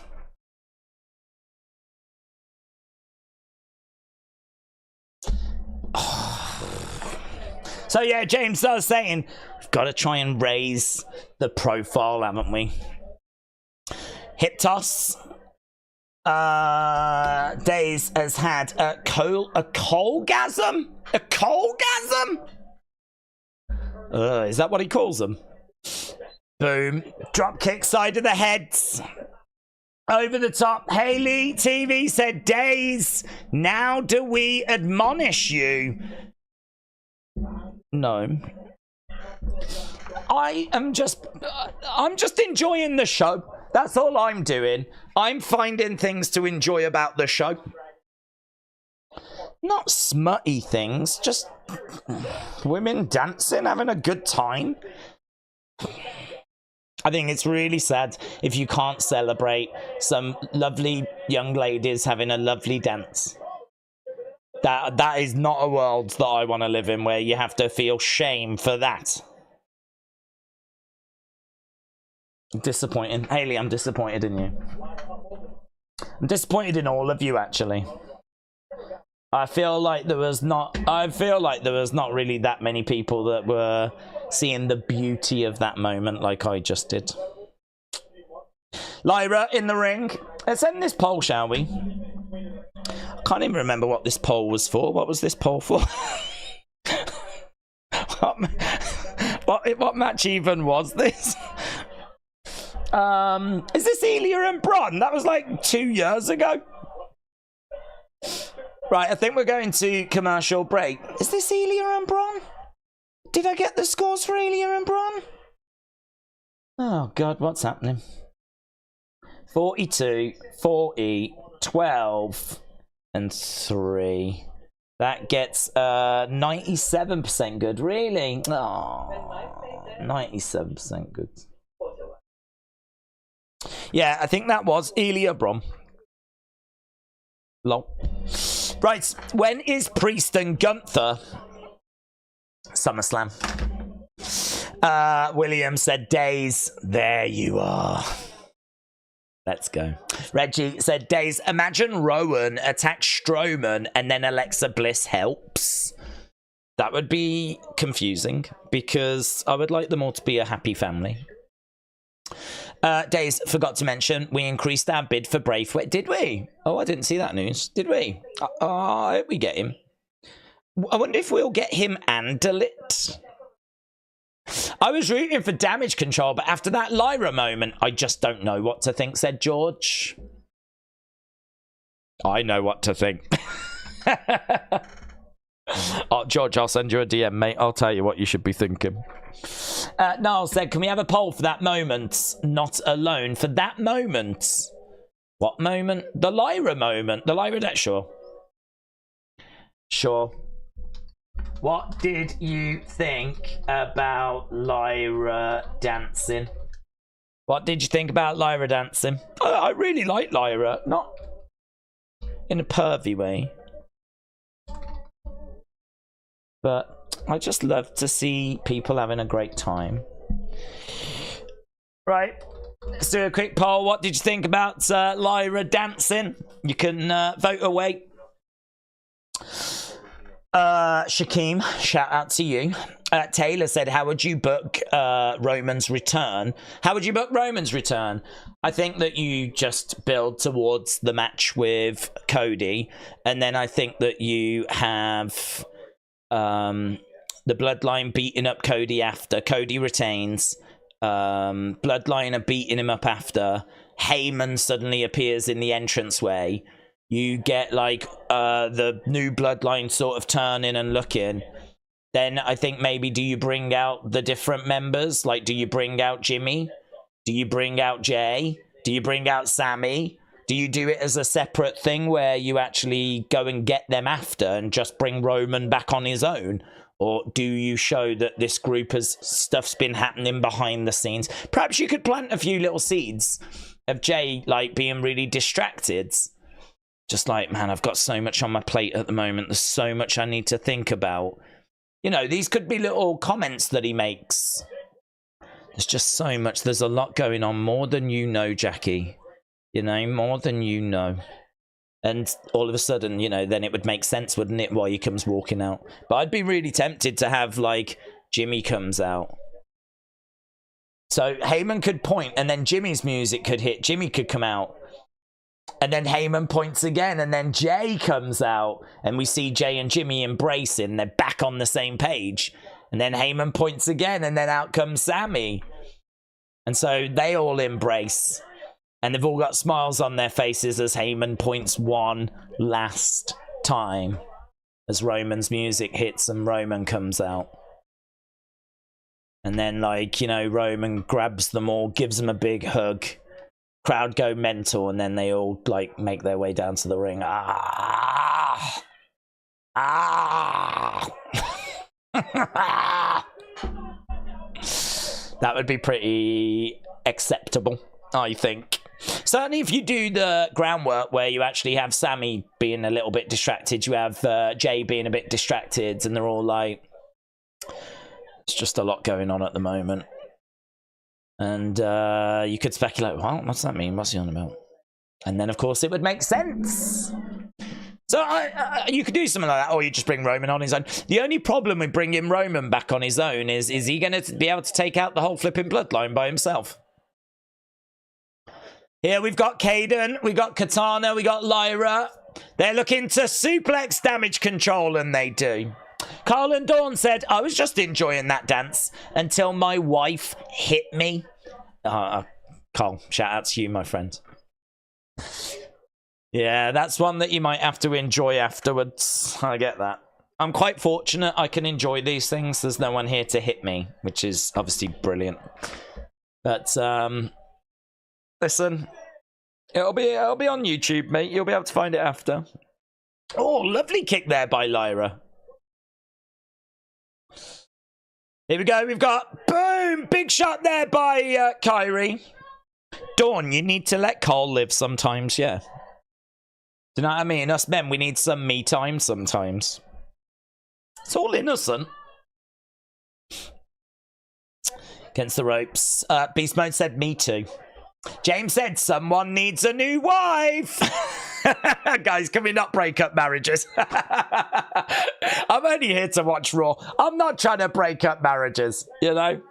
That's what we do during the NXT stream, not the Raw stream. Whoa! Oh my God! I don't even know what that was. She just sort of hurled Kyrie to the outside, and it was not something that you're going to find in any textbook. I know that. Io Sky is up. She's perched. She gestures. Goes over. Boom! Lands! 1, 2, 3. Damage control gets the victory. It's a victory for Damage control. Right, let's get a poll up for the match. So, wow. 71% all time. That's amazing. People love that dance by Lyra. Oh, hello. Here's Sonya Deville. Oh, my God, it's all happening. Sonya Deville. Shayna Baszler. Zoe Stark. Shayna stomping on the arm of Dakota. Shayna. Oh, Shayna, Sonya, and Zoe. Are they going to be a new group? Are they going to have a group name? What are we calling them? What are we calling them? We need a new name. You cost me everything.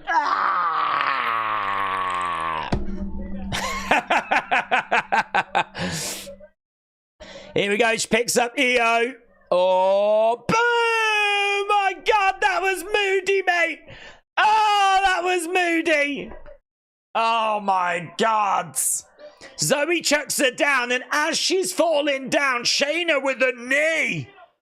Kind of reminds me of, like, you remember when John Cena broke his nose? I think it was Seth that did it, and his nose was a complete shattered mess. I sort of feel like I'm half expecting flipping Io to look that way after that. That knee from Shayna. Boom! Oh, mate. Mate. I wonder what this group's going to be called. I wonder what they're going to be called. Shayna, Sonya, Zoe, SSZ. SSZ. Let's go. SSZ. SSZ.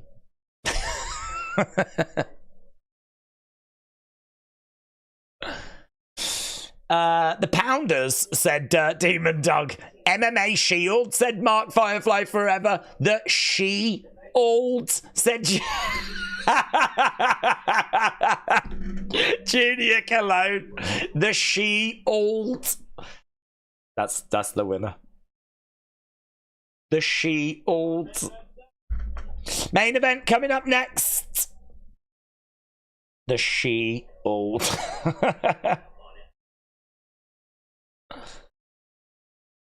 WWE like you've never seen before. Damage. Just damage. Damage controlled.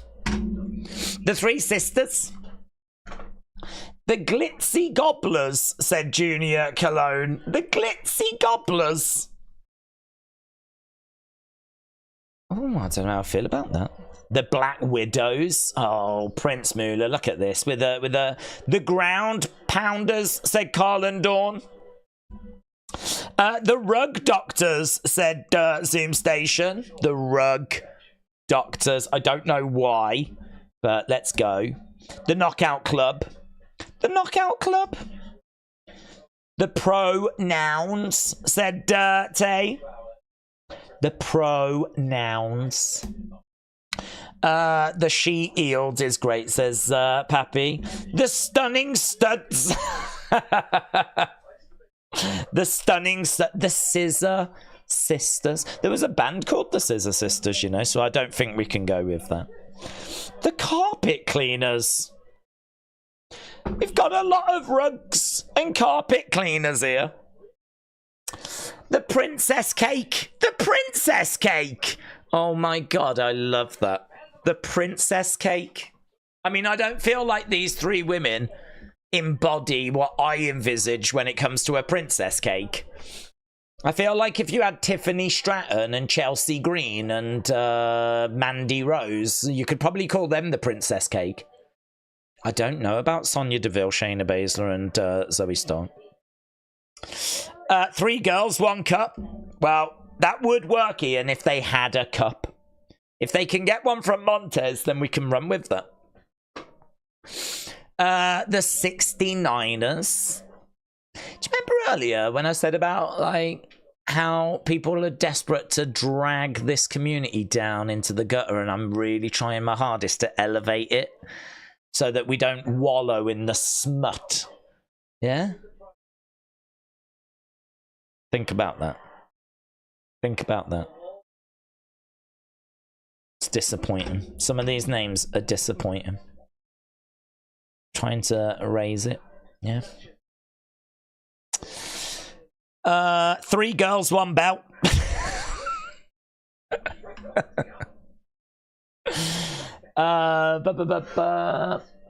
Too hot to handle. The carpet munchers. No more carpets. No more rugs. Right? No carpet munchers, Corey. 2 muffs and a buff. I don't even know if we're allowed to say these things. I don't even know if these are a PG. I don't even know if these will get us cancelled. Oh, no, God, I don't know. Oh, God, I love 2 muffs and a buff. That is so good. That is so good, but it's not legal. 2 muffs and a buff.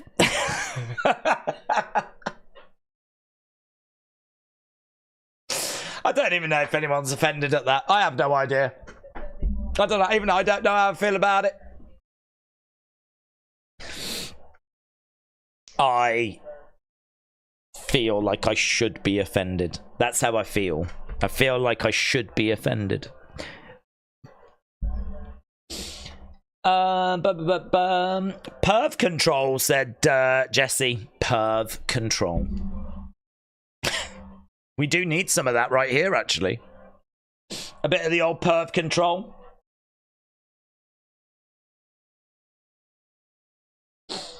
Right. Okay, let's end this. How long have we got? Oh my God, guys, we've only got 27 minutes. They're showing a replay of 2 muffs and a buff. 50, 33, 10 and 6. That got a good 94. Let's go. Oh, here we go. Oh, there's Chad with the creeds in the background. It's very obvious. What message? I'll tell you what's going on. We sent a message. Yeah. Who runs it?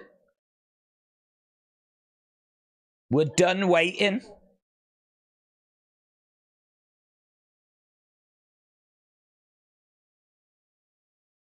We gave Sonya a call.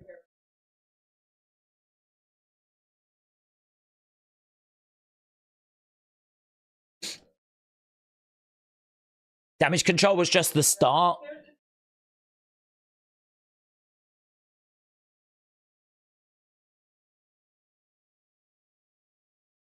This is a warning shot.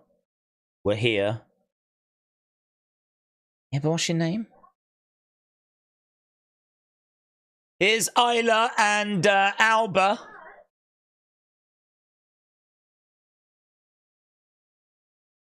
This is our division. Sonya says not for long, honey. Oh, we didn't get a name.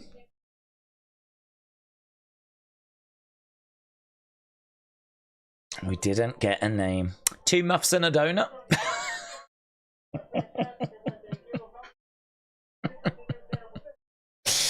How about the 3 Stooges, said Kraken HDTTV. The 3 Stooges. Right, where are we? 25 minutes. There's Gunther. The Ring General. But you missed Gable and Creed's in the background. I don't think anyone missed Gable and the Creed's in the background, but there are literally names I cannot read, right? There are names I cannot read.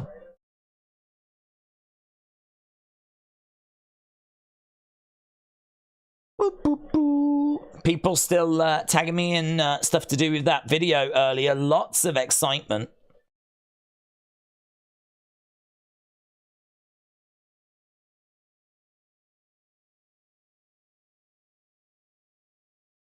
Yeah, lots of people talking about the vignette from earlier still.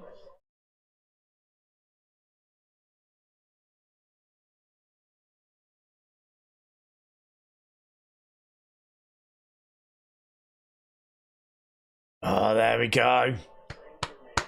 There we flipping go. The arrival of Volta. Look at that. That's when he was fat. Look at him. Look at him when he was fat. Look at Fat Volta. Talking of donuts. Okay.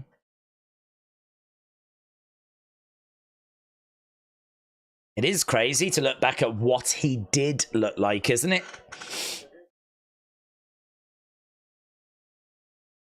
This is a brilliant video package. It's a brilliant video package.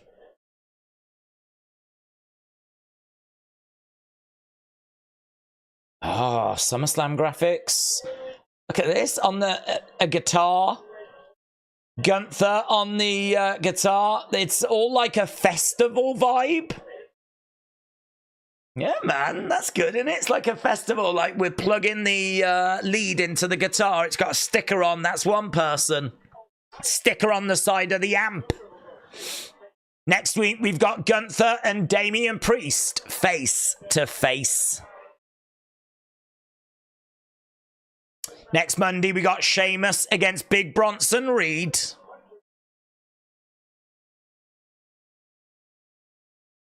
And Drew McIntyre will be on the show next week. He's going to meet with Adam Pearce. Live next week. Here's Liv. Watch her. Watch her. This is going to be good. Doug said, I'm glad to make you laugh, Dave. 2 muffs and a buff. 2 muffs and a buff will live forever here. It will. It will, you're right, because I ain't telling anyone that's happened. That very much stays here. Yes, you are correct. It's very easy in this day and age to get cancelled, you know. Very easy. Here's Liv, and she is introducing Dirty Dominik Mysterio. Okay. Dom and Liv taking on Ray and Zelina. We know what the streets are saying. We know what the streets are saying. I hate Liv, said Aubrey. Gonna send these asteroids her way. Oof. Love those. Look, she's like, do you like this? Look, I've got my Dirty Dom shirt on. Liv gets in the ring. Joey said, I think that Bo is going to tell Pierce he wants to set them free, as in compete as themselves. But if he treats them wrong, they'll go back to being sick and attacking everyone. Oh. Keaton said, love his Dirty Sanchez moustache. Joey, I think what we might do is we might do a video where we get people's thoughts on what is Bo going to say. I've got my thoughts, and I'm sure you all have yours as well.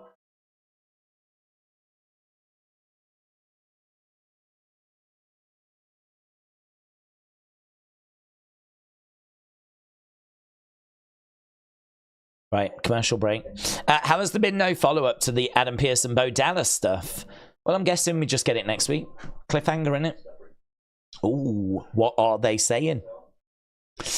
Dom's moustache makes him look like a serial killer, said EST. Ian said, I think we've seen more ads than WWE tonight. Chris said, I dislike Liv as well. She can't wrestle and she can't cut a promo. Doug said, nah, cancel culture is about as bad as AEW's ratings. Listen, there's people out there, they're looking to get you. Any which way they can. So, what happens on the stream stays on the stream. Unless I do pull it out as like a separate reaction video. And that will not be one. James said, don't need to give everything away in one show. That's true. That is true. Just like life, really. Mikey said, if I was the Creed brothers, I would stay away from Chad. Yes, Mikey, you're right. I would do the same. And the Wyatts, did you do a poll for the VHS segment and Bo in Adam's office? Did we do a poll for that? No. To be honest, I think it was I didn't see much negativity for it. I think it was very well received. We can do a poll for it. We've got a space. But I think it's going to be overwhelmingly positive. They have seemingly dropped that ref botch rather than try and make some creative out of it. Well, it was referenced. Seth said, you know, mistakes happen in all sports. So it was referenced. It's not like they didn't mention it at all. But I'm disappointed with the direction they went with it. He said the ref made a mistake and that happens in all sports. It seems like he's blaming Punk, even though the ref screwed him first, you know? So, yeah, just a little disappointing, to be honest, that they didn't address it a little more. But at least it wasn't totally ignored. Gold Standard said any infomercial is better than AEW. We've got a lot of anti-AEW kids in the crowd today. I mean, we don't watch AEW, I'm not bothered, but yeah. Gold Standard, shout out to you, appreciate the support. Michael said Rhea Ripley is about to show up before Raw goes off air. That's who Damien was talking to. Dakek said, I really think Broken Matt is here because delete. 17 minutes. 17 minutes. James said AEW.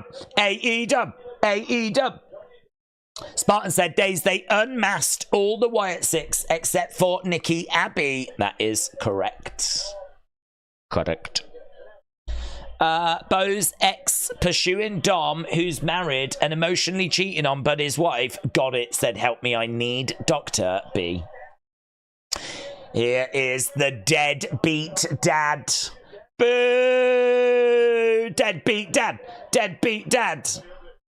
And there is the... Does that make her the deadbeat mom? Deadbeat dad and Zelina Vega. Dirty Dom in the ring with Liv. Rey Mysterio in the main event of Raw. Let's go. I love Zelina's Puerto Rican ring gear. It looks so good. It looks really good. Her cape thing is, I said the other day, I think it's really iconic. I think it's one of the best kind of ring gears and entrance gears that we've seen in recent years. What she had at Backlash in Puerto Rico last year. Boyaka, boyaka. Boyaka, boyaka. Deadbeat dad and deadbeat mom, said Kian. That's exactly what we've got. We've got Dirty Dom and Liv taking on the deadbeats. EST said Dom's moustache is a cry for help. It could be. It really could be. He's gone through a lot, hasn't he? He has gone through. He's lost his mommy, and he's lost his dad. He lost his dad because it turned out his dad was a deadbeat. And he lost his mom because of a girl that is now trying to win him over. And it's working. Shoulder up there by Liv. Here we go. Here is Dom getting in the ring. Dom steps up and he pushes Ray. Oh, kick to the midsection. We love Uncle Howdy and Abby and Mercy and Rambling Rabbit and Huskus the Pig Boy, said TMF. We do. We love them all. In the corner goes Ray. Dom. Oof, splash. Ray moves out the way. Shot coming in there by Ray. Throwing down some big shots to Dom. Dom moves out the way, grabs the leg of Ray. Ray goes face first into that top turnbuckle. Ray gets the ropes. Boom. Dom goes down. Tag made. In comes Zelina. Zelina. Ooh, lovely. Take over to the outside as Liv starts throwing in some shots to Zelina. We got Liv and Zelina in the ring right now. We are approaching the final 10 minutes. All eyes on how this is going to play out. Roll through there by Liv. Dom's Tash has to be in the top 3 with Vince's and Cody's Caterpillar, said John. Seeing Bo in Adam's office is exactly what I'm talking about, says Air 82nd Born. Here's Zelina. No, Dom gets in the ring. Dom gets in the ring. Oh, he went right in her vagina. Oh my God. Oh my God. He went face first right into her vagine. Oh, she loves it. She absolutely flipping loves it. She is so pleased with that result. So I think it was, look at that, it was a basement dropkick and Dirty Dom. It went right in the vagine. This bit. Probably quite tickly if you think about it. Oh, well, there was no complaints. The reviews were in. There were no complaints from Liv Morgan. She absolutely loved that. She loved that. I would imagine he loved it as well. Do you know, that is one of those situations where nobody loses. And isn't that great? Isn't that great? It's funny because they say that there's yin and yang, but that's just not true. Because Rey Mysterio and Zelina won because they delivered a basement dropkick, which means they're winning the match. They're in a good position in the match. They're flipping loving it. Liv's loving it because Vagine gets a little tickle, right? And Dominik's loving it because, well, I mean, do I have to paint the picture? Yeah? We're all adults of the world. I'm just saying it's win, win, win, win. The fans are loving it. I would imagine the TV execs are loving it. The ratings have probably just quadrupled, right? It's just more of that. We should more of that. If Triple H is watching, more of that. I think it's a brilliant thing to show the kids that you can win in life. Someone doesn't have to lose for someone to win. It is possible for everyone to win, and I think that's such an important life lesson. And you don't really get that anywhere other than wrestling. This is why it is the greatest form of entertainment in the world, isn't it? There ain't nothing that touches professional wrestling. Not when it's cooking like that. Wow. Wow. But I'm on a toilet break right now, said saw Hack Duggan. Yeah, we all are, mate, after that. I tell you. Nom Mr.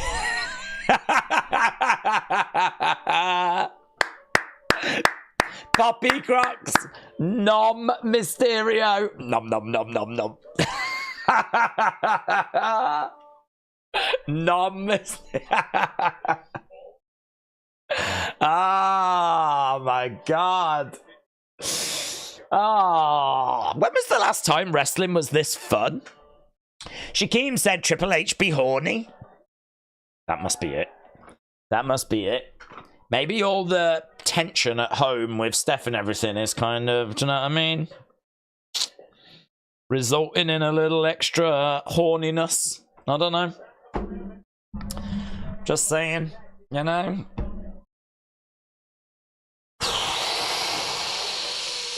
Listen, we need to dial back in here. We need to dial back in. Dom went fishing.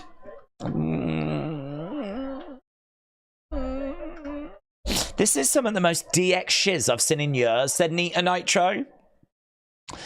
Mommy's coming. Could you imagine if Mommy came back at that exact moment? Could you flipping imagine that exact moment? If she does come back, I'm wondering if... I wonder what they do. Because I feel like she should come back at a very compromising moment, you know? Dom is glad he's wearing a cup. I don't even know if that's PG, said TMF. I feel like that should be the flipping slogan of these streams now, you know? Dom's carpet cleaning services. We love carpet here. Rugs, carpets, we love them all. Right, how long we got? 8 minutes. 8 minutes. Oh, my poor innocence has took a beating tonight. Is that what you call it? Really? I've never called mine my innocence. But God bless you, James. Right, we've got Dom with Ray. Picks up Ray. Oh, look at that. Driver plants Ray. And kick out by Ray. Liv on the outsides. Where did Dom's gum go? That's true, actually. He was chewing some gum a second ago. Where's that gone? Where's that gone? Ray slumps in the corner. Back elbow there by Ray. Ray climbing up. Jacob said, what did we think of Money in the Bank? I gave it about 6. We do opinion videos where I read people's opinions and I find a way of kind of sharing some of my own during the video. So, yeah, they're all on the second channel. So if you kind of want to get a vibe of what me and the community thought about Money in the Bank, there's a video. If you want to know what me and the community thought about, or the community and I, to be correct, thought about NXT Heatwave, there's a video. Same again tonight with Raw, there'll be a video. Boom. Liv getting planted. Zelina going over to the corner, looking to climb up. Wrestler Andy said, Rhea's gonna quote Tommy Dreamer and say she'll take them both. She's hardcore. Oh, I don't even know if that's PG. Right now, we've got Zelina throwing in some shots to Liv. Liv trying to get up to her feet. No joy. Kick to the midsection there by Liv. Smile on Liv's face. She goes over. She grabs Zelina. And big suplex. Oh, here we go. 3 amigos. 3 amigos. Liv Morgan with the 3 amigos. And boom. And we get a little bit of this as well. Yeah. Building up that heat. That Latina heat. Charging over. Ooh, went for Oblivion, but no joy. No joy on that Obliv. Ooh, they both clothesline each other. Zelina down. Liv down. Ray on the outside. Dom on the outside.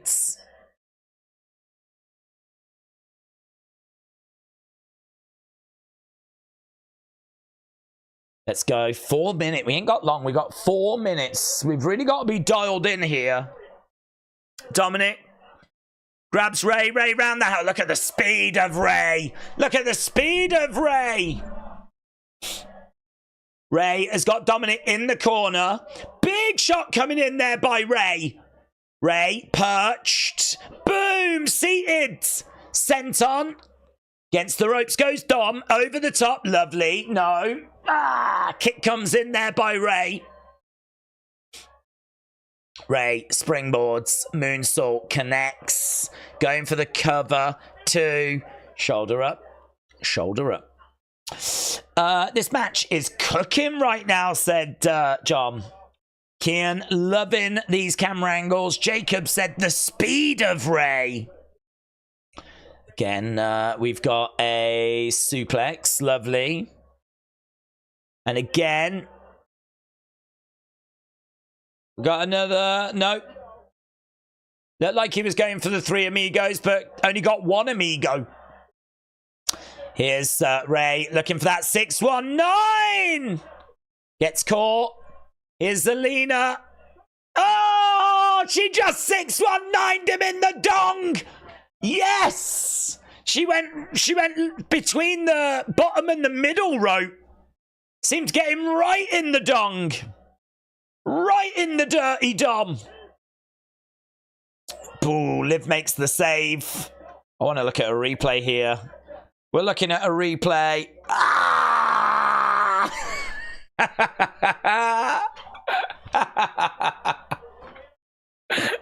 I don't know if it was, but it was there or thereabouts. It was there or thereabouts.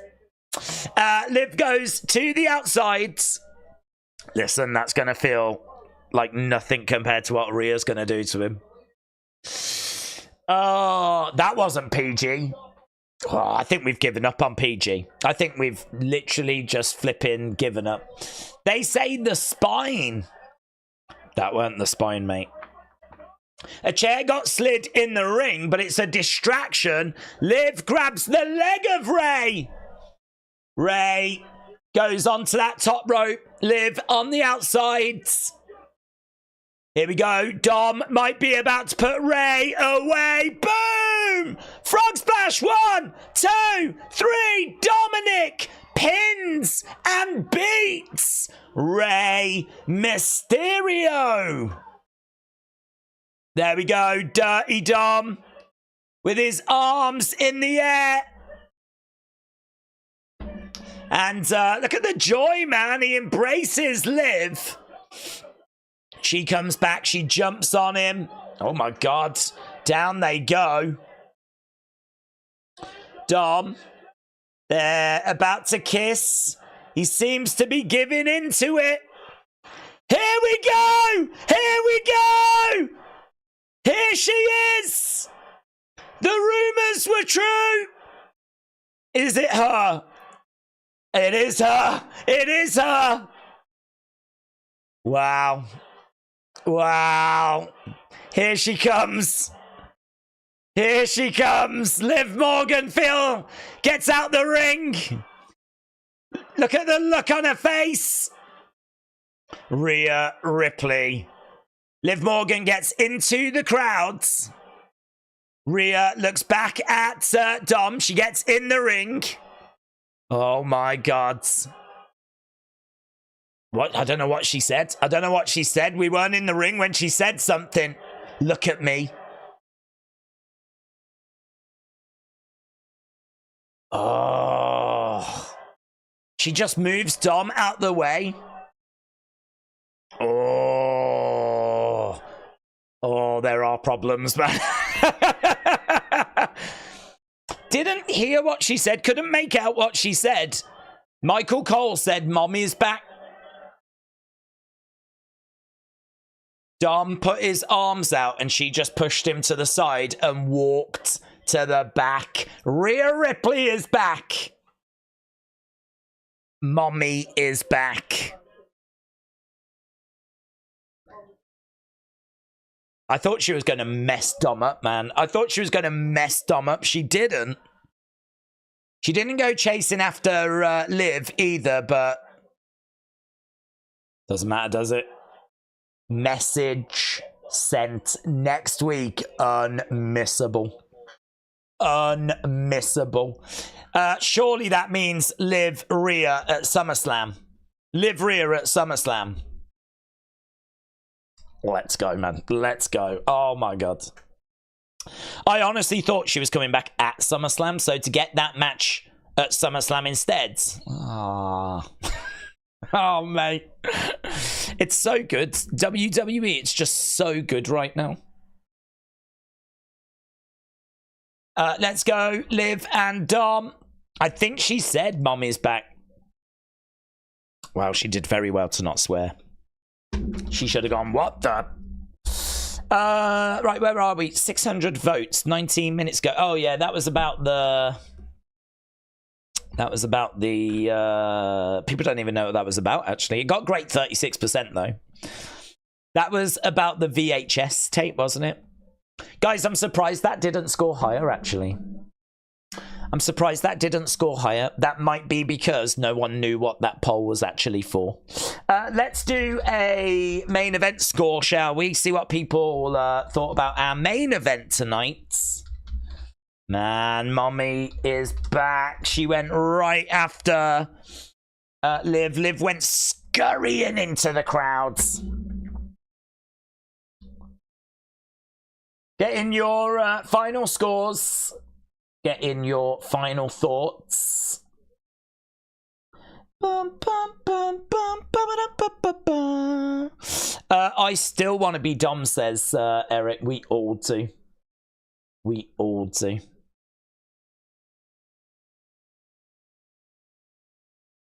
I think Dom chooses Liv over Rhea, said TMF. That would be interesting.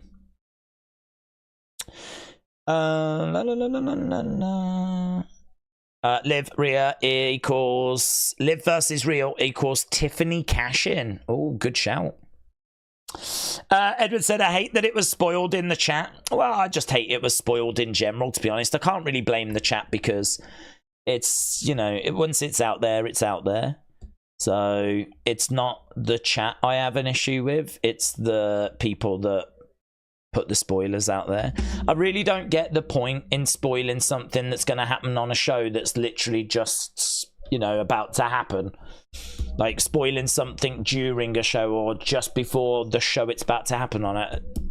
It's one of those, isn't it? I mean, what do you gain by doing that? You gain, you know, what, a couple of hours of being correct. It's like, it's a very small, it's different if you find something out like months in advance. But if you find something out that's like literally hours before it's about to happen, like, I get it. I understand. That's what people do. There's people who make their living by reporting scoops, but it's just such a small benefit of what they would get out of it. It's a few hours of knowing something in advance. When, you know, why not just let it play out, you know? Rhea is about to crash out, said cigarettes. Dom on a pole! Dom on a pole.